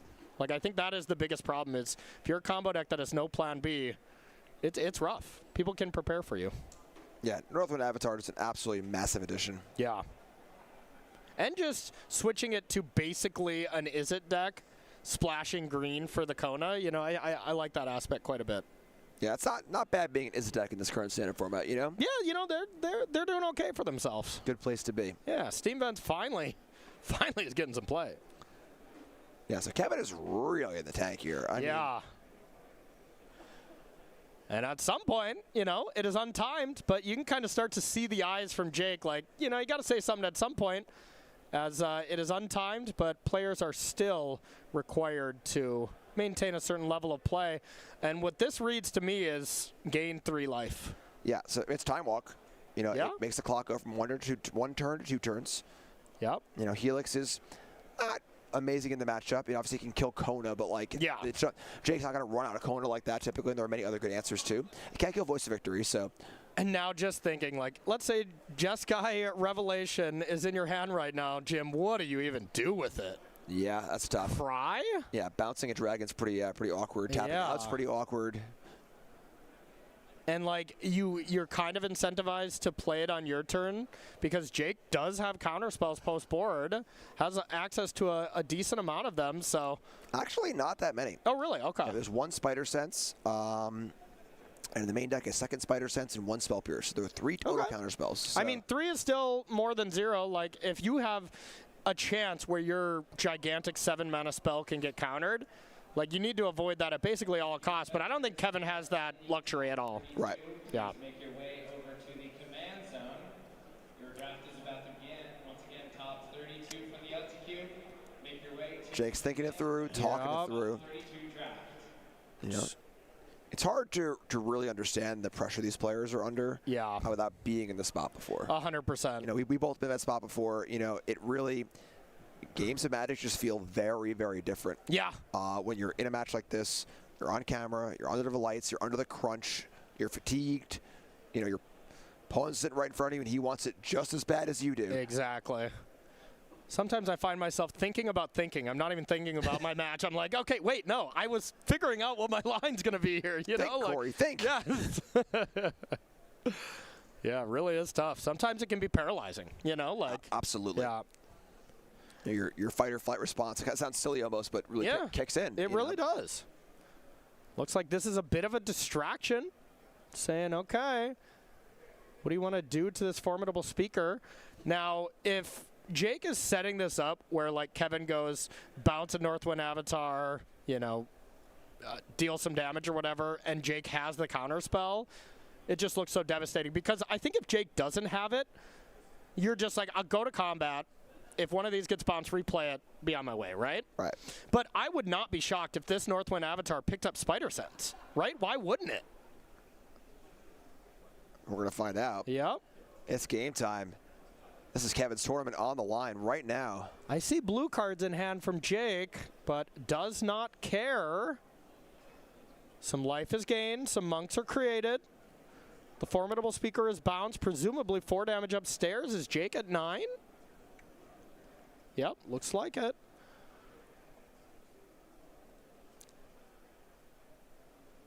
Of course, it's a tough thing to remember. I feel for the players, you know, keeping track of the iPad while writing it down, while being in the big moment. But all right, now let's flip the script. You know, like if we attack with these dragons and we say go to Kevin, what are the odds Kevin can win with these monks? Yeah, and that Helix at the time felt like time walking. Yeah. Kevin knows Kevin's hand, of course. We can't see the full hand. Yeah. Maybe it was actually more of a more intricate setup of, you know what? I think I can win this game in 2 turns and kind of turn this thing over. And Kevin didn't have a lot of Lightning Helixes. I want to say it was 2, and both of them are in the graveyard, which means the 2 flashbacks are also Lightning Helixes. And man, Jake is giving this a big think. Yeah, defeat works too. Yep. Here's 10. Kevin down to 6. This is the moment. This is great. We got a tight one here. Kevin draws. And, I mean, if Kevin has it, you just have to go for it, right? Like, you know, yeah, these dragons are going to get it done. If Jake was going to counter anything, it's probably Revelation. So now, still, Kevin needs 4 spells, right? God, what the discipline that Jake would have here, like, let's say Kevin does have another Revelation, right? Like, the Revelation would be 4 damage. The Monks, that would make it 8. God, that is only putting Jake to 1. But I'm saying, like, if Jake did have the counterspell and waited for the second one, oh, that would be nice. That's pretty tough. Maybe not correct, but it'd be nice. Yeah, I mean, sure. I love a good mind game. Yeah. You also don't want to mind game yourself out of this, so. And now with Kevin at 6, it does mean that, you know, one of these dragons can be dealt with in some way. It's another turn. So something like inevitable defeat here would be great. Although interestingly enough, like if the Spider Sense was there wasn't going to hold, you can't counter it. You can still bounce the thing at targets. Yeah. Which is kind of cool. Absolutely. And then it fizzles, right? No life gain. Yep. 6 to 9. We got ourselves a nice turn on our hands. And let's see. That is a Consult. I thought I saw Consult land and choose 2 more cards in there also as a land. Yeah, Hollowed Fountain, Consult, didn't get a good glimpse of the rest, but we might be, and I mean the Great Hall of Biblioplexes is online to animate as well, but there's no way you can play a land, animate Great Hall plus Consult. I don't even know if that's good. Kevin just killed Kenny and chopped his head off. There's a line there that I'm not going to add. Oh my God, they killed Kenny. Those, that is the Ultimate Guard product, I believe, right? Like those are pretty funny. Yep. Yeah. So Kevin is currently checking the sideboard, looking for outs. Yeah. What do I got left? Make sure what I sideboard and what I sideboard out. Did I leave this in? Did I leave that out? So kind of calculating outs and seeing what needs to happen for Kevin to win this game. Yep.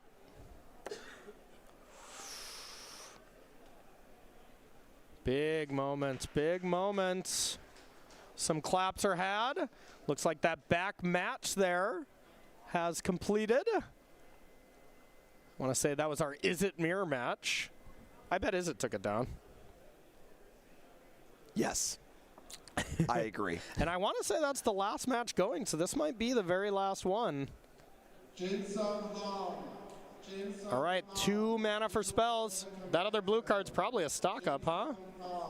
No. Wow. Gonna go for the mini Consults, saving a mana. Wow, that smells like desperation to me. Look at the top 5. Yeah, this is trying to find a kill here. 3, 4, 5. I see Flash Freeze, and I didn't see any of the other ones. I thought I saw a defeat.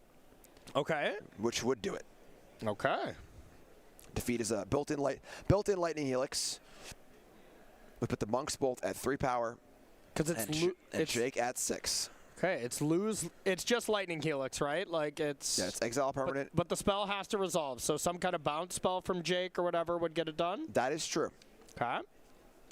But honestly, even if there was a bounce spell or something from Jake, Jake just wouldn't have lethal on the crackback with Kevin being at 6. Right. Actually, that's not true.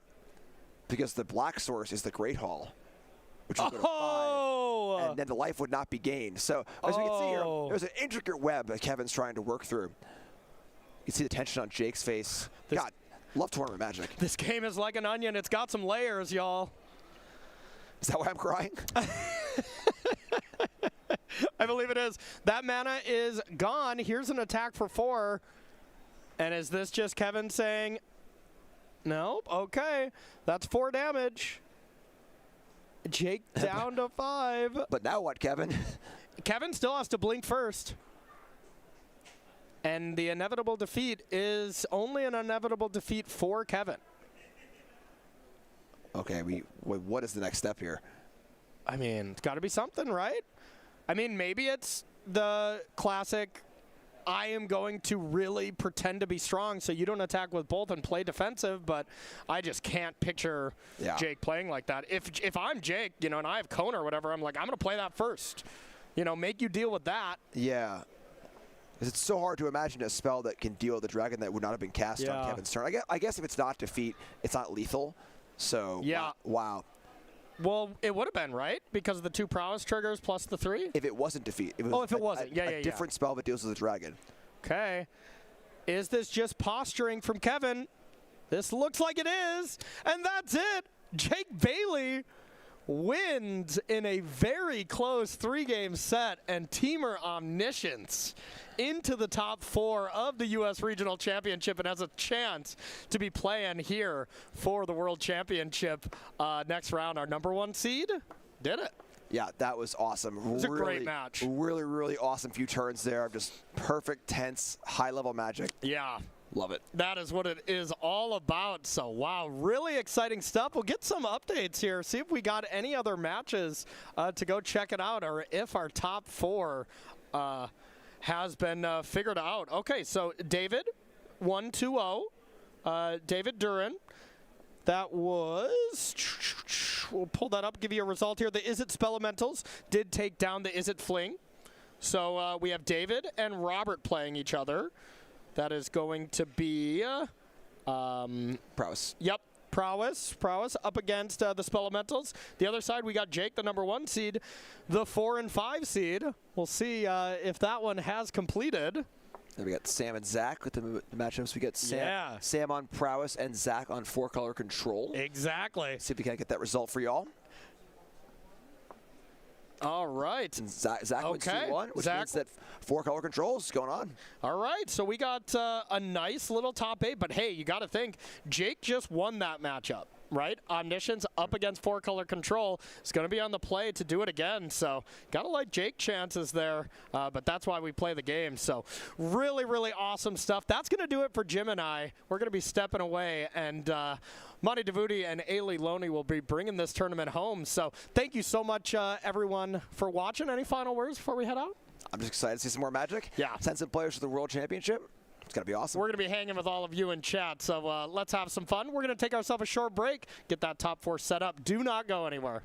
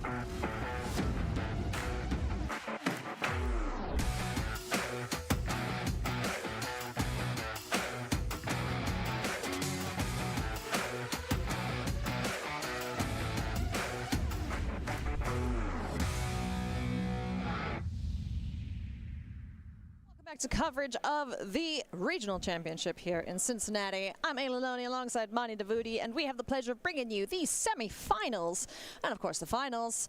But the coolest part about this next little bit, Mani, we get to send someone to the World Championship. Yeah, these are the World Championship qualifiers right here. Yeah, these two matches. So, yes, the finals has a lot of money on the line. Yes. And yes, both players have already all 4 players have locked in their Pro Tour invites. But this match determines the 2 people going to the World Championship.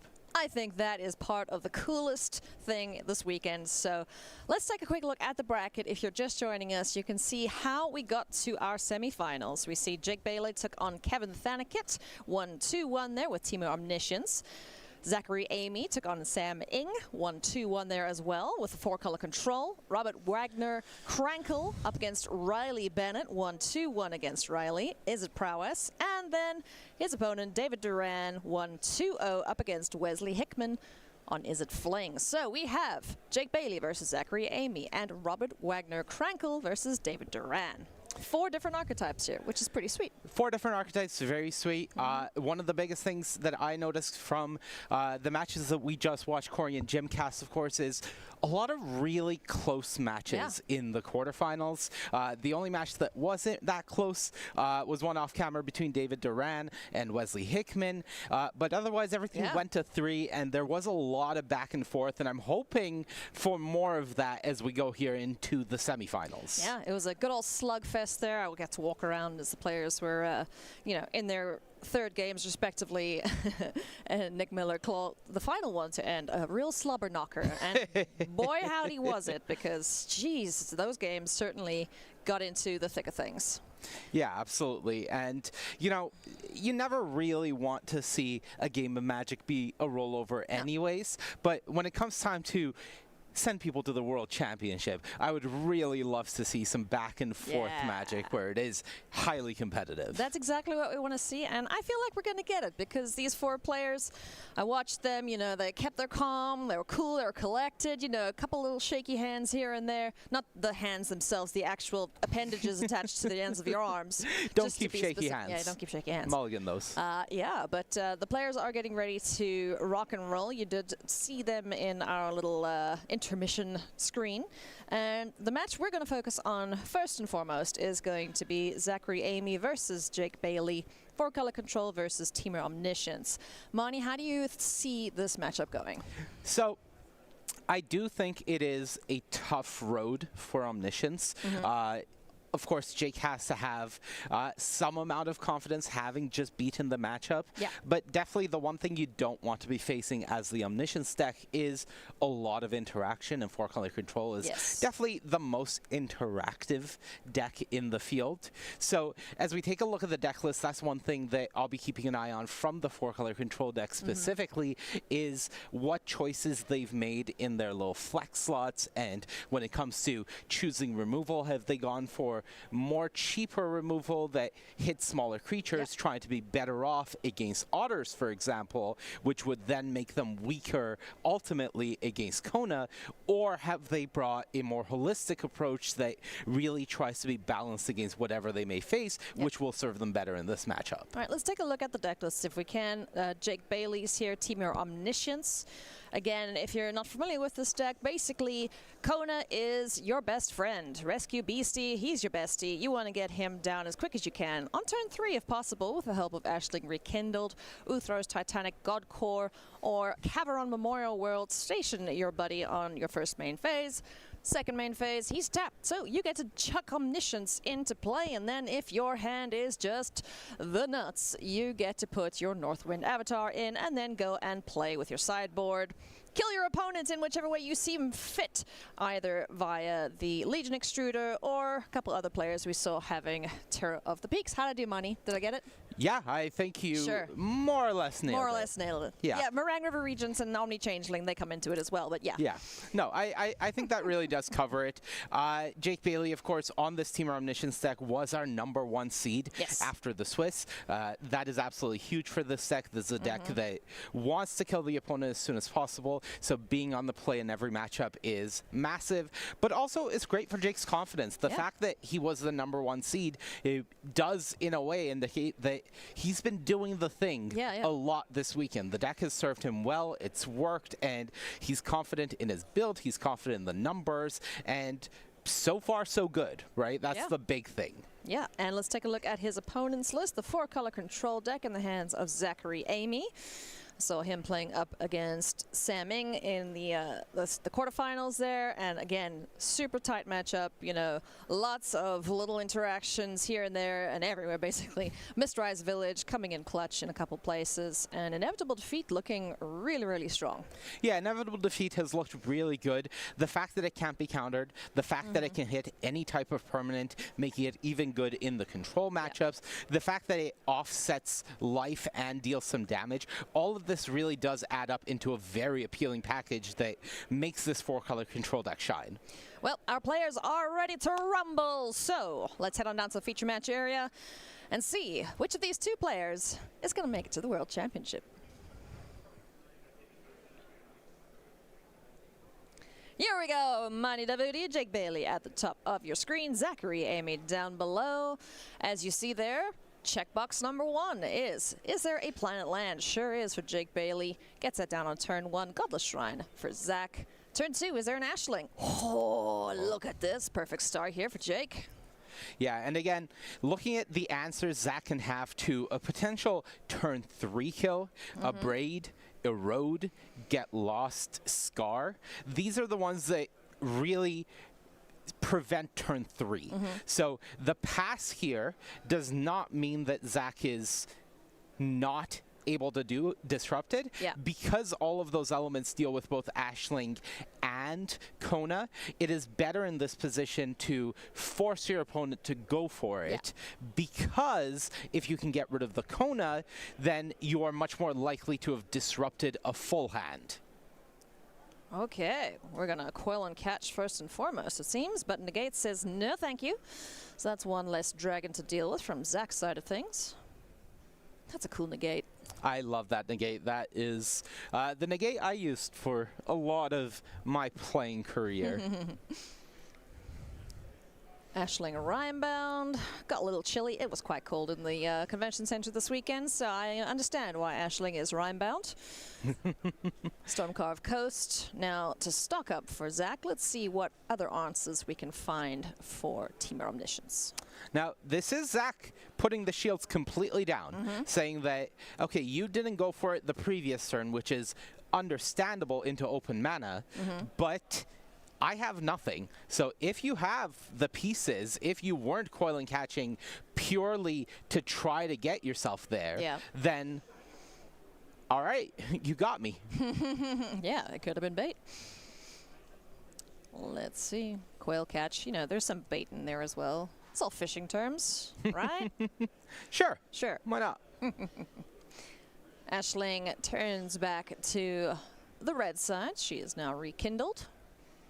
Gets a rummage in. Yeah. So this tells me that Jake doesn't in fact have Kona in hand, or he's just slow rolling it here as we get in for some damage. Zachary down to 17.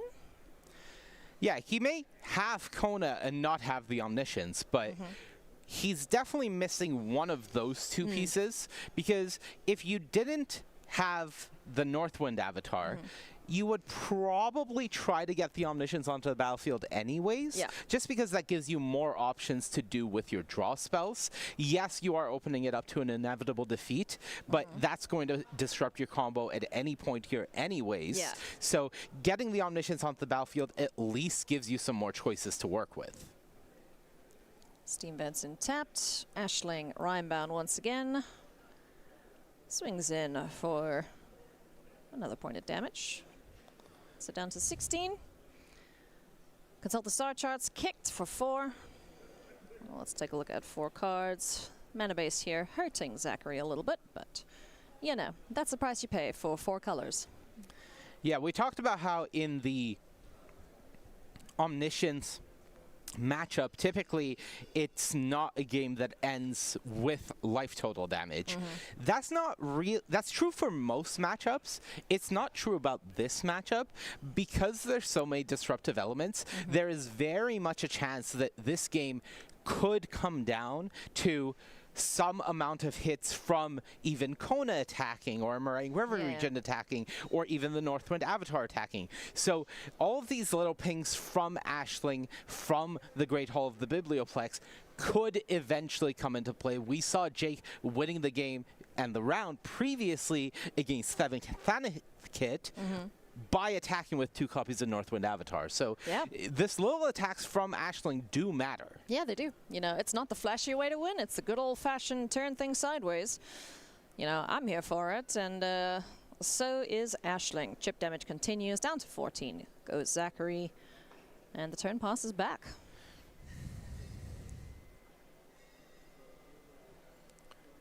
That is a Braid taking care of Ashling at the end step. Once again, that is one of the pieces that Zach has to deal with Kona as well. Now that we are past the turn 3 window, the number of pieces is significantly higher. The inevitable defeats come into play. Thunder Magic comes into play. At 6 mana, which we're at, even Fire Magic at Firaga can take care of a Kona. So there are a lot of ways for Zach's deck to deal with the combo, as it were. Yeah, so now all Zach needs to do is get himself to a position where he can answer anything that Jake tries to deploy, and then turn the corner and start deploying his own big threats in the form of Jeskai Revelation and his Great Hall of the Biblioplex. So bit of a standoff here between these two players. No one wants to budge first. And 7th mana coming into play, untapped. What could it be? Could be anything. It could be anything. Yeah, no way to know what's being represented here. What 7 mana flash creatures are there? I'm sure there's plenty, right? Yeah, definitely. It's Unagi of Kyoshi Island, is that a 7 mana one? That's 5. Oh, it's 5. Never mind. Yeah, no, it's God, I'm trying to think of the one Andrew Brown top-aided Pro Tour with in Dimir Control, but I'm forgetting the name. I'm sure chat knows. I'm sure. Stock up now for somebody's old like me. Yes. Old. Jake Bailey trying to find a couple more options here to protect his combo. That's his job now, is he's past the point where he can kill Zachary out of nowhere on turn 3. Now he has to try and find a way to get his combo to stick and answer any threats that Zachary points at him. Yeah, I think the way the game has progressed, we are firmly in Zach's favor right now. Yes. It's Jake wasn't able to assemble his combo, wasn't able to put on any meaningful pressure, and that means that now, with Zach having gotten to the point where Jeskai Revelation is just able to be cast easily, Pearl Lake Asian, thank you, chatter. That's the one. This is huge trouble now for Jake. Oh yeah, Jeskai Revelation #1 for Zachary Amy. Goes unanswered. Gains with life, gets the creatures, bounces the thing, and deals the damage. Does do that too. Yeah. I'm about to say, I'm assuming it went to the face. There we go. Okay, we got our monks on board. And now, Zach is very comfortable, firmly in the driver's seat. What does Jake have to answer what he's got going on now? The fact that Jake hasn't really been able to land anything on the board makes it a lot tougher. Right now, I feel like the most likely way for Jake to come back into this game would start with a Northwind Avatar next turn, probably. This is discounting the combo. I'm going to assume that at this point in the match, with the amount of cards that are drawn and the fact that Zach feels very comfortable just firing off Jeskai Revelation rather than holding it up, that he has multiple pieces of insurance for the combo. Yeah. So getting a creature on the board that lets you go into the sideboard, and also Meringue River Regent, getting that on the board to deal with these two monks. I think those would be the only real avenue where Jake can begin to come back into the game. Yeah. Tough ask here for our #1 seed player. 2 prowess monks getting in for 4 points of damage there. Jake now down to 12. Zach sitting comfortably at 16 with 4 mana available to him. Yeah, the other unfortunate issue for Jake is this isn't really a matchup that gets significantly better post-board. One of the things that we've talked about with this Temur Omniscience deck is the way it's built, the way it is trying to use and abuse Northwind Avatar means that you do have a toolbox sideboard that you're specifically trying to access with Northwind Avatar. So that is good because in game one you get access to some bullets, but most of the cards you're never really boarding in. A few you're boarding in are quite cheap, but you don't have that many copies of them because of the way you've built your sideboard. So let's say you board in a Voice of Victory, 2 copies for game 2. That doesn't improve your matchup that much, right? So it is still going to be a tough road. You're really hoping, because the 4-color control deck improves a lot post-board, you're really hoping to take game 1 because of how linear you are across the 3 potential games of the match.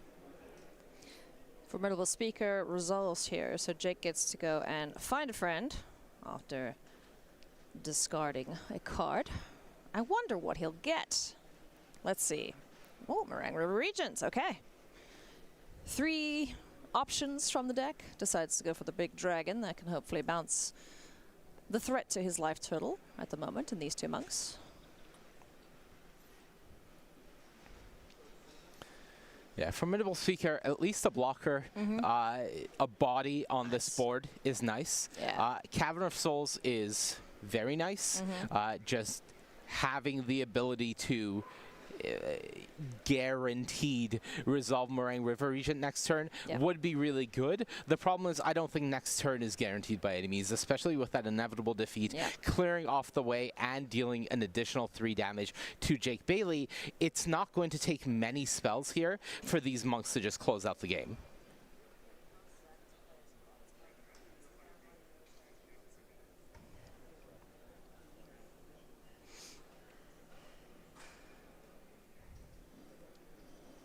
Prowess monks looking to close out the game here for Zachary Amy. Jake Bailey he had the ideal start, he just didn't have Kona or Omniscience, I assume. I don't think he had any of those big haymakers in hand there, so he had the first bit, but couldn't find anything else to wrap up the game with. Yeah, I think that is part of the big issue here is just the fact that the Temur Omniscience deck has a lot of pieces built in to ensure that you have the redundancy needed to combo off consistently. But if you miss, then your deck looks really bad. It looks like it just doesn't really do anything.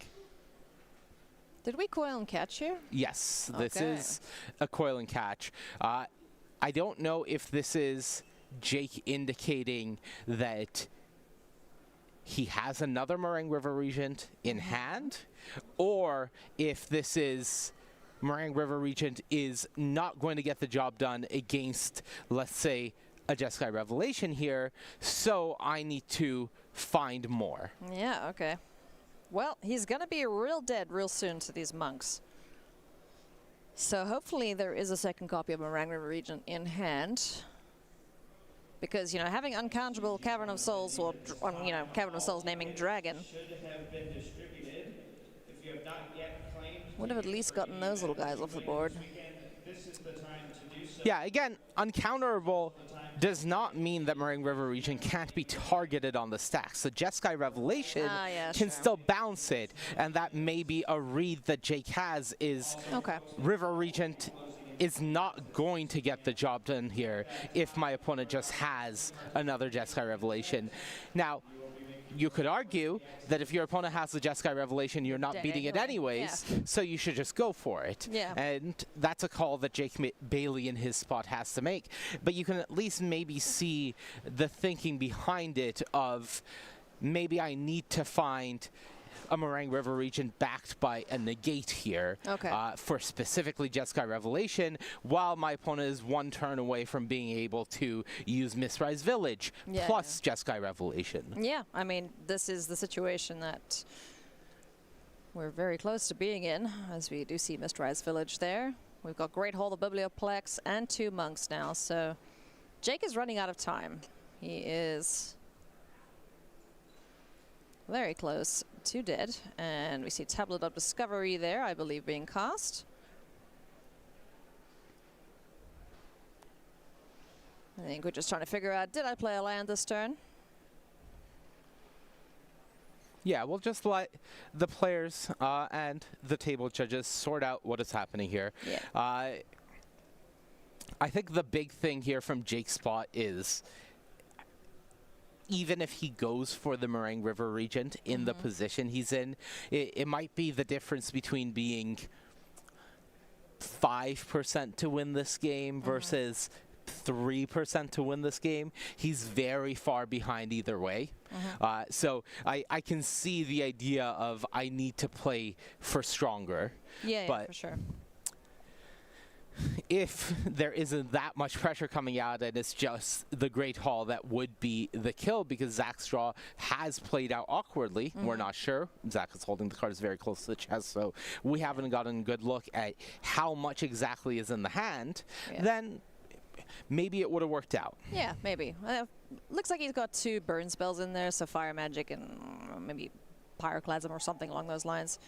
I don't think I spotted a Jeskai Revelation in hand, so... I don't think there is one. Yeah.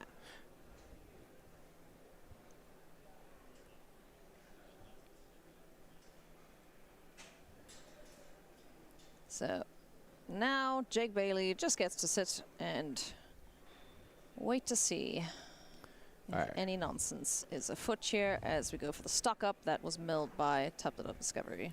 I think... Ooh, there's a revelation. Yeah, there's a revelation and a flashback, and I think that should end any hopes that Jake has of winning this game, which means that we're going to be thinking ahead to game 2. I think Jake has been thinking ahead to game 2 for quite a while now. Yeah.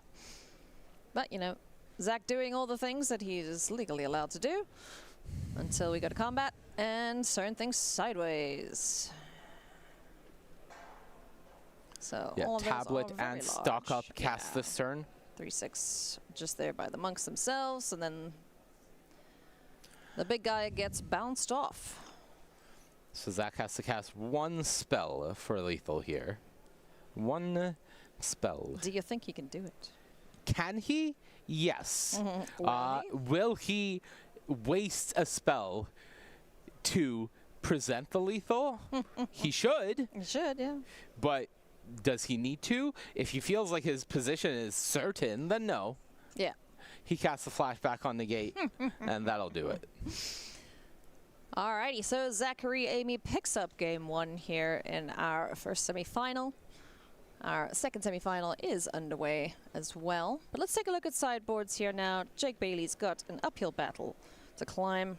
So a Braid, Heritage Reclamation, Ill-Timed Explosion, Improvisation Capstone, Legion Extruder. So many options to go to here in the sideboard. Lost in the Maze, Meringue River Regent, Northwind Avatar, Omni Changeling, Origin of Metal Bending, Pyroclasm, Soulguide Lantern, Spider Sense, we're almost there, and 2 Voice of Victory. What's coming in, Mani? One thing you don't want to do in this matchup, or with this deck basically ever, is over sideboard. With that said, I think you definitely want the 2 copies of Voice of Victory coming into the main deck. Looking at what Jake can cut, there's a Pyroclasm, there's 2 bounce-offs. I think those can very freely get cut, as well as an Into the Floodmaw. So plus an ill-timed explosion. So let's say 5 cards that Jake can freely cut. I would guess 2 Voice of Victory and a Braid, an Origin, a Metal Bending, and Lost in the Maze would all come into the main deck just to allow for a little bit more consistency and speed. The only one I could see leaving in the board is probably Lost in the Maze. You want maybe more hits for that. But I think that's about roughly where Jake wants to end up. All right. On Zach's side of things, it looks like he's taking out a limited deck of his main deck configuration. So what is he taking out? What do you think's coming in? I think High Noon is definitely coming in. You don't want your opponent to be able to cast multiple spells. If you're ending their turn at Omniscience, Northwind Avatar, which usually would have required Kona even the previous turn, you're pretty happy because that gives you a whole world of things that you can untap and do. So I think High Noon is extremely powerful here. Flash Freeze likely to come in. Yes, your opponent has Cavern of Souls, but given the sheer number of dead spells that you have, a card like Thunder Magic, too expensive to be reliable removal. I would expect to see the Flash Freeze as well as the Disdainful Stroke come in. I don't think you actually need to go for more win conditions in the matchup, so I wouldn't be surprised if Emeritus of Ideation and Wan Shitong stay in the sideboard, for example. But the High Noons are going to be the absolute all-stars of this matchup. If you want to protect what you collect, friends, go and check out Heavy Play, now available on starcitygames.com/heavy-play. They are the sponsors of our Commander celebration here this weekend, so a big thanks to Heavy Play. Go and check out their products wherever you can get them. Well, you know what? If we see a case of Zachary losing all of his win conditions, I did see him High Noon samming twice. Yep. That'll one happen. on step, one on upkeep. So I was like, oh, yeah, that'll do it. That will, in fact, happen. Yeah.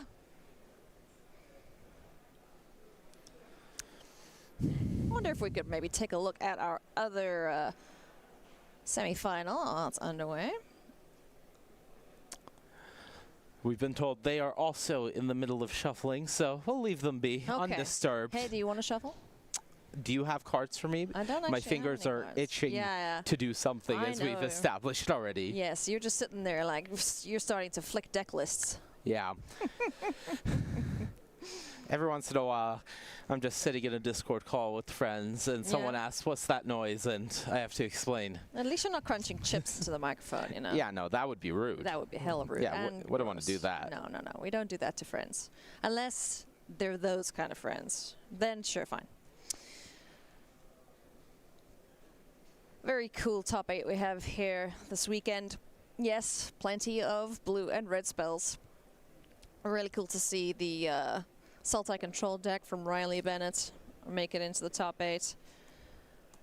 Celestial Landfall had a pretty unfun time here this weekend, I think. Yeah, I think winning the Pro Tour definitely put a very large target on Landfall as a whole, and we've seen the metagame over the past 2 weeks adjust quite hard for that. I think one of the things the Landfall deck is hoping to do is just kill your opponent fast and not face that much disruption. It is quite resilient, but there's a lot of decks that can go over the top of it, and that's what we've seen the metagame adjust to do. Here's our other semi-final.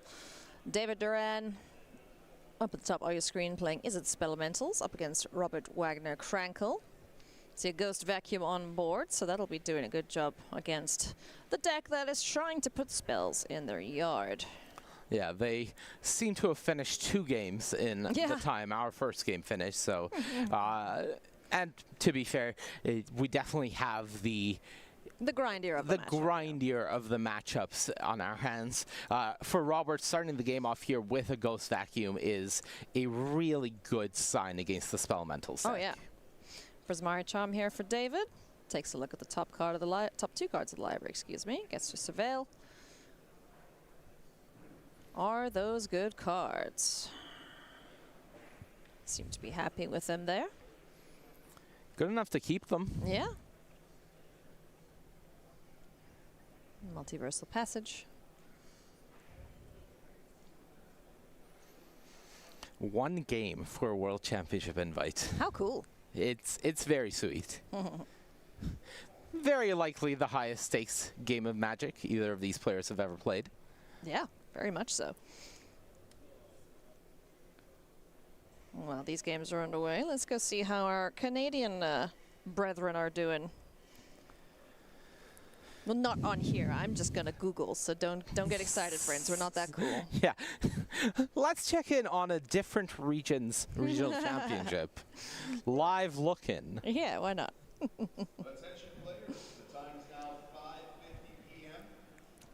Flow state now for Robert Wagner Krankel. That are All right, it looks like we are having hands drawn in our primary feature match. All right. We'll see if there are keeps.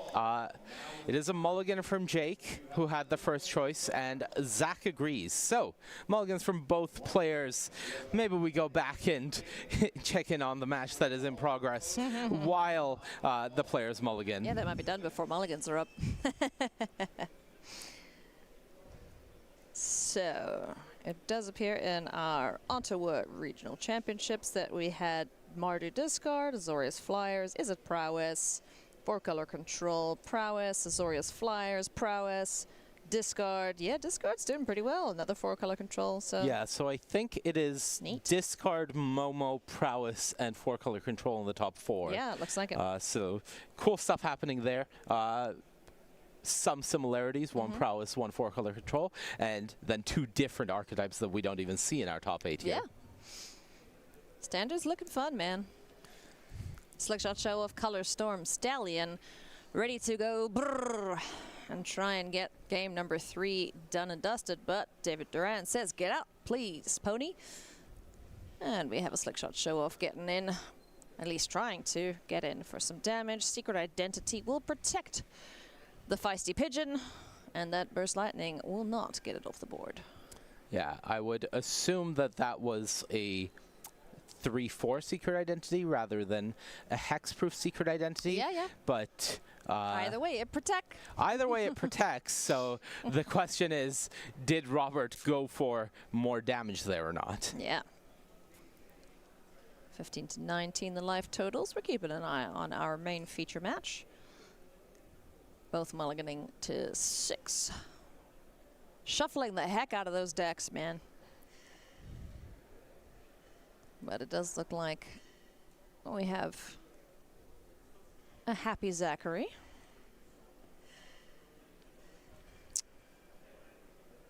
And we have a happy Jake. Yeah, alrighty, let's jump back in there. 6s for both players. It's like they never mulliganed. Yes, the classic double-faced blank of Plot Dragon. Something you see all the time, really. Plot Dragon. Yep. I guess you would call Nicol Bolas a Plot Dragon, huh? He did a lot of plotting. Yes. Maybe scheming. He's also useful for the actual plot of the story of Magic, right? He has played a, you could say, integral role. Yeah. Dragon over Beast. Oh, all right. So we're going for the Dragon plan here. As we see Ashling rekindled, chucking Jean-Emmanuel Duprat into the graveyard. Sorry, JED. Now, no blue mana for Ashling to flip here. Yeah, no flippity-flopping So, happening. not going to be speeding through the game here for Jake Bailey. That's not a good thing for Jake. It's not ideal. No. I think the fact that he named Dragon on Cavern already indicated that he had a different primary game plan in mind here. Yeah. But the fact that he didn't have his blue mana anyways means that he is just taking things quite a bit slower here. Yeah. Hopefully he's got some backup in hand there as High Noon and Tablet. Oh, no, actually. Tablet of Discovery into High Noon, which can't be cast. Zachary's going to be a little bummed about that. Yeah, that is unfortunate for Zachary, losing one of the copies of what I would call his most powerful card in the matchup. Look at that. That's a harumph. Yeah, he's not happy about that. No. We'll see if he has an answer to a potential Kona here. But as things stand, Jake could just flip Ashling, play a land, and play an uncounterable Northwind Avatar, and then things get very interesting. That could be fun. Let's see what Jake's got. So, 2 blue. Tappity. What you got? Ain't got no green, so it's not Kona. All right. Meringue River Regent. Coil and catch. Fine. Why are we not? We can't play the dragon. Yeah. Grumbles. This is the unfortunate part of a mulligan here. You know, I usually hate seeing this dragon because it's mostly my things getting bounced. Yeah, that's fair. But now I just want to see the dragon hit the board, man. Come on. You got to pay full price for it first, though, you know, yeah. Land for turn. Ashling in for 1. Chipping away. 18. Zach's turn. Let's see what we got.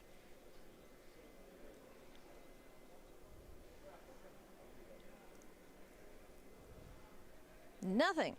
Huh. No land. All spells in hand. Okay. No land is never a good sign if you are the control player, especially in this position where you are facing a Cavern of Souls. Just the statement that I can't counter your spells and I'm not building towards Jeskai Revelation is a rough spot to be in. Yeah, that is tough indeed. Has the mana for inevitable defeat, I believe, so there is that going for Zach. Yeah, that is a bit of a silver lining. The question is, how many dragons is Jake holding?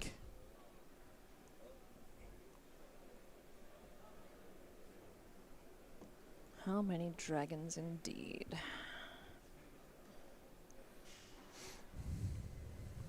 So once again, 2 blue mana made off of Ashling Rhymebound. Jake not interested in flipping back. Let's go for the mana acceleration. Breeding Pool on the board. 7 mana available to him. Hey, that can pay for a Meringue River region, Jake. More than. Sure can. Yeah, and you can protect it with something. I would like a Northwind Avatar. Oh, fine. Either way, something's coming. There we go. Something it's a dragon. is coming. Zach is picking up that hand quite fast, but it is a nod. So, to the sideboard. I think this is definitely going to give us a sense of how many of the disenchant effects got boarded in, because I think Jake would love to pick up a Heritage Reclamation, a Braid, Origin, a Metal Bending here, and just go after this Tablet of Discovery on upkeep, now that Zach has shown the weakness of not having land drops. Yeah. So if any of those are in the sideboard right now, I would be shocked not to see Jake just pick one up. Station up. Now, of course, you don't have to reveal because this can get any card out of your sideboard. We don't know what Jake has gotten, but I believe we're going to find out on this upkeep if one of those cards was in the sideboard. Oh, consult the star charts here for Zach, desperately digging for land number 4, and yeah, I wouldn't be surprised if he took 2 lands. Yeah. Now, as Jake, if you have the answer here, you should allow Consult to resolve first. You don't want Zach to make the decision with the information that he's going to be losing his tablet here. Yeah. Most likely he's going to take 2 lands anyways, but you have to let this resolve first because there's no blue mana left up anyways where you're saying, well, if I let this resolve, he might find a Spell Pierce, and then I regret having let it resolve first. Yeah. But with the mana that was tapped, unless he's rocking a Mana Tithe, you're good. And if he's rocking a Mana Tithe, you're really good. You are going to the World Championship, my friend. How did that get through? Whoopsie. Shucks. It's not mine, officer, I swear. Oh, money. Alrighty, so we have the Consult Star Charts resolved.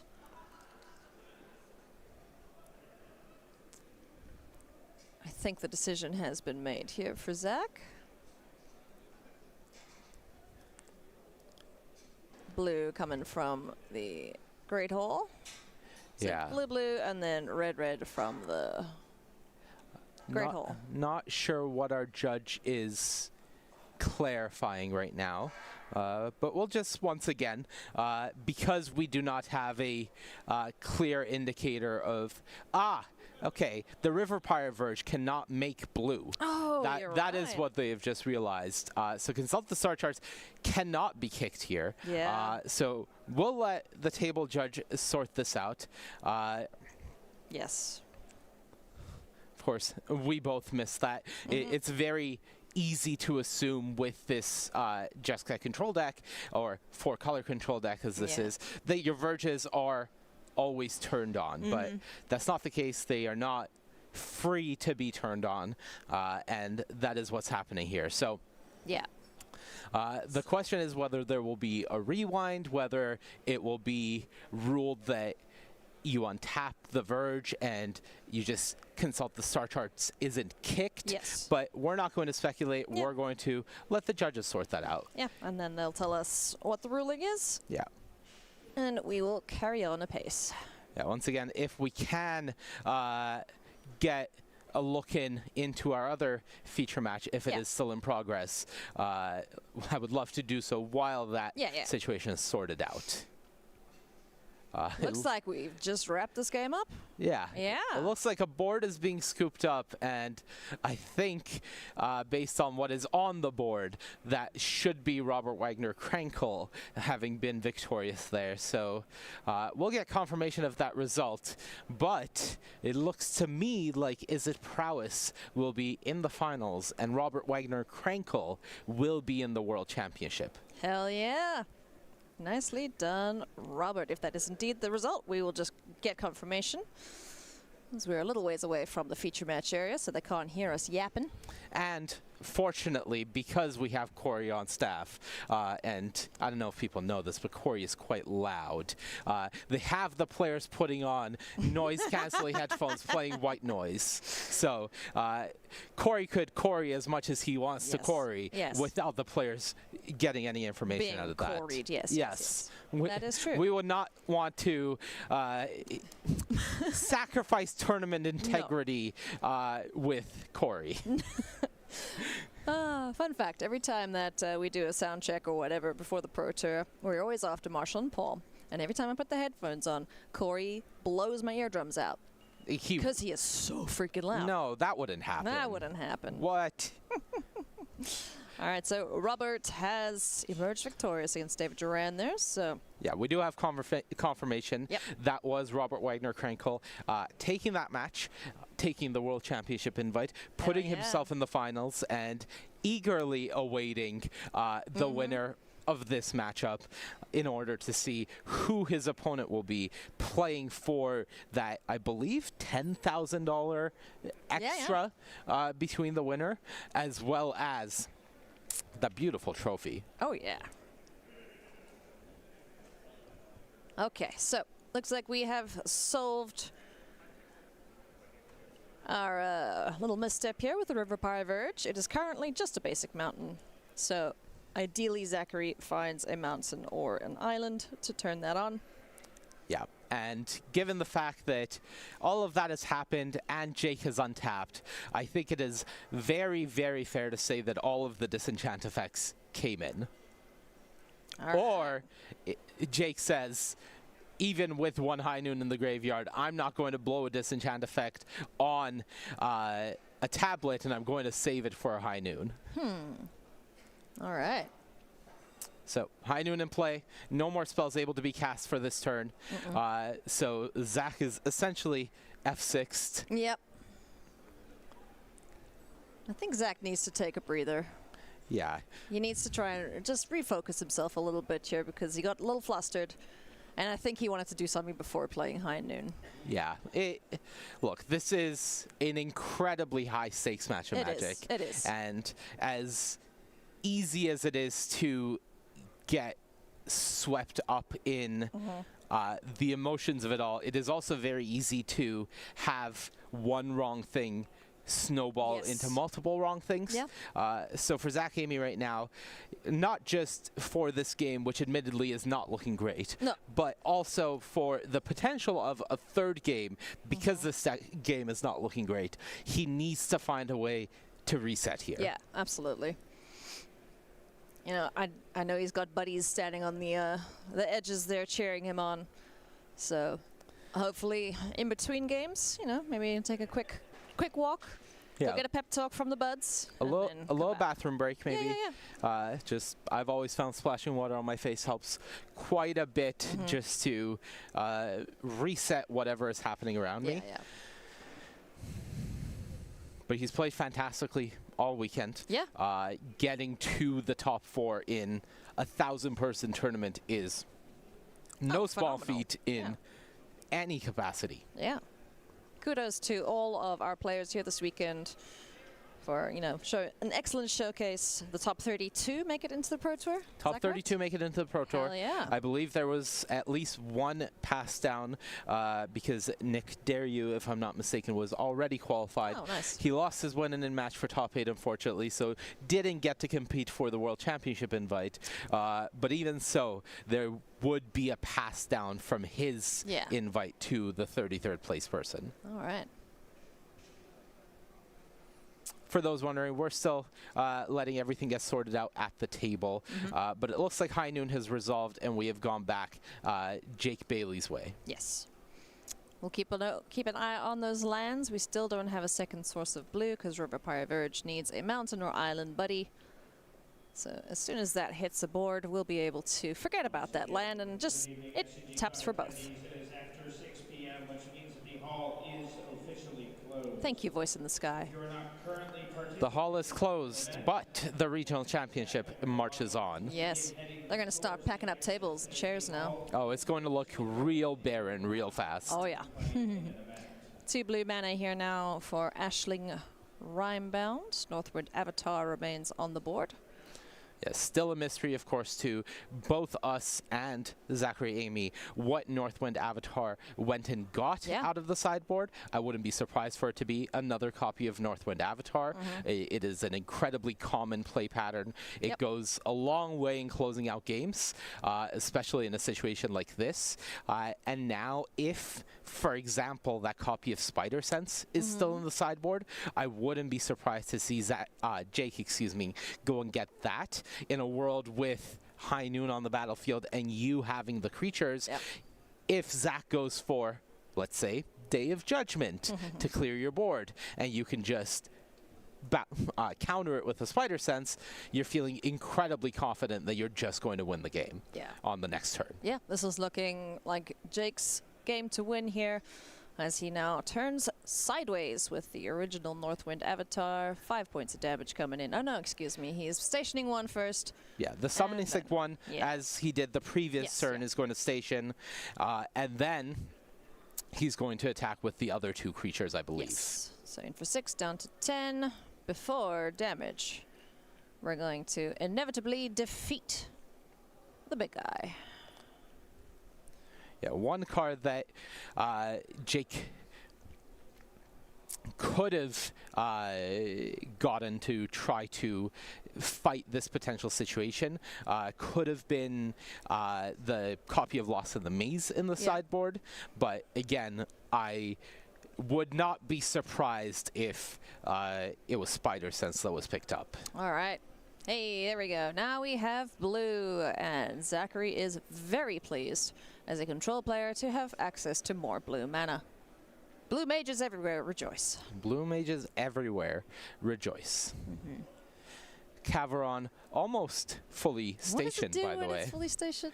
So once you are at 12 plus counters on it, so still a little ways away, you can pay 2 mana, tap it, sacrifice a land to create a colorless robot artifact creature token, and then creatures you control get +1/+0 in haste. So it would go very, very far in closing out this match quickly once you have that online. That's pretty neat.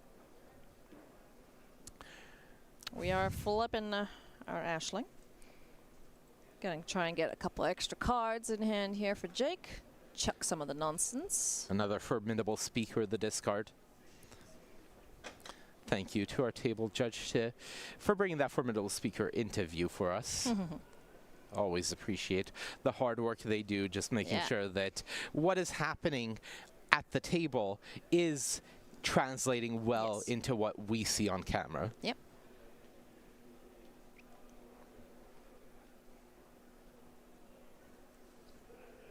So now what, Jake? What do you have up your sleeve, sir? Land for turn. Combat. Yep. No spell played yet this turn. Just flipped Ashling. And just swinging in for 5 points of damage with the dragon and stationing up Caveron. Yeah, that 1 point of damage is not going to change the clock significantly in this position.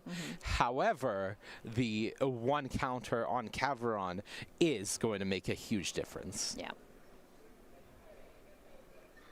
Yeah, just being able to use resources like the landfall decks have been doing so efficiently. You know, if you got extra lands, just chew them, make a dude, and send them at your opponent's face. Jeskai Revelation is going to be the play, and there is Spider Sense. Lovely. Good call there, Monty. Expected that was probably the pickup. Now Your spider senses were tingling. There is a copy in the main deck, so I'm not going to start patting myself on the back and say, wow, he definitely got it. I'll do it. But it made a lot of sense from how the game had played out up to this point. Yeah. Zachary Amy drew a land for the turn. I believe there's a copy of Negate in his hand that I saw, alongside 2 other cards. But I think that may have been his only Jeskai Revelation. Origin of a metal bending to try and get rid of this pesky high noon. Oh, there is another Jeskai Revelation there. Ooh. So a lot of impact here that Zachary can have, but opts to keep the high noon around. All right. So Negate takes care of Origin of Metal Bending. And Jake Bailey gets to take a turn. Now that does mean the Jeskai Revelation is offline, so Caveron can get fully stationed here. Is that lethal? Let's find out. We need 1 more creature though. I think you'll want to start by flipping Ashling. Yeah.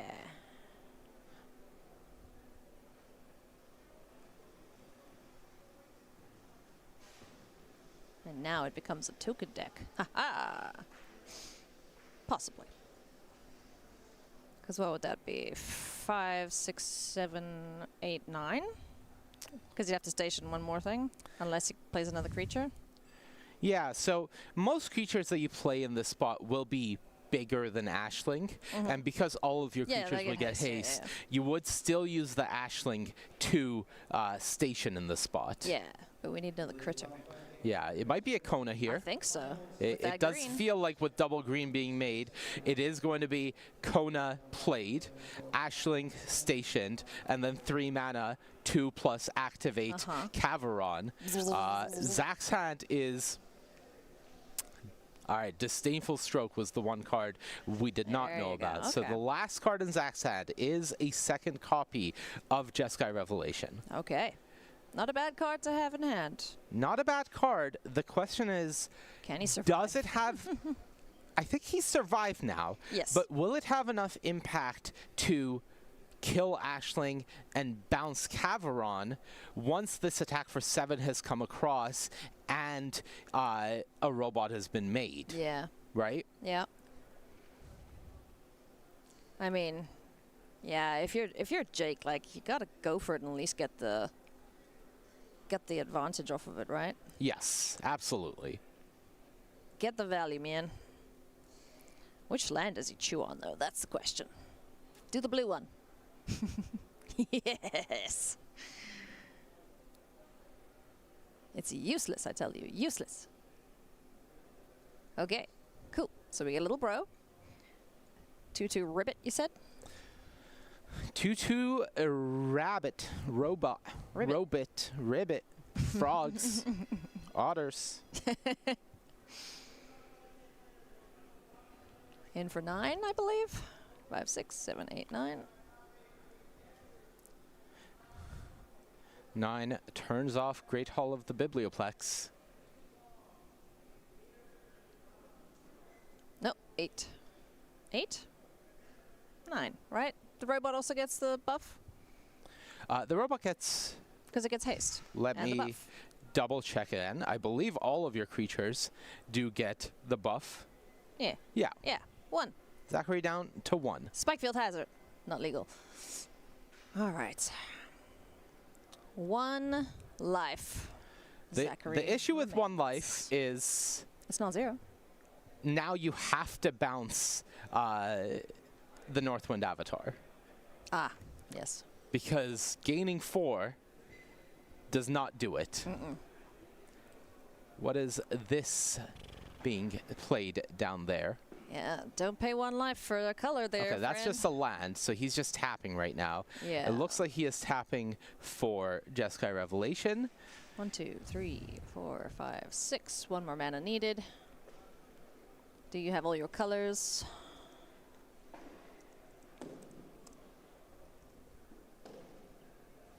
There's Jeskai Revelation. Bounce, kill Ashling. 2 blockers.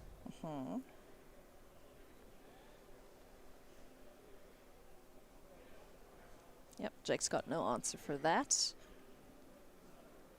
But if you can find... Oh, he's at 5 now.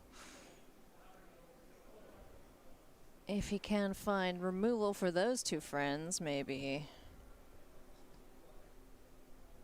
in the form of a Prismari. Come on, does he have that?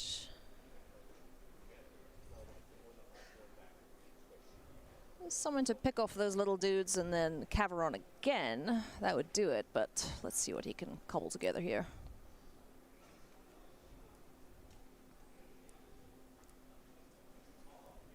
Or a dragon would do it.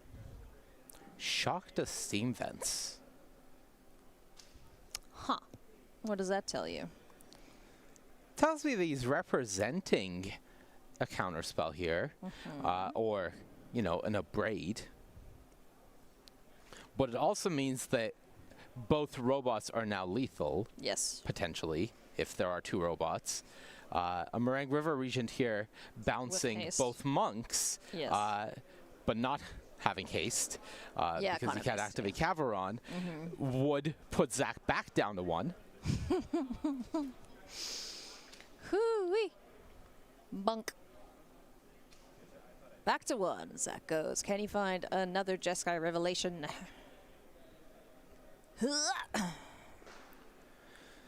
What's it?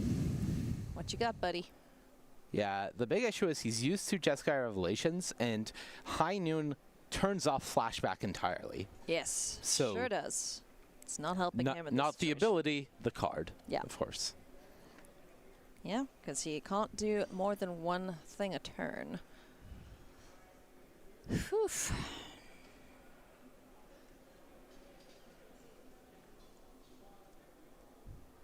Pretty stressful game here for these players. Jake desperately trying to get the win here, but Zach is making it incredibly difficult for him. As this 4-color control deck tends to do.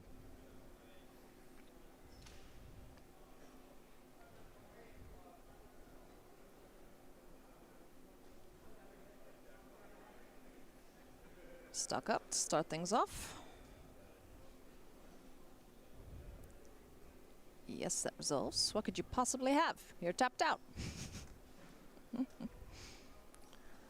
That resolves. You are once again pressing F6 on this turn, and you need 1 spell to somehow, and it basically needs to be Jeskai Revelation here. Yep. Deal with Meringue River Regent and make 2 blockers, because Inevitable Defeat does not beat Caveron. It deals with the River Regent, gains you 3 life, and then dies to the 2 robots. Yep. So I think Zach is on exactly the 3rd of 4 Jeskai Revelations or dead. Revelation or bust, yeah. If I am thinking correctly. But of course, that would require Jake to activate Caveron, which means that he would be willing to sacrifice a land in order to beat everything but Jeskai Revelation. Yeah. I think he's going to go for it here. Just going to turn things sideways. Once again, make sure you have your colors. pop up a Great Hall of the Biblioplex, chuck that in front of the dragon, and then abrade something? Oh, he's got Get Lost in hand. Yeah, so you block the robot. Yeah, dragon block the rabbit. Flies. Yep. Get Lost the dragon. And if Jake has anything here, Jake wins this game. Jake wins this game. If Jake doesn't have anything here, he has given Zachary infinite time by not activating Caveron. Whoa. Okay. Now, I have to know, does he have it?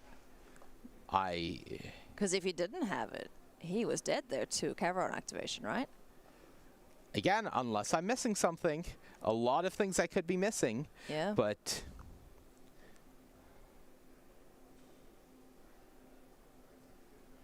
Northwind Avatar. Oh, Legion Extruder?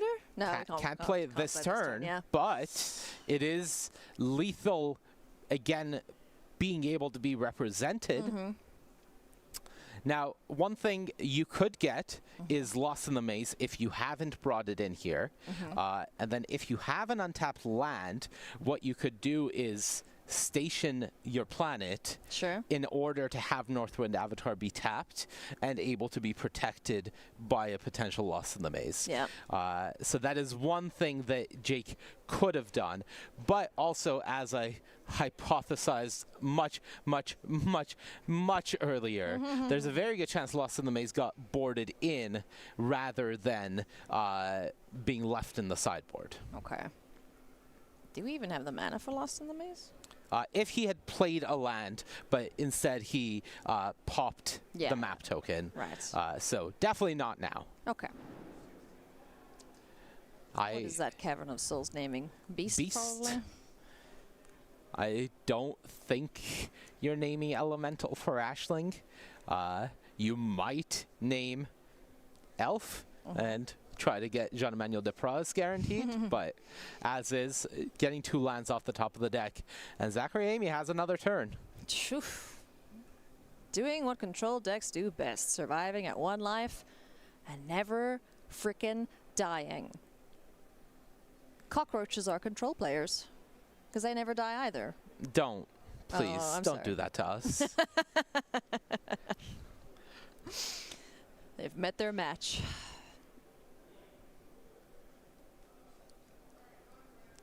What do we got there? Consult the star charts. Okay, let's go digging. What can you find in the top? What's that? 1, 2, 8 cards? Yeah. 8 cards. 9 cards. Great Hall of Biblioplex. Also available there.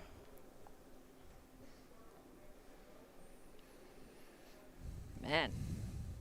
It's starting to feel like Zachary's going to pull this off. I am not believing yet. Not believing yet? No. Okay. You just looked at 9 cards. Yeah. Yeah. That's 20-ish cards by my estimate that could contain the other 2 Jeskai Revelations. Sure.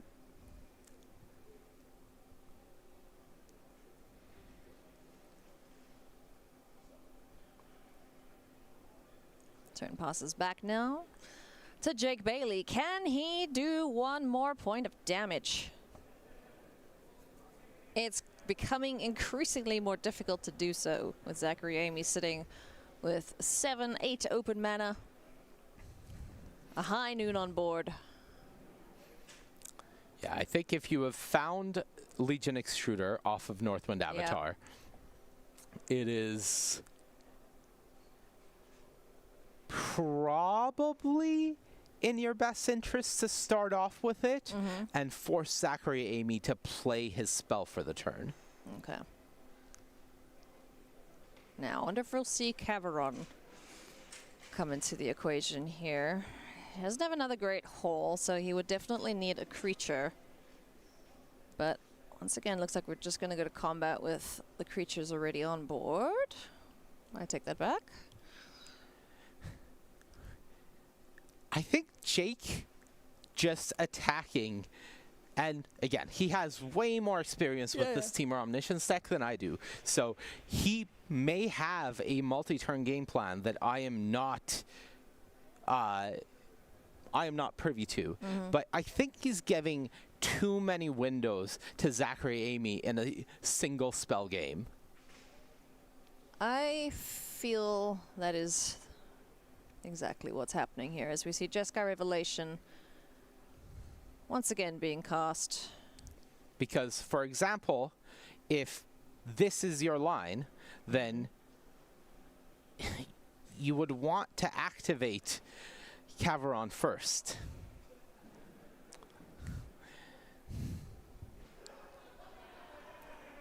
So 3 Revelations down, 1 more to go. Zachary Amy now a lot more comfortable at 5. A lot more comfortable. Again, Northwind Avatar able to get recast here. Get another card out of the sideboard. Game is still live. Jake is still in decent shape, I would say, as he takes a look at his sideboard to see exactly what he has access to. But he's at 11, right? That Jeskai Revelation went face. So Great Hall of the Bibliothèque, plus 2 monks here. High Noon activation. You can see the avenues for Zach to win this game. Yeah, and that's exactly what he did to his opponent in the quarterfinals. You know, he just burned him out with High Noon twice. So definitely the game plan here for Zach. Got 3 creatures on board, so now Jake has to answer these threats. His life total is diminishing quickly, so this might... I don't know. I'm just saying this could be a 2-0 here for Zach. Finding the 3rd Jeskai Revelation makes it incredibly more likely. Haven't we been through 3 already? That's what I'm saying is the fact that he found it has made it incredibly more likely. It is very much possible now. Here we go. Dragon once again. Don't have to worry about making it uncounterable because Zach has played his 1 spell this turn.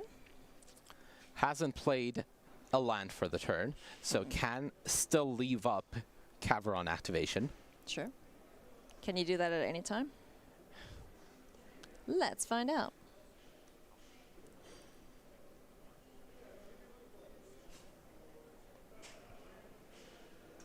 Yep, doesn't say only at instance, only at sorcery speed, so yeah, you can just start making robots on Zach's instep. Or combat if the concern, primary concern here is death. Yes, that's true. Sheesh.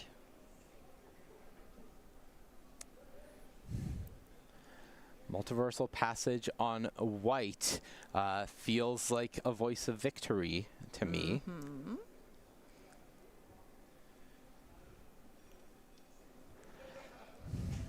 Yeah, that would be one way to prevent Zach from interacting on Jake's turn, but now the question is, will he get another turn? Yeah, I don't know. There's a lot of ifs about what Jake got off of Northwind Avatar, right? For example, I was assuming that he had gotten the Legion Extruder while Zach was at 1, right? But maybe he didn't. Maybe the Legion Extruder is and has been in the sideboard the whole time, or maybe I could not imagine him having boarded it in, but maybe that's the case, right? Combat here. Northwind Avatar, 5/5 up against, what's this guy, a 2/5? Great Hall friend. 2/4, I believe. 2/4, yeah. Okay. Seer on Northwind Avatar. Trigger, so 4 damage getting through. That is the spell for the turn until Zach pops High Noon. Yeah. Now, if this resolves, Zach can pop High Noon and then cast another spell after. And then win the game. And then win the game. So the question is, does Jake have something here? If he doesn't, he dead. He should. He's played multiple Northwind avatars, and we haven't seen what he's gotten from them. He should have something here. Ooh. It's one hell of a standoff here between these two players. Jockeying for a spot at the World Championship and a spot in our finals here at the Regional Championship. Will it be 4-color control or Temur Omniscience going to face off against Robert Wagner-Krankel playing Is It Prowess? It's like he waited for me to finish saying that. Zachary is just staring Jake down. Yeah, look. Your move, buddy. From the depths of despair, let's say, he has brought this game back into a position where not only does it feel like winning is possible, it feels like he is staring at winning. And the question is just, can I do it? Right? It's, can I push this over the finish line? Okay. Are we going to damage? Are we allowing damage to resolve?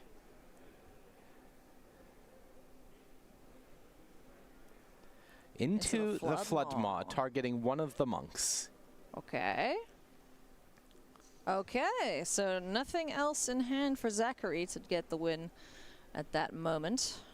So he's playing it slow, keeping his cool.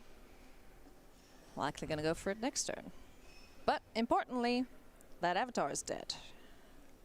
Was the second one in hand? Got bounced, right? I think... Because there were two. One was exiled with inevitable defeat, like 18 turns ago. Yeah. Where's the exile pile? I don't know. I can't see it. I think it's under his graveyard, like where we can't see off screen, but I'm not certain. Okay. I'll believe you. Yeah, again, there's a lot of unknown information about what the makeup of Jake Bailey's hand is here. She's going to stick a GoPro to their chests next time. It's not the worst idea, huh? Big mana. What's coming down? You got to kill this monk or you're going to be dead. Cause, if it's just the Meringue River Regent, I think that is pretty big trouble. For whomst? For Jake, I think. I think we're calling it. No, it is actually. It's actually the River Regent hitting the board. Will it? Will it? Let's find out. What does Zach have? 3 steps ahead. Okay. I would guess that he is making a copy of his buddy, of the monk and drawing some cards. Yeah. Okay. He can't pop High Noon now. It's 5 to pop that, right? It is 5 to pop High Noon. Yeah. Discards another tablet. Nope, there's only one there. Yep. So now you need to remove Meringue River Regent. Yep. Step 1. Yep. If it's inevitable defeat, that is essentially all of the steps. Get an attack in, pop High Noon. Yep. All right, 2 mana, I think, decisively.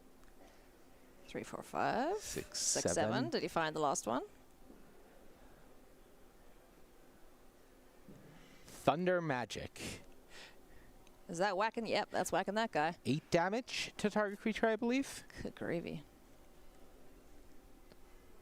Yep, that's Meringue River Regent dealt with. Thundaga. Thundaga. That's what happens when you fly in a storm, 2 damage. 4 mana left. Oh, there's land for turn? That is land for turn. 5 mana left. Okay. Jake, you gotta kill this monk, man. He tried last turn. He's been trying, yeah. I'm really curious what the finds from Jake Bailey has been. He has been assembling some game plan in hand for a while. Has he got traumatic critique we don't know about? I did not see that in the list. No.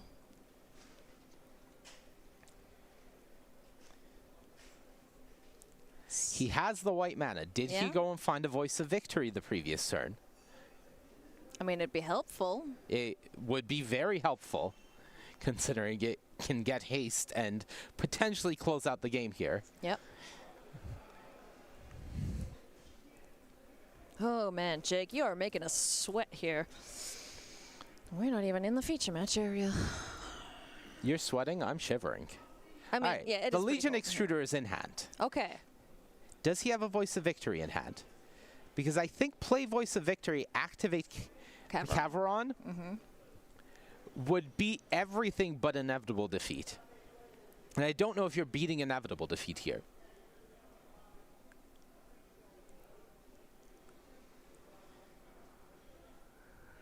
Good grief. Okay. Kona? Yeah, starting off by tapping the Cavernon Beast does feel like Kona.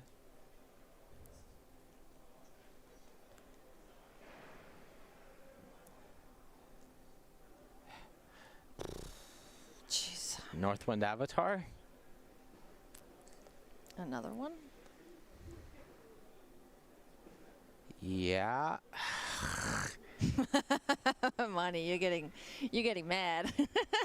I just don't know what's in the hand. I know the Legion Extruder is there. I don't know what Jake has been tutoring for to set up. Yeah. It feels like he's been playing into Zach's game plan when he's had, again, I don't know how he sideboarded, when he's had options not to. Yeah, yeah.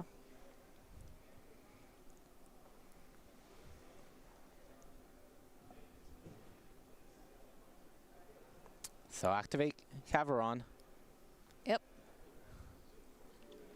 Shoe on land. Zach is Starting town. still not dead, technically. Technically. But 2 hasty threats. Ugh.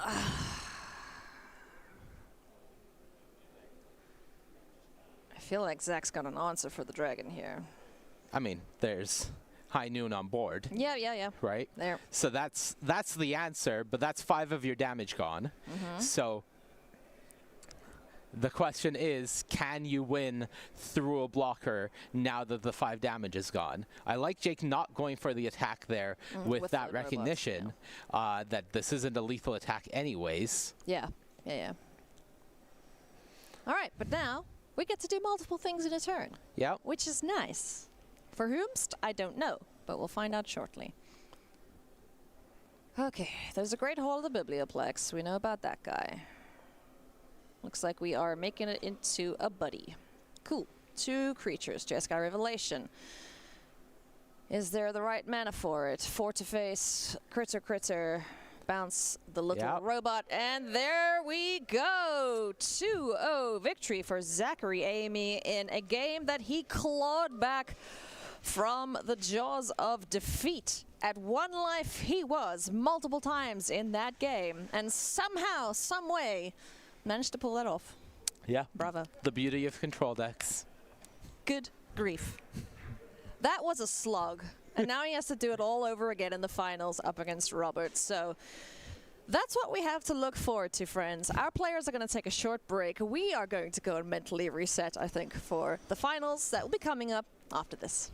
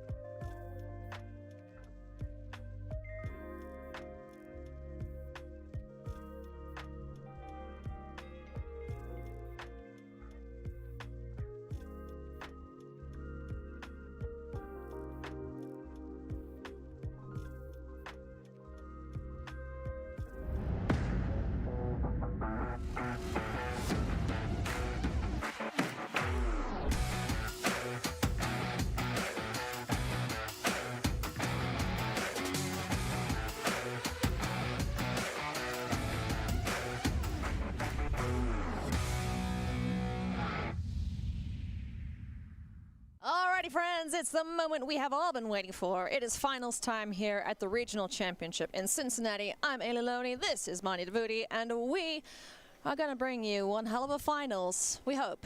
We can't predict. I mean, everything is scripted anyway, right? But, you know, we just can't predict what's going to happen. You want to leak the script? No. Okay. Okay. We'll keep it to ourselves. Let's take a look at the bracket, friends. How did our finalists get here? They are Zachary Amy on 4-color control up against Robert Wagner Krankel on Is It Prowess. Any predictions for how this one's going to go, Monty? I think it's really hard to say. I think by the numbers, Prowess is slightly favored in the matchup. However, both players have played the matchup going the other way twice so far this weekend. Both players are 2-0 in the matchup so far this weekend. Okay. So for both of them, so it's going to be a draw. They're undefeated in the matchup. Well, they already did that. They drew against each other in round 15 to make it into the top 8. Okay. So really nice for them to settle the score here and once and for all decide it in the final match possible. Let's see who's going to go home with that trophy and a big old chunk of change.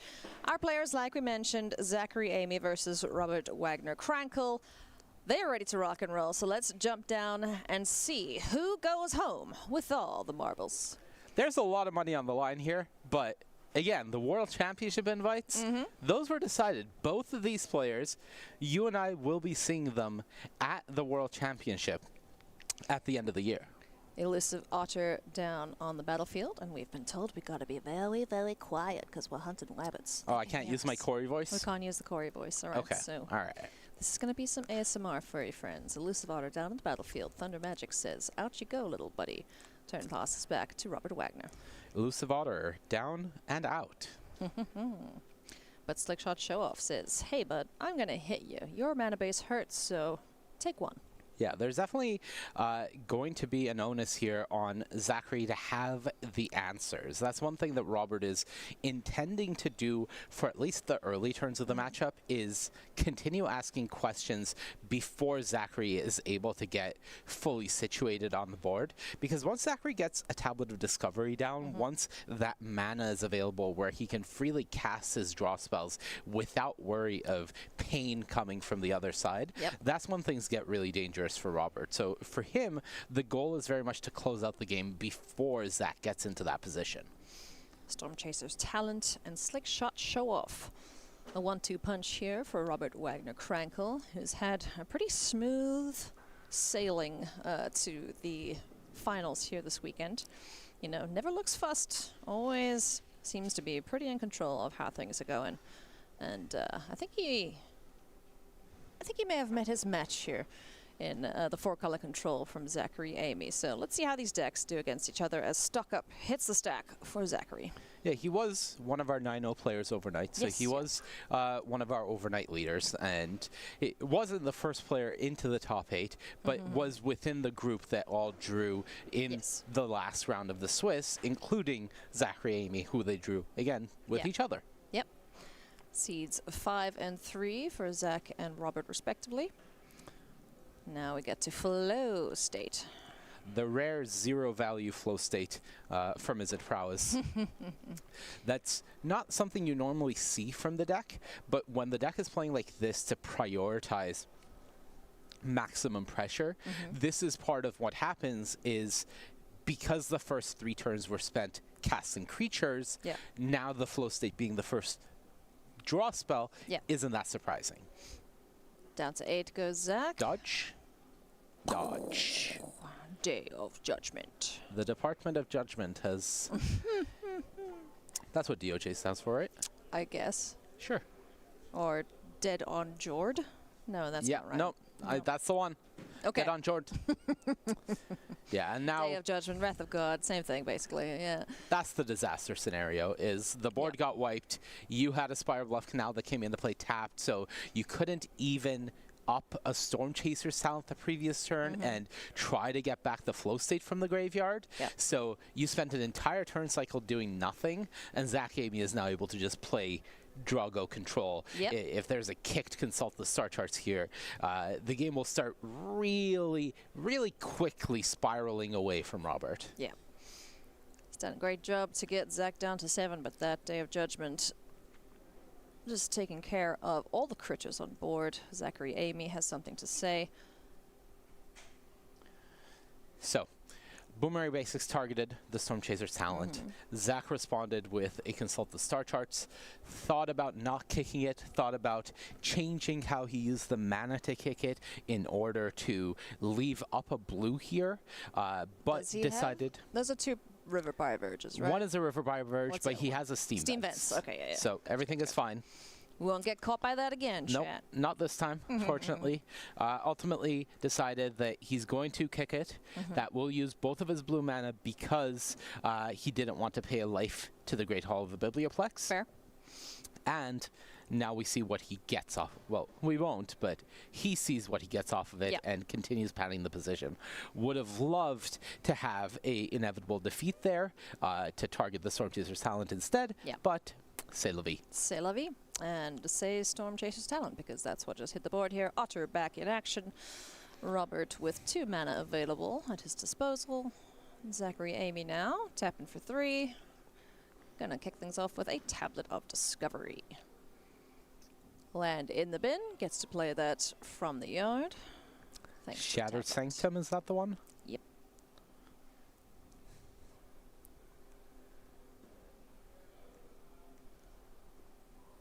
So, inevitable defeat mana available.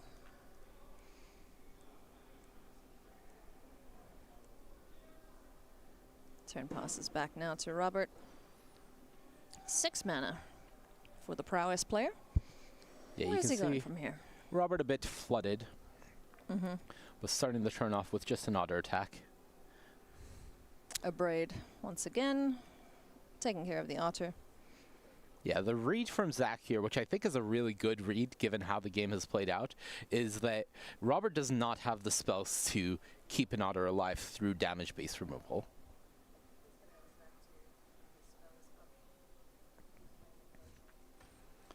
Yeah, the specific instruction we want for him is to play the spell in front of the lands when he's casting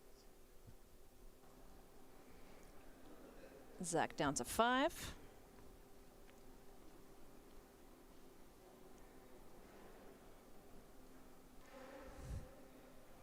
To Robert's 16, so no real threat of death just yet for Robert, but Jeskai Revelation will quickly accelerate that.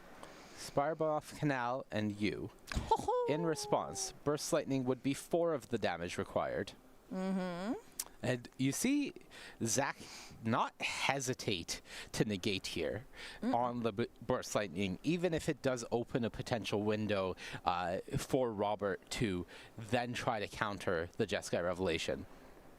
Just saying, if you're going for this, what I don't want to happen is letting this resolve, and then your other 2 cards are also Burst Lightnings, and you go, okay, Burst Lightning you, I try to negate it, you respond with another Burst Lightning. So playing it incredibly safe, saying that if the Revelation gets countered, I can still win this game. But if that happens, I cannot. Okay, so Revelation resolves. Burst Lightning does not. Now, Zachary Amy gets to go brrr with these little monks and get Robert Wagner crankled down to 0 as quick as he possibly can.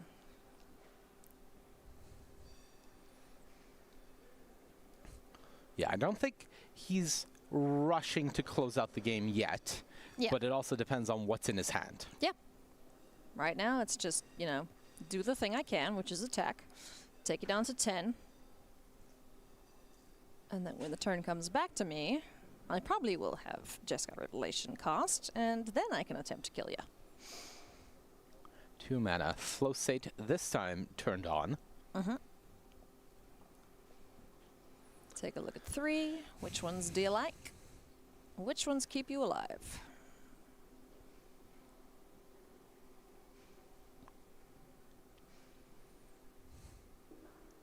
Land for turn, Storm-Carved Coast. Nope. Yes? Spire Bluff Canal, excuse me. Elusive Otter hits the board. That's a flashback targeting Jeskai Revelation. And with the red floating, that's the Jeskai Revelation. That sure is. Bounce Passage, target you. I think we're done here. I think so too. So, first game going to Zachary Amy. not fussed at all, cool, calm, and collected the entire time. Got to the point where he could start firing off Jeskai Revelations and cleaned up Robert Wagner Krankel there pretty effectively. Yeah, I think that is the general game plan as the 4-color control deck is answer the early turns. He did that very successfully with a pair of Thunder Magic. Then Robert did a great restock, so there was another onus on Zach to deal with a board. Had the one of Day of Judgment. There are other things he could have had in that spot, including a Pyroclasm and a no-timed explosion, but had the Day of Judgment, answered the board. Once that happened, the game is more or less stable. And from there, it is almost trivial for the 4-color control deck to win. Robert did the best he could. He just didn't have the extra aggressive push that he needed. So for Robert now, sideboard, Broadside Barrage, Colorstorm Stallion, 3 Get Out, Ghost Vacuum, Into the Flood more ×2, Rile Crackling Wit ×2, and then one of Roaring Furnace, Seer, Slagstorm, Soulguide Landman, Spell Pierce. What is he turning to in the sideboard? I think you want the Colorstorm Stallion, just some extra pressure that is difficult to deal with. You want to be taking out most of your removal. You don't have that much, but a card like Impractical Joke, for example, not at all what you're interested in. I would guess that this is probably a matchup where you do minimal boarding, but obviously you want the Spell Pierce. I think one thing that I'm curious about is how much he cares about exactly flashback, because he has the choice to bring in a card like Ghost Vacuum, but it's not overly good, right? It just really targets one card. So I think the primary game plan is just smooth out your deck a little bit, but mostly keep it the same and just try to be a little faster in the future games. Yep. Sounds like a good plan indeed there for Robert. On Zachary's side of things, what do you think he's looking at in the sideboard to bring in? High Noon is an absolute slam dunk. It is one of, if not your absolute best card in the matchup. And then I think more cheaper removal and interaction. The second copy of Pyroclasm, the second copy of Day of Judgment. You can see how big of an impetus there is on Zach to have those first few turns of removal, because once you're able to turn the corner, the game really snowballs in your advantage, and it's not the long grindy matchup that you're looking for. The game is really decided a lot of the time in the first 6 turns or so, if not sooner. So Day of Judgment, Pyroclasm, even the copy of Get Lost, I think all of those could definitely come in. High Noon, though, definitely. Yes, High Noon. Something that I think a lot of players are going to be main decking from now on. Well, that's the reason that we saw the Azorius Prison deck really pick up popularity, was because it gets a main deck High Noon and be the ultimately designed High Noon deck. But I think it looks a lot better and reasonable in this 4-color control deck, where the rest of your cards are also great. Super sweet list that we're seeing make its way up here into the finals of our championship. Friends, the regional championship will return in May, at the end of May, the 29th to the 31st in Washington, D.C. So if you want to come and hang out with us, even if you're not qualified for the regional championship, there are plenty of side events on the go, qualifiers aplenty, different games of all sorts. Come and play. Come jam some Commander, come and do some Mystery Sealed, whatever it is you choose. We'd love to see you there. I'm going to be there, so yeah, come say hi. Players taking a look at their opening hands. Zachary Amy is content with the cards that he has drawn. Looks like Robert is taking a mulligan to 6. The 6 is good, so we'll see what Robert has to work with. Again, he was really not that far off. If some of the early turns just looked a little different, I think it was very reasonable for him to have closed out that game. And even though Zach's life total didn't ever get that low, I don't think he was that far away from dying. So for Robert, just hoping for slightly better, but you never like to see the turn 1 tap land start if you're trying to be the aggressive player. Yeah. This is looking like more of the control player's start here, as Flow State takes a look at the top 3 cards. Gets to put one of them in hand. And the rest go bye-bye, and the turn gets passed back to Zach. As we just see the good old land go. What can Robert assemble here?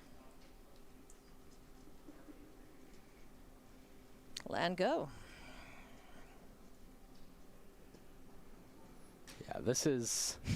This is exactly where Zachary wants him, isn't it? Yeah, this is not the winning game plan from Robert. When you are firing off a burst lightning to the face on turn 3, that's not where you want to be. That just kind of feels like desperation measures, right? Well, it's an instant to get into... I was going to say, it speaks to one of two things, and because he mulliganed, it's not the first thing.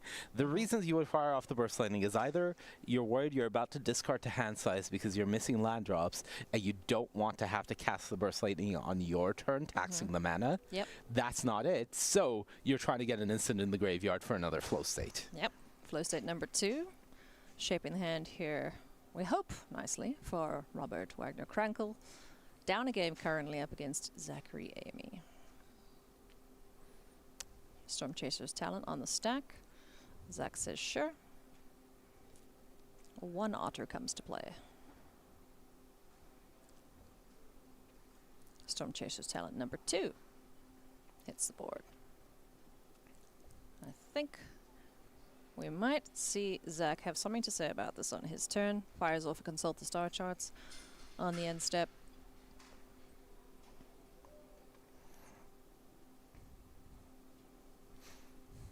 And he too gets to shape his hand. Yeah, you can definitely see that Zachary is in a very confident state right now, a flow state of his own, if you will. The fact that this is what the game state looks like on turn 4, the fact that he's at 18 life facing down a pair of otters and he's just been able to resolve a kick to Consult the Star Charts, means that he feels like his possibility of winning this game, or I should say probability of winning this game, is probably in the high 80% right now. It's very, very unlikely for him to lose from this spot, though far from impossible. Not too sure what Zachary cost there. I'm guessing it's a Pyroclasm. Sure is. Old Pyroclasm. Old Pyroclasm, Pretty.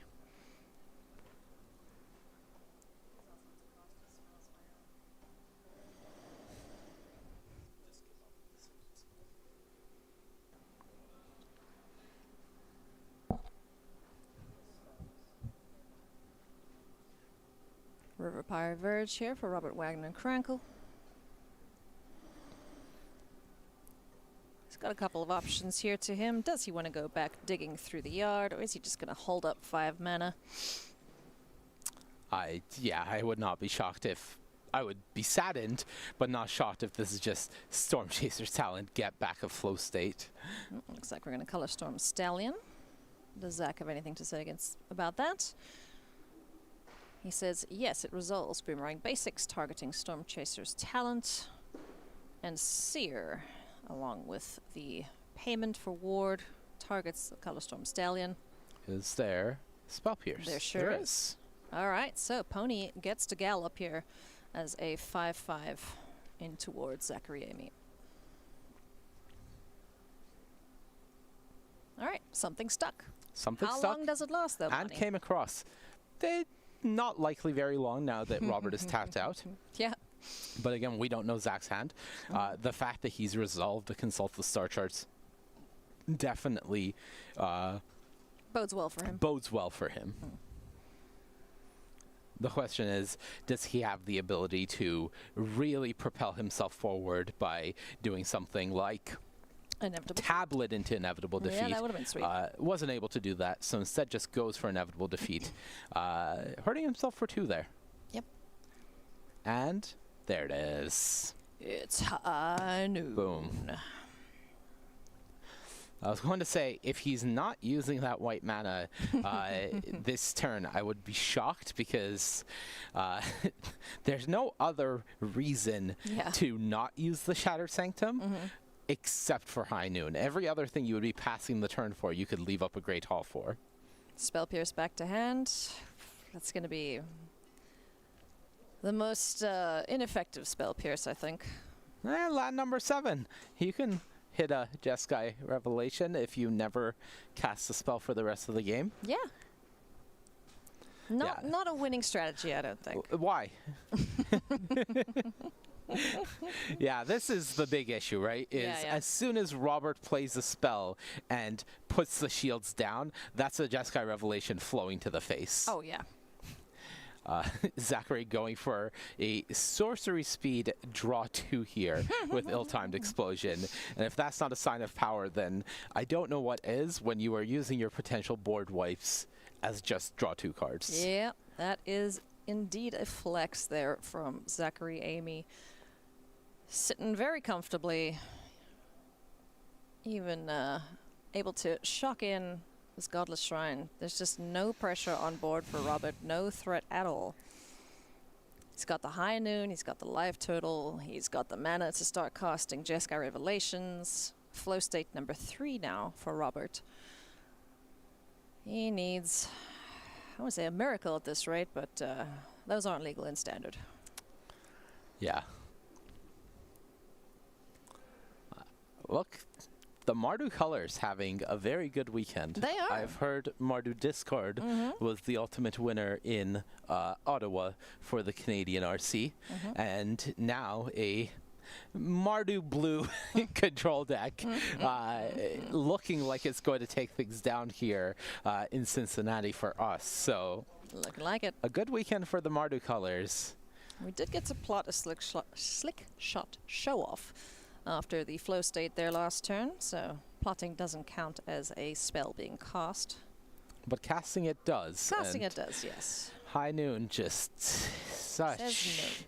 such a painful card. Yeah. I don't think we're going to be able to, you know, like boomerang basics this High Noon away to attempt to get a kill here for Robert. Not with all that mana left up. Yeah, he does have, I believe, a second copy of Storm Chaser's Talent in the hand. They got Boomerang Basics many, many turns ago. So could play that at some point and up it to return the Boomerang Basics if he wanted to eventually put the shields down. Zach has already navigated to a point where he can pay for the Spell Pierce that we know about. So if Robert doesn't have anything here, I would not be shocked if the game just ended. Yeah. Jeskai Revelation resolves, land back to hand. Burst Lightning. Doing its best here, man. Did that go for face? Where else are you going to send it? Creatures? Nah. All right. Look, Robert has to try to close out this game somehow. Targeting a monk is playing into Zach's game plan. Sure, fine. I mean, you can't kill Zach if you're dead. Yeah, that's... Welcome to the High Noon dilemma. Yes. Expert analysis by myself there. Just saying. Robert takes a look at the hand. What can he do with his one spell for turn? We have that slick shot show off plotted, but yeah, that by itself isn't going to do too much. Storm Chaser's Talent comes back, and I think Jeskai Revelation number 2 is going to say no thanks. Back up to 16, Zach goes. Now chat, I'm going to say something controversial? Allowing myself to potentially be wrong and get yelled at here. Oh, okay. But I believe that is a Cincinnati hat. I think that might be the Cincinnati Reds baseball team Robert is repping here. So it's nice to see somebody repping the city we're in. Zachary Amy picks up the win there in what looked like an absolute walk in the park for the 4-color control deck. Big congratulations to Zach. 2-0 victory up against his opponent. Look, am I going to be sad the 4-color control No, won this tournament? I'm waiting for you to start jumping up and down. I'm like, go for it, man. It's your go. I'm really happy for Zach, especially considering how we saw him in the previous round, getting a little nervous, it seemed, making a few small errors, being able to come back from that, win that game, and then dominate this finals. Yes, we didn't see the best draws from Robert, but still, it was a dominant performance here from Zachary Amy to close out the tournament, and just really well done from him. He was just composed. He was focused, locked in. Nothing could phase him in that match, it seemed. He knew that was his game to win, and he did it. So big congratulations to Zach. We will get an interview with our champ as soon as he wanders on over here. But, you know, first and foremost, you gotta celebrate with the buddies, which we can hear at the moment. Of course, yeah. You've just won a cool, I want to say chunk, but a cool pile of cash. Yeah. You have secured yourself a Pro Tour invite and a World Championship invite. Hell yeah. I would say an incredibly successful weekend for the champ. Absolutely. Champ is walking in here now with one Nick Miller, so we'll let them get situated. But Corey, for now, you and I, we can yap about this weekend. I'm not Corey. Sorry, you're not Corey. God damn, man. It's been a long day. It's been a long time since we've cast together. I get it. I do. I understand. I'm sorry. I'm sorry. You can call me Maria now if you want. I would never. I have an inside voice. Money. Yes, you do. I don't use it often, but I do have one. All right, so Mani, we're going to hear from the champ very shortly, but what do you expect we'll see 2 weeks' time from now in Washington?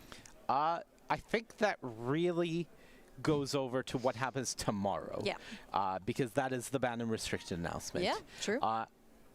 I personally, now this is the actual controversial hot take, I would not change anything. I think Standard is in a healthy place. I think to change something would be to change too many things, and I just don't think there's a need for that when week after week we see diverse top eights full of different decks, different winners. We see development week after week where a deck that really didn't get played at the Pro Tour at all in 4-color control is now a major part of the metagame, and how people will adjust to that. I think Standard is in a great place. I know that's a hot take. I know people are tired of it, but it all starts with tomorrow, because depending on what the ban and restricted announcement brings, DC could look vastly different. And even if there's nothing, DC could look vastly different, because that's just the nature of how the Standard format has been playing out for week on week on week on week now. Yeah, you know, with 16 sets to pull from, is that right? 16? 16 currently. Yeah.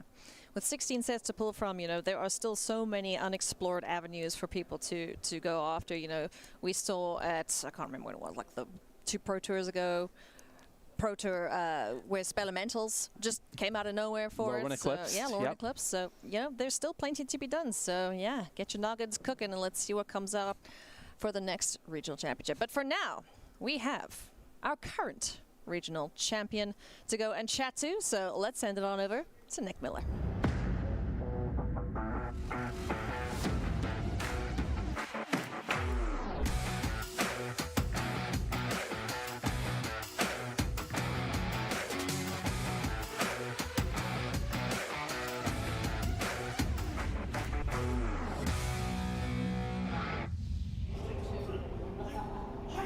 Hello and welcome back to the sideboard one last time here at the Regional Championship at SCG Con Cincinnati. I'm Nick Miller alongside our new regional champion, Zach Amy. Congratulations. Thank you. You're telling me, you know, travel and planning had kind of fallen through, so like all great tournament runs, weren't even sure you're going to be here this weekend. That's right, yeah. And you picked up the deck 3 days ago, counting this tournament. So hadn't looked at Standard coming up this week. Then I had to figure out if I was going to be able to go. My parents allowed it, but I was flying with a friend and he canceled. Shout out Morgan. And then my other friend, I was getting him to go. Ben, shout out Ben, he canceled as well. And so didn't look like I was going to go. Last minute, my dad was like, I'll go with you. So actually, shout out my dad, love him, came with me. And I, on Thursday, just picked a deck, drove, picked up the cards for my, my deck, looked at it a bit, red eye to got here on Friday morning, no sleep. That was the only testing I had, played on Friday, and then, yeah, right into it. And no problem at all. You tore right through the weekend. Take us through that semifinal match, because this control deck was kind of the talk of, you know, the event in Japan. A bunch of control decks in that top 8, and it kind of broke out at the Pro Tour and everything. The Prowess matchup looks great. Did you have a lot of experience with the Teamer Omniscience deck? Obviously, the matchup's probably not so much on your radar after picking up the deck a couple days ago, but are you familiar with that deck enough to kind of know what you were going to do? Yeah, so I was very familiar with the deck. I mean, I know all the decks, but like, I didn't really know my exact plan. You know, I had a base plan, but I talked to the other control player, the one that played him before, and he was telling me how it's our worst matchup, felt unwinnable. For me, it felt great. It was a very, very close game. Like, that second game mainly. The first game, you know, not much back and forth, but the second game, it was insane.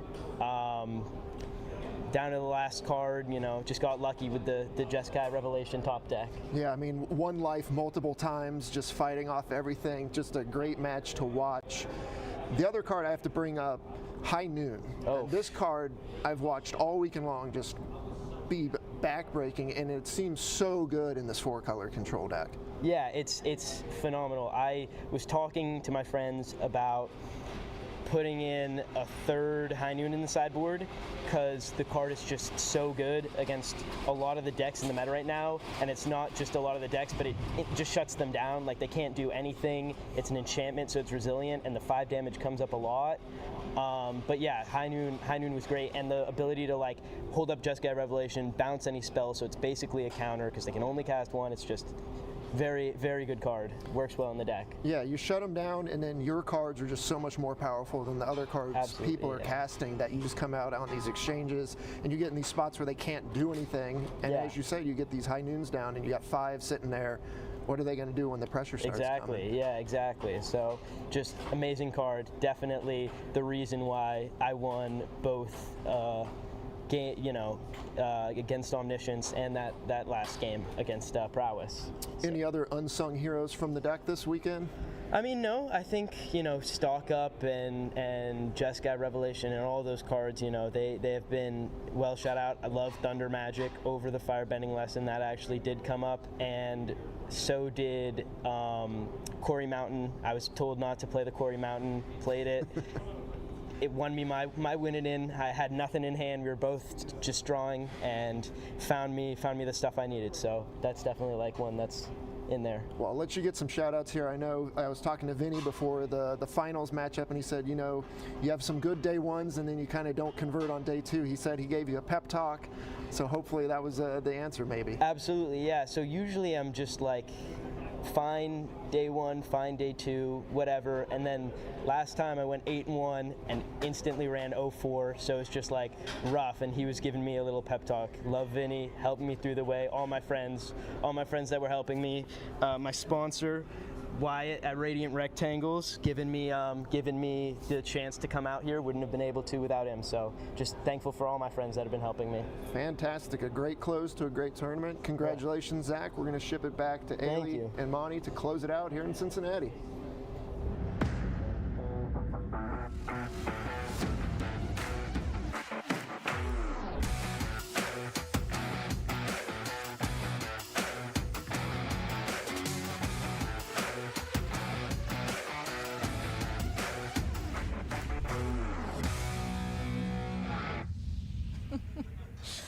What a whirlwind of a weekend for one Zachary Amy, from I don't know if I'm going to get here to what does this deck do to woohoo, I'm the champion. So kudos to Zachary, and shout out to his dad and to Wyatt as well from Radiant Rectangles for helping him get here and to walk out with that trophy that he is wandering off the stage with. So excellent stuff, Monty. Yeah, massive congratulations to him. Really well played. Massive congratulations to all of the players that earned an invite this weekend. Yeah. Massive congratulations to Robert. Feels rough, of course, to lose the finals, but getting that World Championship invite is still massive and something that he'll be able to work towards. I think right now we're all waiting to see what happens tomorrow, and either way, I can't wait to see what we'll see in DC. Yeah. But it was a really cool weekend. Yeah, this has been been an excellent weekend of Magic. It's been awesome to cast with you. I'm sorry, I called you Corey. Big thank you to... I'll recover. You'll recover. Big thank you to Corey and to Jim as well for getting us through this weekend, and to our awesome team behind the scenes, Star City Games. They have gone through it all. We love you guys. Thank you for putting up with us and for all of the technical issues that they have been having to deal with. And thank you, friends, for watching. It's not a broadcast without you, so please do enjoy the next ones that are coming up. We hope that we'll see you at the event, if not in the chat. So until then, from myself and Mani, we love you. We leave you. Goodbye. See you next time.